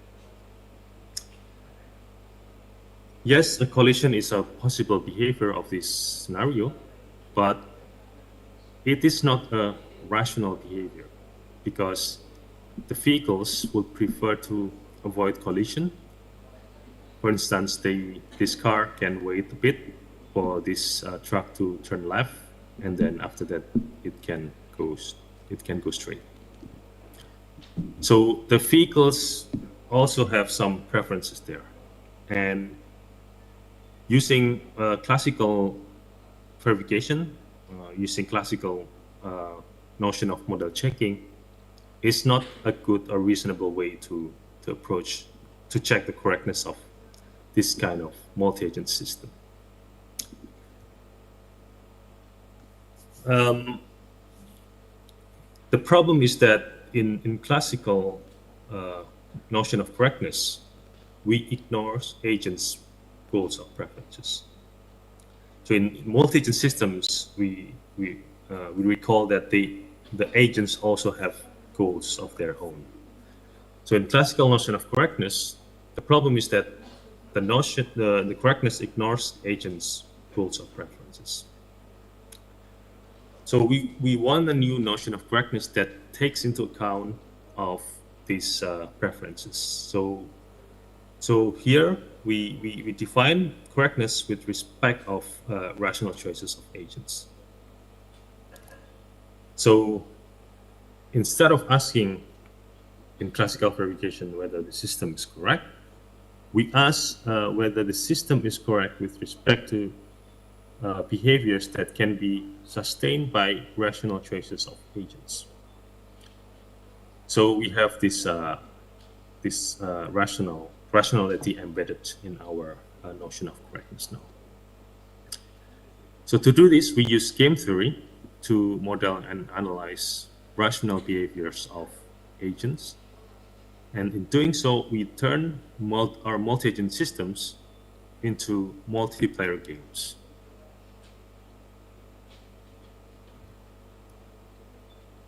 So the question is why games?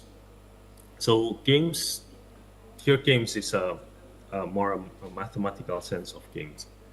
So games is very important because it serves as an abstraction.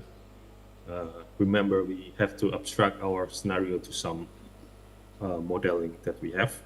So we have games as an abstraction for strategic interactions between self-interested players or rational players or agents.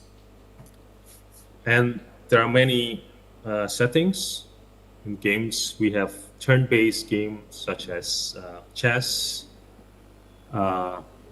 We also have concurrent game. We have zero-sum versus general sum. We have cooperative or non-cooperative games, and so on and so forth. And these games are relevant for many scenarios in autonomous or AI systems. For instance, zero-sum and turn-based games are very relevant for instance, AlphaZero, DeepMind AlphaZero, an AI engine to play Go or chess or shogi. Or with concurrent game, we can use it to model some resource sharing or resource allocation. For instance, with servers or GPU power. And it's even relevant for autonomous vehicles. So this is one of an example of paper about using game theory to do planning for autonomous vehicles.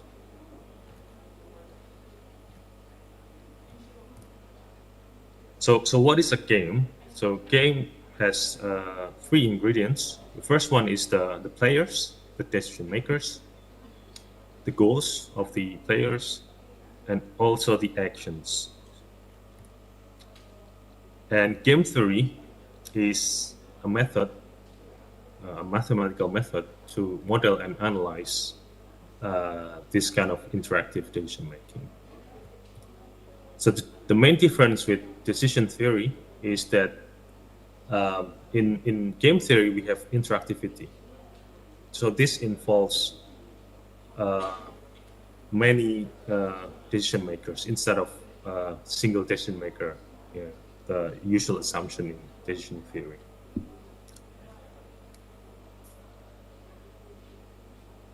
Now, how do you model rational behaviors? What kind of behavior is rational? In game theory, there are what we call solution concepts. So this is like a rule for predicting how a game will be played or what rational behaviors can arise from some game. There are many solution concepts from game theory, and one of the most influential is what we call Nash equilibrium. And this is John Nash. He received a Nobel Prize in economics in '94 for Nash equilibrium. There's also a film about Oscar film about it as well. So in Nash equilibrium, it's a situation in where players don't want to change their strategy while keeping other players' strategies constant. So this means that we have a stable behavior here. Now let's back to our previous scenario. So we have our game. We turn our scenario to a game. So we have 2 players, so triangle and square, and the goal is for triangle. Triangle wants to go straight. So we have this formula, eventually triangle 4, and the square wants to go right here. So eventually square 1. And the actions is they can move to the adjacent locations. So we have here. So we translate this into the transition system again.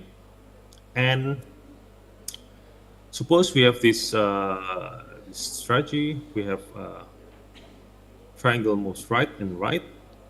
We go here, and then square move left and up. This is not a stable. It's not a Nash equilibrium run because triangle can stay here, can wait a bit, and wait for the square to go up and then go to the right. So means that this this state is no longer a rational behavior of, and in fact, this state will never be reached under what we call strong Nash equilibrium. So under the strong Nash equilibrium assumption, our formula here is not violated. So it's different with the classical model checking that we seen before. So we have what we call rational verification. So instead of just having two inputs, we have three inputs. We have the model, the specification, and we also have the player preferences. And it will return true if our specification is true in some equilibrium. Otherwise, it returns no. Dr. Najib, and we have still have some 2 minutes to go. Oh, 2 minutes, okay. So we have some decision problems. We have safety, liveness, and stability. And so safety, we have we ask whether in all stable outcomes our property is not violated. Liveness if there exists, and stability if there is any stability at all.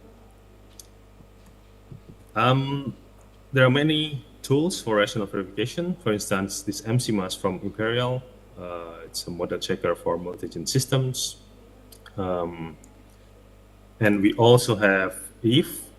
EVE is an equilibrium verification environment. Both of these are open source. You can try these tools from their website.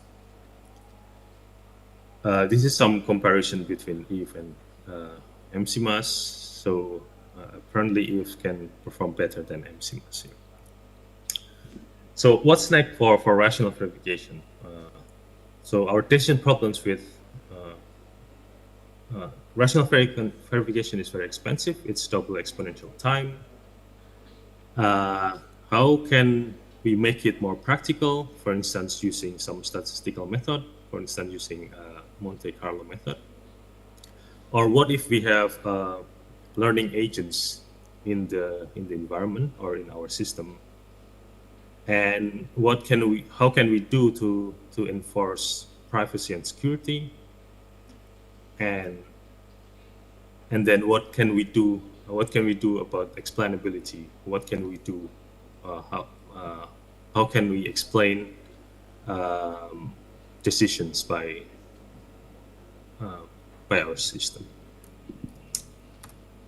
All right. To conclude, so we have seen that our future looks increasingly more and more multi-agent. So we have more agents, intelligent agents around us, and we want to make sure that these systems safe and correct.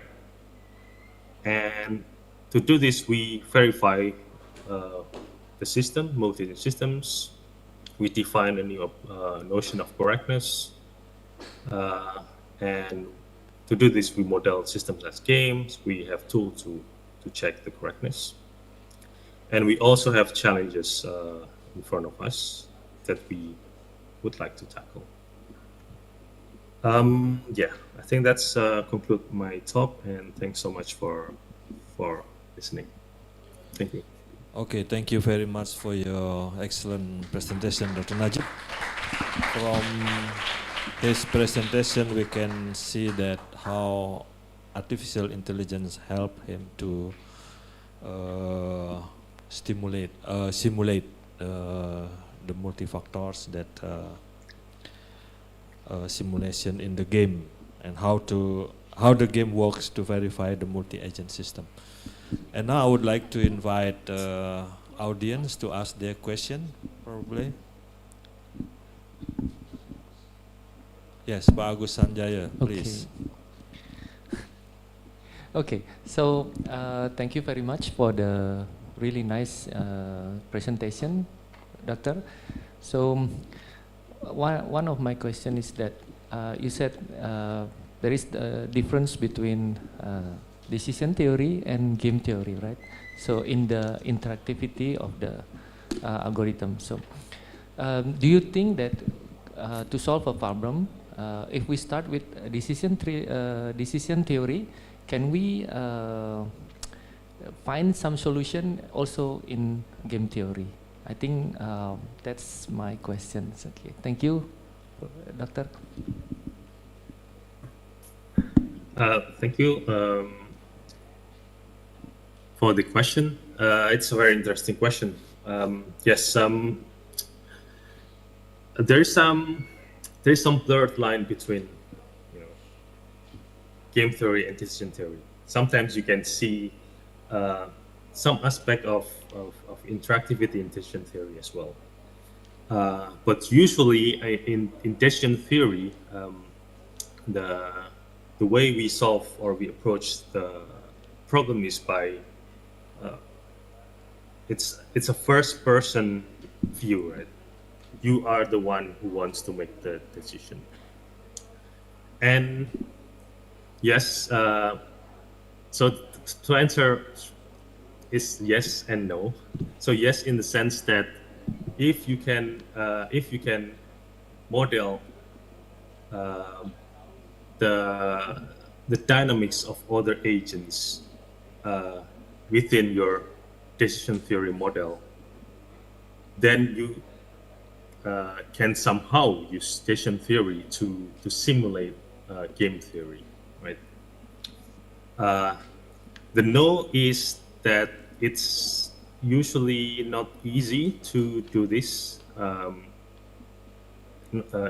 Not easy or difficult doesn't mean that it's impossible, but usually game theory has more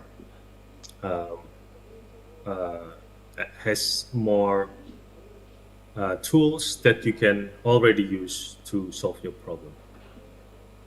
So yes, so that's I think that's my answer. I hope that answers your question. Okay, can I just sure. Continue my question? So because Sure. I'm more into data mining and also text mining, and we usually have a lot of application of this decision theory also. So it means in terms of classifying some documents, so it's like a decision theory, decision algorithm also, right? So I'm not into the game theory at the moment, so I'm just curious whether we can find any solution for decision theory problems based on using the game theory. So that's why I asked you the questions. Thank you, Doctor, Yes. for the answer. Thank you. Yes, thanks so much. Yes, yes, I think if you have, if your problem concerns different agents, if you say you want to collect data from different institutions or different people, and you want to model their rational behavior, whether they want to share their documents or whether they want to share their information, then you can use game theory to, model the actions, the rational actions of these entities. Okay, thank you. Thank you. Okay, we still have 1 or 2 minutes to go before we end up with this presentation. Probably there's one more question. Okay, Vida. Yeah, please deliver your question to the... Thank you, Bapak Muhammad Najib. I have one question. How can we validate the model or the framework that we built using the game theory or the decision produced by the game theory? Should we consult an expert or can we do something else to validate our model or the decision produced by the game theory? Thank you. Thank you very much. That's a really good question. Yes. So if I understand it correctly, if you want to make sure that when you turn like some real world scenario to some model, you want to make sure that the model is kind of accurate, right? Yes, that's a problem in this kind of modeling or simulation, because people can always tell you, okay, you have your really nice, beautiful model, but does it really reflect the reality? So there's always that problem. So yes, the best way to do this is to ask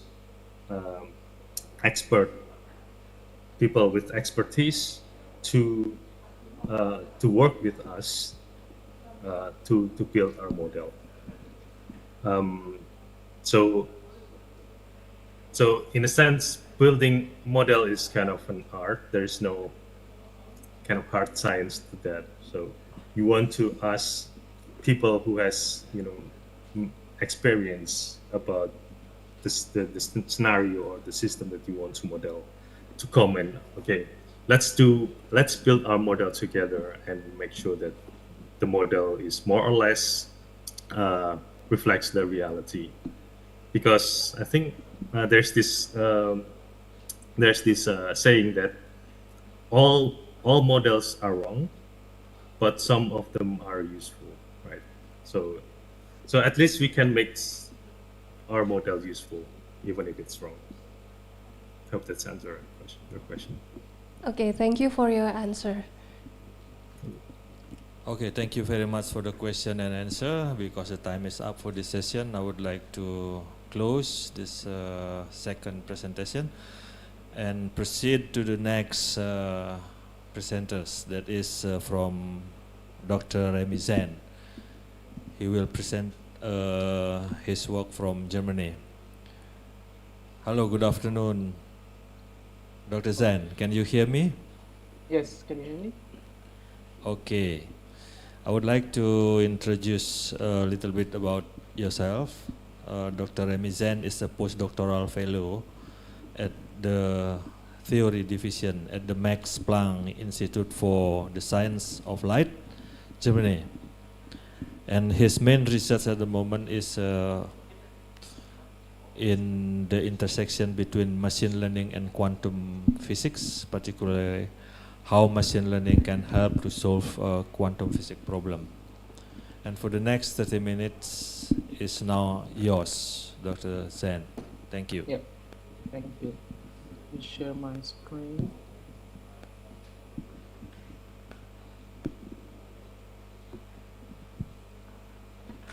Yeah, can you see my screen now? Yes, we can see. Yeah, okay. So, okay, thanks a lot for the introduction, and thanks a lot for inviting me to this talk. So good morning from Germany and good afternoon to you all. So since I think I saw that the theme of the conference is about multidisciplinary research, so it would fit me very well, because now I'm working on machine learning for quantum computing.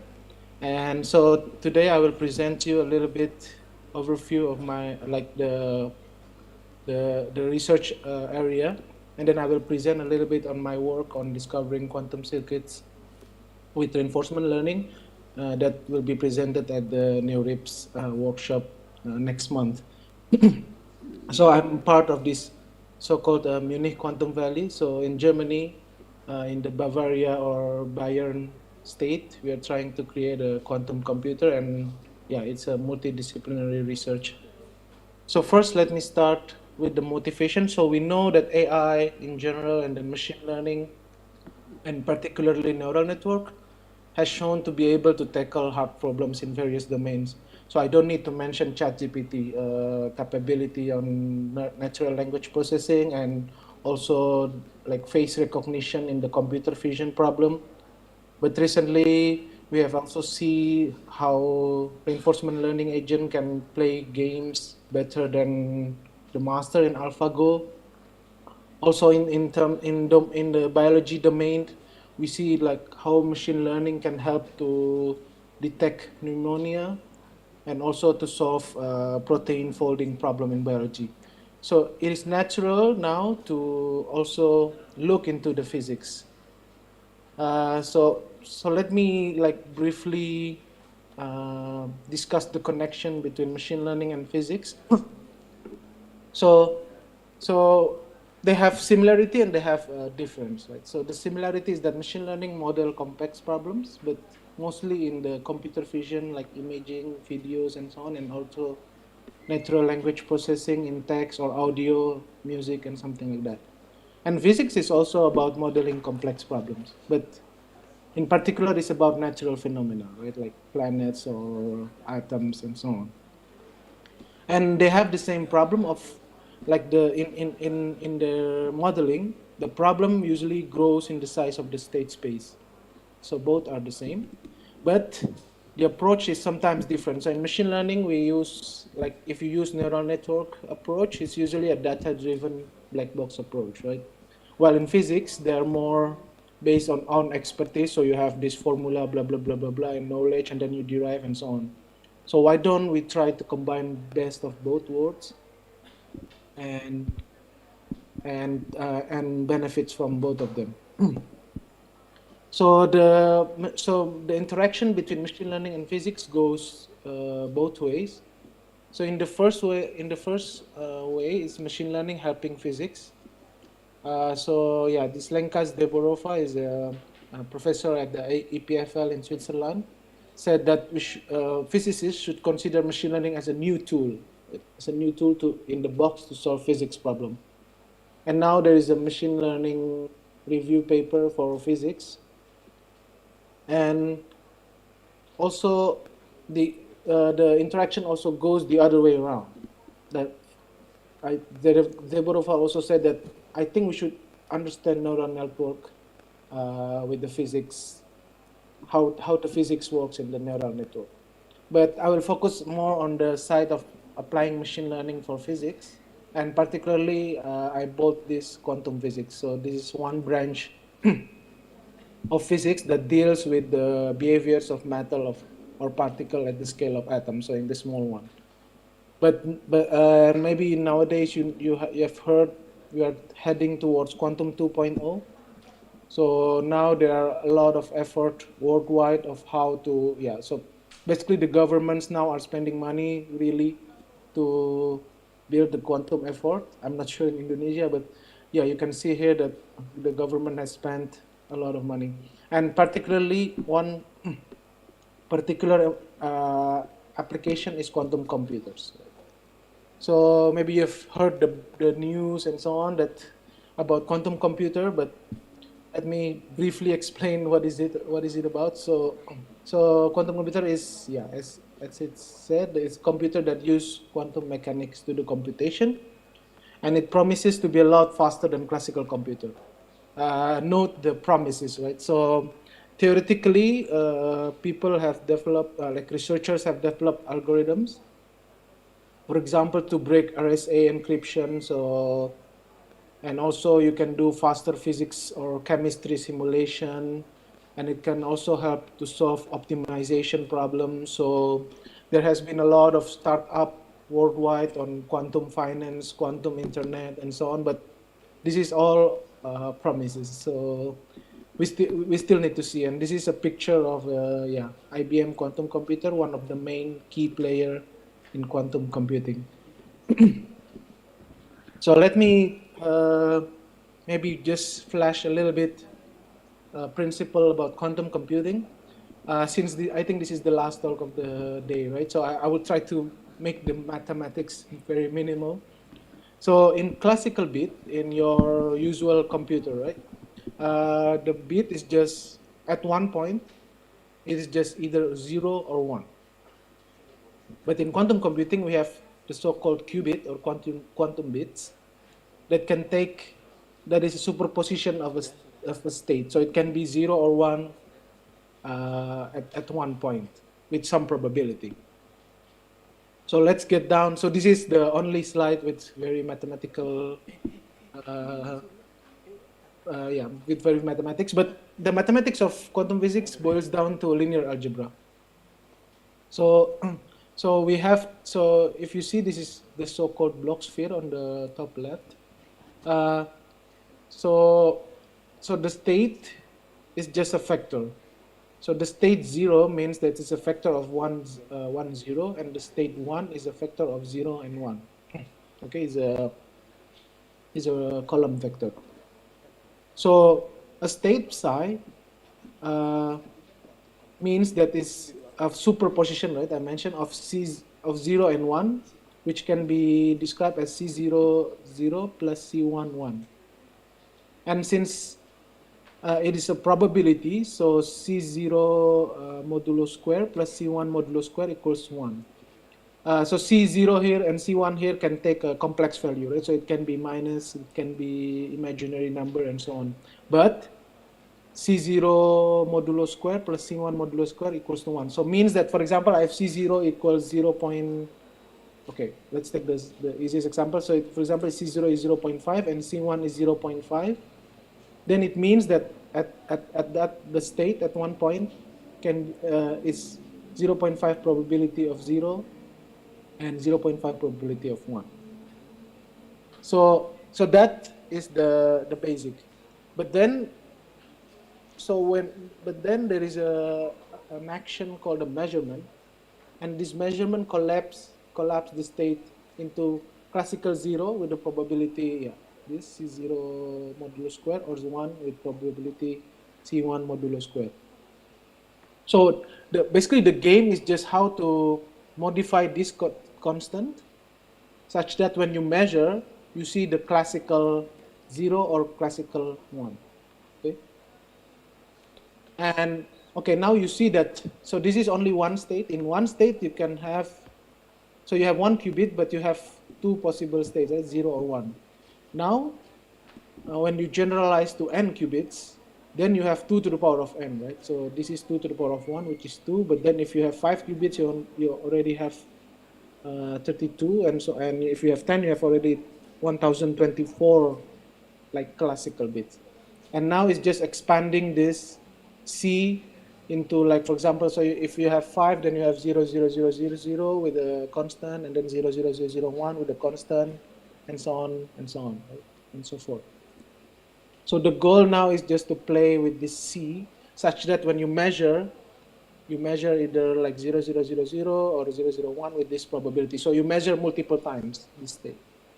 Okay, so that's the very minimal explanation of the state.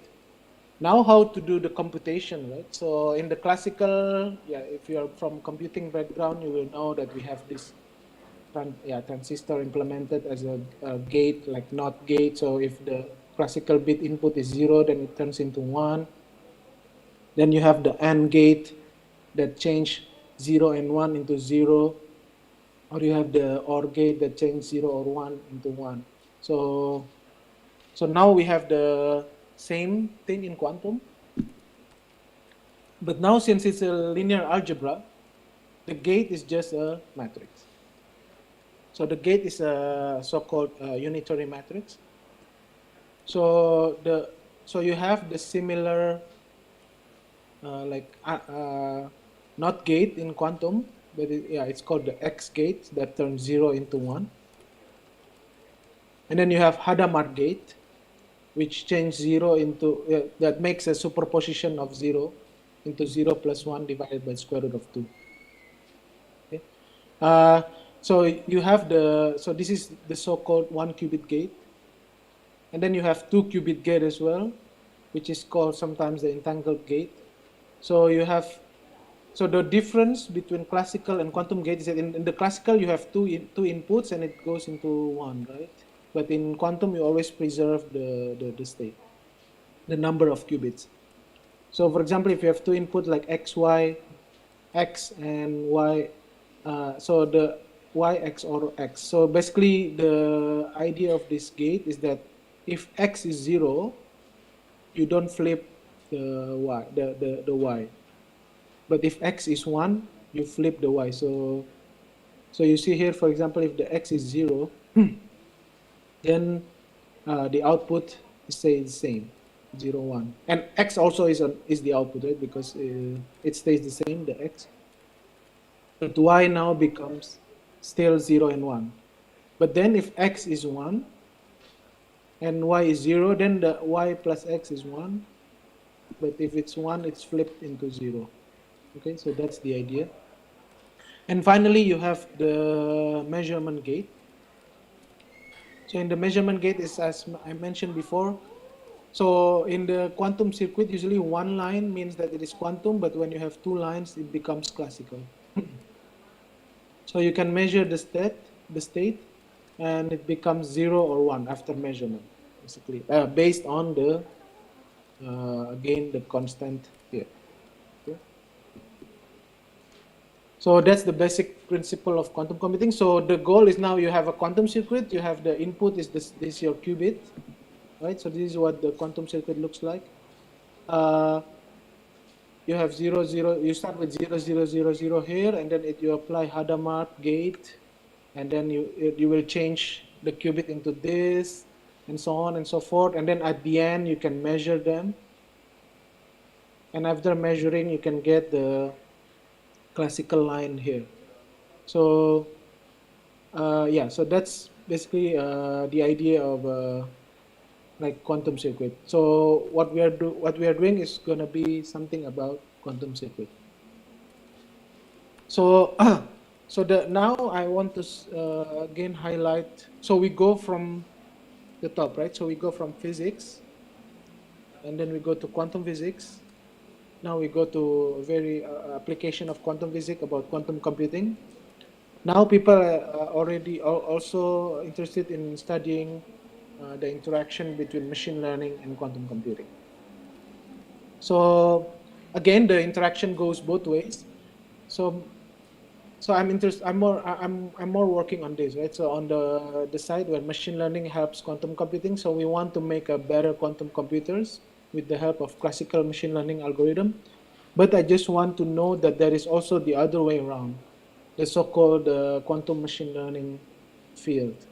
So in this field, the goal is to speed up classical machine algorithm, the classical one, with the quantum computer. So you have the so-called quantum SVM, quantum neural network, and so on. But that's not what we are interested in. So we are interested in the other way around. So we use classical machine learning to help quantum computing problem. And particularly, what are we interested in is the so-called quantum error correction. So maybe people in the public asking, right? So why don't we have quantum computers nowadays? But the problem is really the error correction, the error.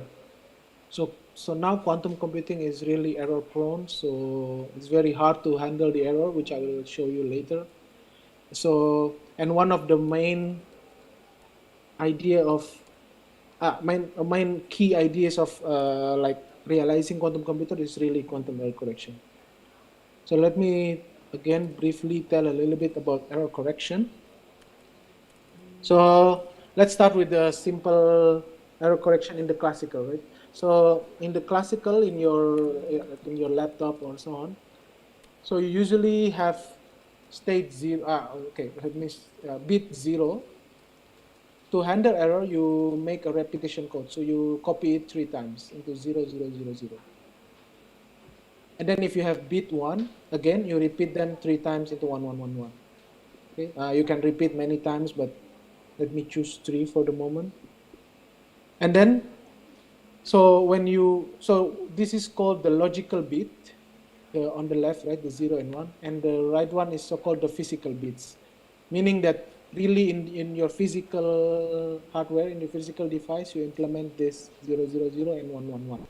And when you do computation, you do it with the logical bits here. Okay.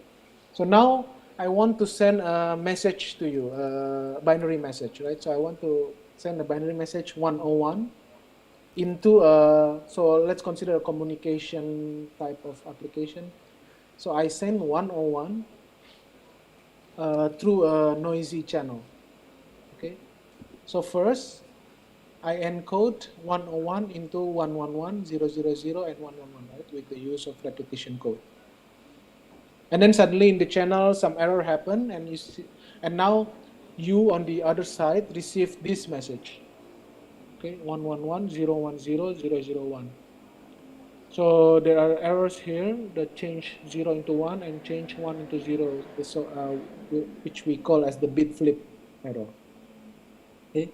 Now you decode my message, but then there is an error, right, in the logical. So there is a logical error because now you decode the message wrongly into 001 into 0 because there are two errors happening on this on this chunk of message. But if there is only one error, when you decode the message is still correct. So that's the purpose of error correction. So, but when the error is too much, like for the example in this one, you have two bit flips, then you have a logical error. And you can handle this by, of course, adding more repetition. I mean, you can repeat this into 5, 10, and so on, right? But then again, the resource, then you change 1 bit into 10 bits or something like that. And it's the same thing in quantum. So now let's go to the quantum part of quantum error correction.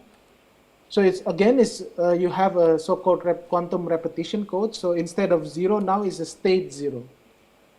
And you change that to state 0, 0, 0, 0. And then if you have state 1, you encode that to state 1, 1, 1, 1, 1. But the problem, so why classical now you can, so you can have classical computers easily, but not quantum computers? Because it's not just bit flip error, but also sign flip error. So if you remember, if I mentioned there is this C constant, right? So this constant can be complex value. So there is a sign as well. So you can change 0 into -0. And even worse is you have bit flip and sign flip error. So 0 is changing into -1. So the problem now is, so this quantum repetition code only works for bit flip, but not the sign flip, right? So that's basically the problem of quantum error correction. Okay, yeah. So again, this is the so-called logical state, and this is the so-called physical state. So now the problem is, so I have my code. So there are a lot of codes, right, that can handle bit flip only or sign flip only or handle both and so on. And how many repetitions should I do? Like, so I have only one logical, but I have 3 physical, right? So now how to encode that into a quantum circuit? So I have 0 as my logical qubit, and I want to make a repetition code. So the circuit that create this repetition code looks like this, right? So it's just apply C0 gate here. So if you remember C0, if the X is 0, it won't flip the second one, so it's fine. So, but then in this case, so if the X is 1, it will flip the second one and it will give you 1, 1, 1. Okay, so the problem is finding a circuit to encode your logical state. But then there's a problem as well, extra problem. Usually quantum hardware has very restricted connectivity and also, for example, different gate sets. So for example, C0 is not available on, I don't know, Google's quantum device.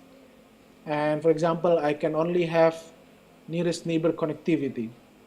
So my qubit is only nearest neighbor. So only one qubit 1 can only talk to qubit 2, which means, and qubit 2 can only talk to qubit 3, which means that this gate between qubit 1 and qubit 3 is not allowed, right? But the solution is apparently there is another circuit that does the same, that does the encoding same way with this kind of circuit, and it now respects the connectivity. And yeah, so as I said, so that's only the simplest code available in the quantum domain. So you have this so-called error correction zoo, which is a very nice website that gives you all of the code for for error correction. So I just tell you that I encode only to 3 physical qubits, right? So you can extend this to 5 physical qubits or 10 physical qubits and so on. You can also have 2 logical. So for example, I want to encode 0, 0 to something. And I want to encode 0, 1 to something. I want to encode 1, 0 to something and so on. So that's determine the number of physical qubits and logical qubits. So there are a lot of codes. The problem is how, so we want to find the circuit that encodes like this automatically, right? So we don't want, I mean, we can do, so nowadays, usually researcher handcrafted the circuit, but now we want to automatize that, and that where the machine learning comes in. So we use reinforcement learning, which is a part of machine learning algorithm, which I will explain a little bit later, to automatically discover the encoding circuits to encode this logical state. So the basic idea is you have this logical, you encode into physical. You want to find this circuit U automatically, right? That will encode your logical state, and use the RL to automatically discover the circuit. So if you're not familiar with reinforcement learning, it's basically it's mostly used in the machine learning community, for example, to train robots, right? So for example, you have a robot, you have a goal. So for example, robot go to the kitchen, for example. So the robot will observe the environment, get some representation, for example, the image of, the robot has camera, so it will see your kitchen, your kitchen video or something like that. And then it will go through an agent. So in the case of deep reinforcement learning, then the agent is neural network. So the image becomes an input to the neural network, and it will output an action. So for example, go left, go right, go straight, or blah, blah, blah, and something like that. And then it will change the environment, right? Because for example, go straight. The agent decided to go straight. So it will go forward and then see the environment, observe, and so on, and so on. But when you need to describe a goal, right? So the goal, for example, go to the kitchen. You need to describe a reward or like a punishment. So for example, if the robot gets closer to the kitchen, it gets a reward. Otherwise, you punish. It's basically like teaching a kid or teaching your dog, right? So now in our framework, the environment is the circuit, and then the agent observes the state. And the state, I won't go into details, but the state will go into a neural network, and then it will decide the action of applying gate. And then it gets a reward whether now so it gets closer to the state or not with the distance measure. So let me give an illustration. So I start with an empty circuit. The distance is already 0.5, for example. The agent observes this. And then, the agent decides to apply Hadamard gate on qubit 1, and then the distance gets increased. And then it gets rewarded, in this case, for example, the difference, right? So how the distance improve. Okay, now the agent observes the new state and apply C0, for example. And then it gets, for example, it gets punished. And so on and so forth, and until you have L gates or the distance is more than your epsilon, it means that it founds it. Otherwise, if it doesn't found it, then it will repeat and so on, based on and will learn based on the cumulative reward. So the baseline method is, of course, you try brute force search, right? So let's count this. So in one step here, how many gates can you apply? Right? So you have n qubit, you have G1 1 qubit gate, and then you have, for example, if you have a fully connected, you have G2 times n square minus n. And so if you try all possible solutions, so I have L gates, for example, in the circuit, I can try all possible solutions, right? I can try to put all possible gates in different combinations in the circuit. And if you see that the number of possible solutions, so this grows with the number of gates and grows with the number of qubits, and it goes crazy, like 10 to the power of 84, 67, and so on. And if you try to simulate one circuit, you can take, for example, n equals 3, 11 days, and n equals 5 to like 3,000 years or something like that. But this is not batch and not parallelized, right? So if you really want to try brute force, you need to take a lot of days. But that's why we try RL. We'll try different possible combinations still, but it will try to learn based on the reward, right? So let me go to the results. So first we try on fully connected qubits, and we try different. So in the x-axis shows the different. Dr. Sen, you still have 3 minutes to go. Okay. Yeah. So you have different codes here, and you will see that. So RL wins again. So this is a benchmark against other methods. And you can see that the RL wins, has lower number of circuit, which is better than the other methods.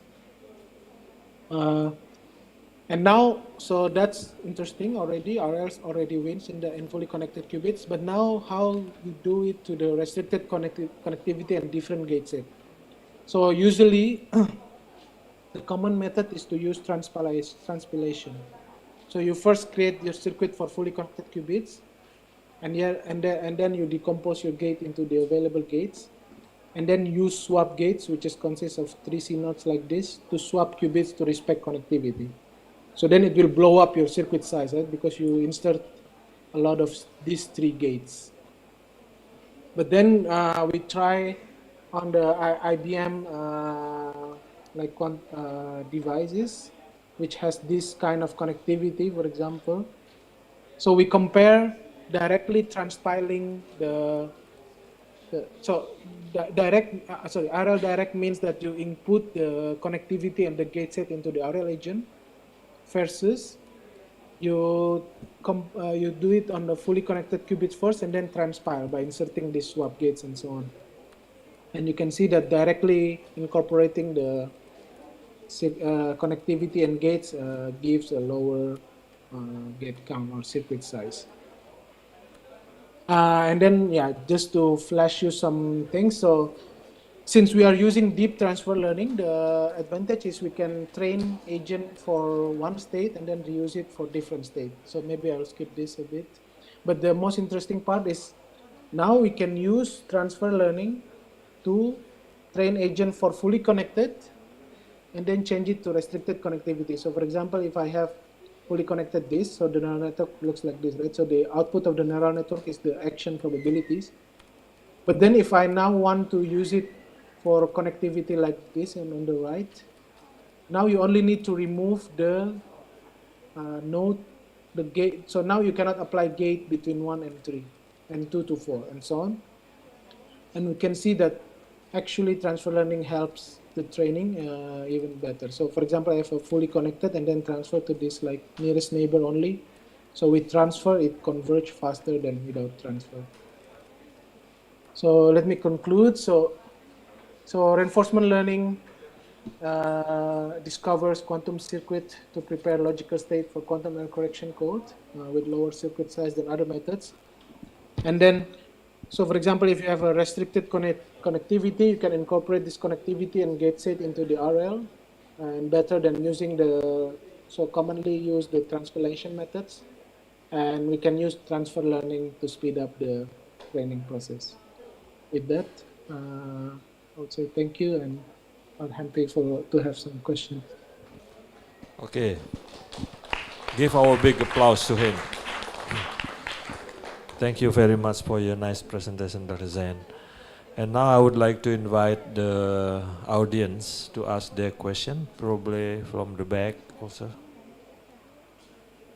Yeah. Okay. Please state your name and deliver your question.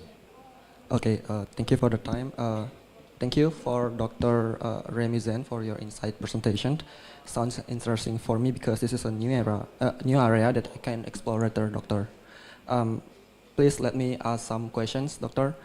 First questions, from your previous explanation, you said that we can get benefit from quantum computing in terms of time processing of some computation problem.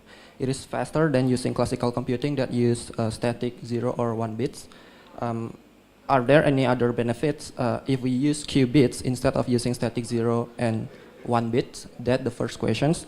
And for the second question, if I don't miss your explanation, Doctor, in the qubit form, the bits turn into 0 and 1 in some probabilities, and so there is a chance to blip error. Correct me if I'm not wrong. Suppose I have a classification problem using certain data set and I have extracted features to be classified using supervised machine learning. Suppose I have used super vector machine. So how the qubit mechanism make sure the information doesn't change from our extracted features when we deal to solve a classification problem using standard supervised machine learning like SVM, KNN, and etc. Is it possible if we use quantum computing with supervised machine learning besides reinforcement learning, Doctor? And the last one, do you have some suggestion, Doctor, where I can leverage the quantum computing technique in text mining research area? Thank you so much. Yeah, thank you. So your first question is about the advantage of using qubit other than speed up, right? Is it? Yeah, is it right? Yeah, so for now, yeah, it's only speed up. I cannot think of anything. So it's still very limited to only speeding up computation for now because of this qubit capability of 2 to the power of n bits. Yeah, for now it's only speeding up. For your second question is about, so to make sure that the error doesn't happen, right? So for example, in quantum machine learning, so you don't do the computation once. So that's maybe what is different with the classical computing. So when let me go back. So in case of the quantum circuit, okay. So when you run your machine learning algorithm, your quantum, for example, quantum SVM, you prepare your extracted features several times. And in the end, you also measure several times. So it doesn't like you extract your features, you input to the circuit, it outputs 0, and then you trust it. No. So what people do is usually you run multiple times, you get, for example, 10 zeros and 5 ones. Then you can say with probability that you trust 0, something like that. So it's still like probabilistic because you cannot handle. Yeah, it's still, you have a probability here and there is an error, so you still need to measure several times to make sure that your answer is correct. And for the third one, for text mining, so now I think, I'm not really sure, but I think now that people have tried to explore putting like NLP models into quantum computing. But I think it's now so there is a quantum recurrent neural network or quantum LSTM or something like that. But I'm not sure if that's really speeds up. I don't think it's faster than using the GPU, for example. But people are exploring that.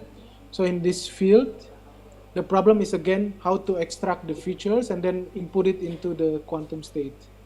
That's a problem. And again, and then how to handle this error. But so basically, other than reinforcement learning, you can apply any machine learning here actually. People have been exploring that, but in the case of text mining, I think people are working now on speeding up like NLP algorithms on quantum computing. Yeah, I hope that answers the question. Thank you so much, Doctor. Yeah. Okay, any other question from the audience?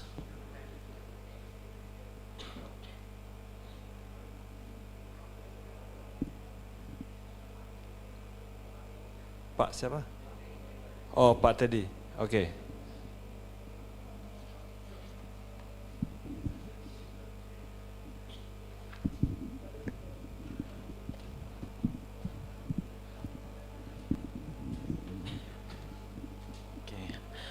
Thank you very much for the occasion given to me. And I have two questions for Dr. Remy.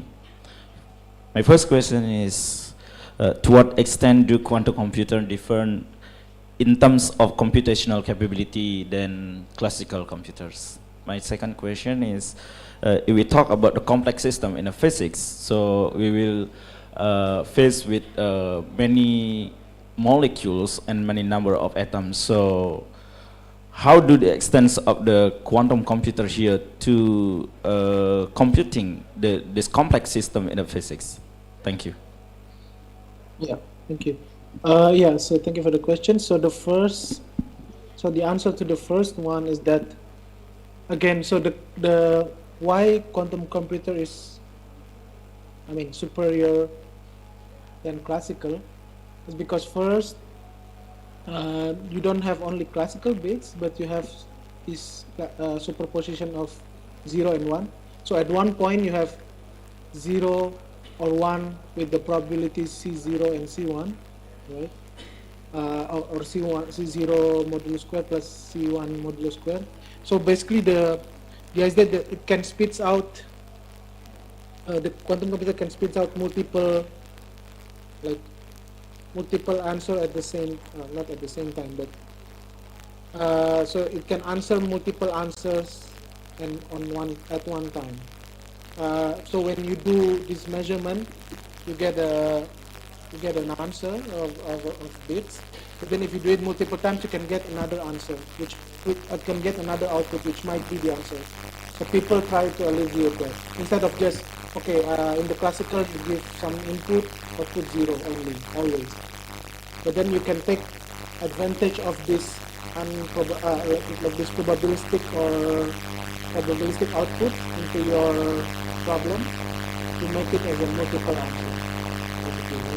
And for the second one, so actually, yeah, since we are dealing with molecules, so that's more of the hardware people problem. So we are working in the software.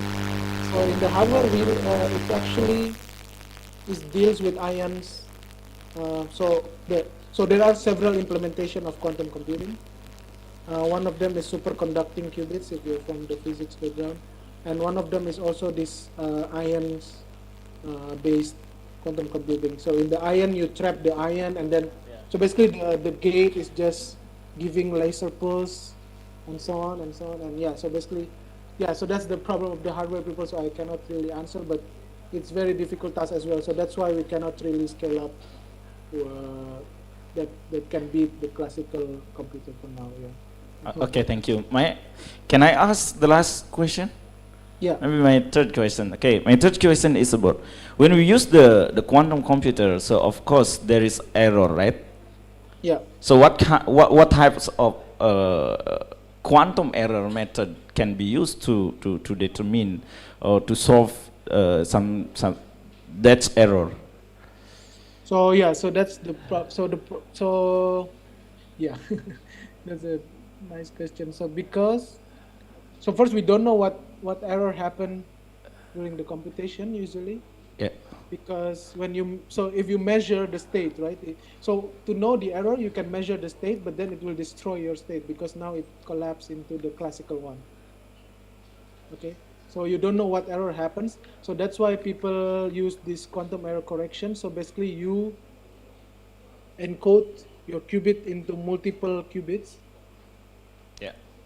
And then hopes that if error happens, hopes that in the middle, if error happens in the middle, hope that when you decode, it's still a correct one. But we cannot really avoid that. Like for example, in the classical, you cannot really avoid this 001 turns into 0, right? But and it happens in the quantum as well. But the problem is that in the quantum you have sign and you have sign flip and so on. So the error is more difficult to handle. And the idea is to use this. So instead, so you encode one qubit into multiple qubits. Yeah. Just to do computation, basically. Yeah. Okay. Thank you very much, Dr. Remy. Okay, thank you very much for the questions and answer. As the time is up, I think I should close this plenary session. Before I hand over the time and stage to the MC, please give your big applause to the three presenters. Thank you.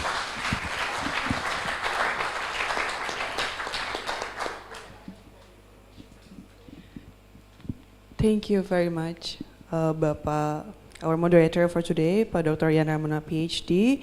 Once again, participants, can we have a round of applause for the 3 in a row sessions today?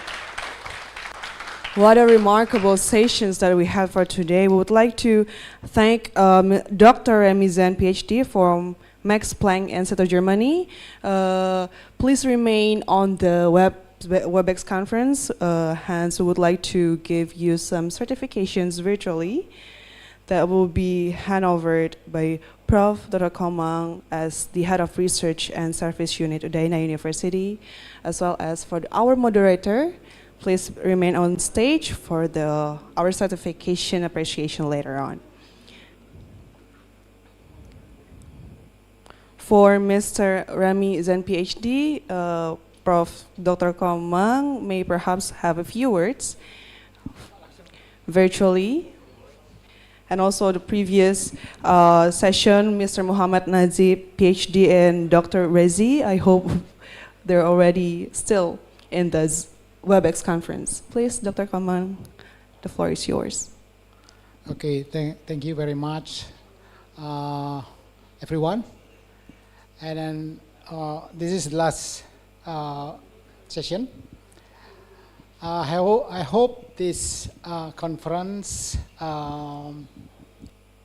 you benefit for your future research. And then the last one, I also thank to the committee for your effort, great effort, and then finally this conference ran successfully. Thank you very much. Thank you very much, Bapak. And thank you very much for all of our speakers virtually in Zoom. In WebEx conference, and for our moderator, Dr. Yan Ramona, please to Prof. Komang will give us some kind of appreciation, certificate appreciation. Thank you so much to our moderator for fulfilling our 3 in a row sessions for these remarkable sessions today. We can have a round of applause. Preceded by post sessions. Complete the momentum. Thank you very much to our moderator and to Prof. Komang. May return back to your seat. All right. So that was the last sessions. How are you guys doing so far? Gimana kabarnya? Antuk?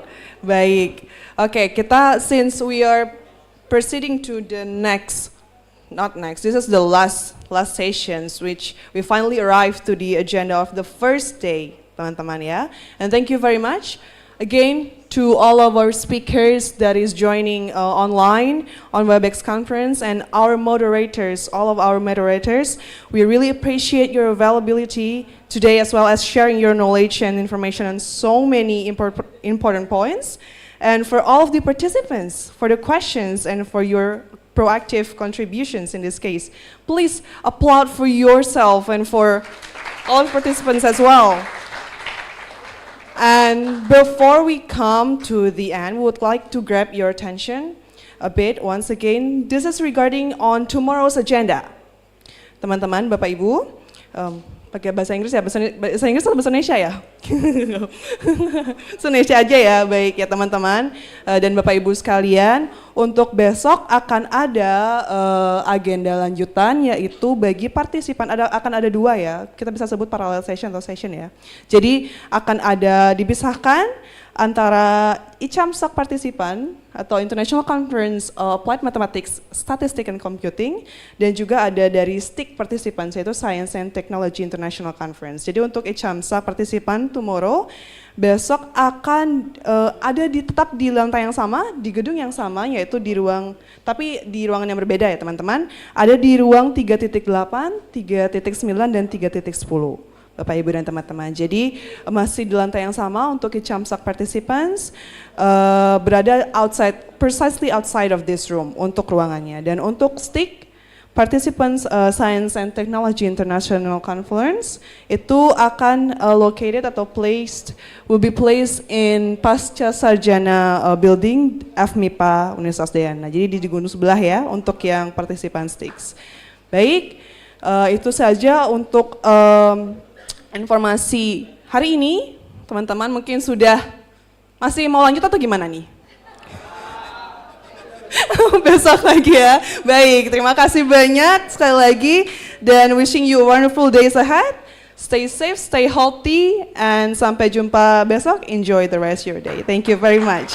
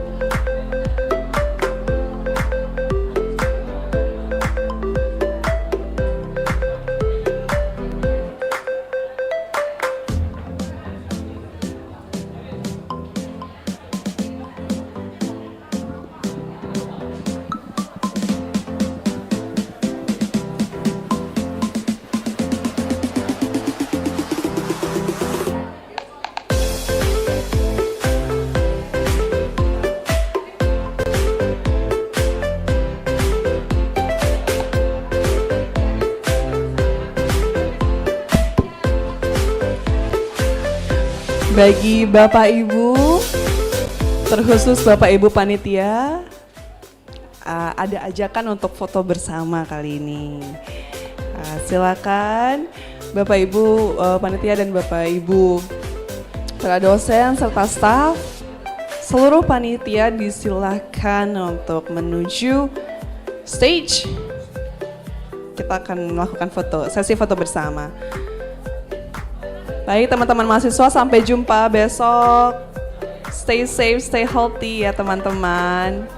Hati-hati di jalan yang pakai motor maupun mobil.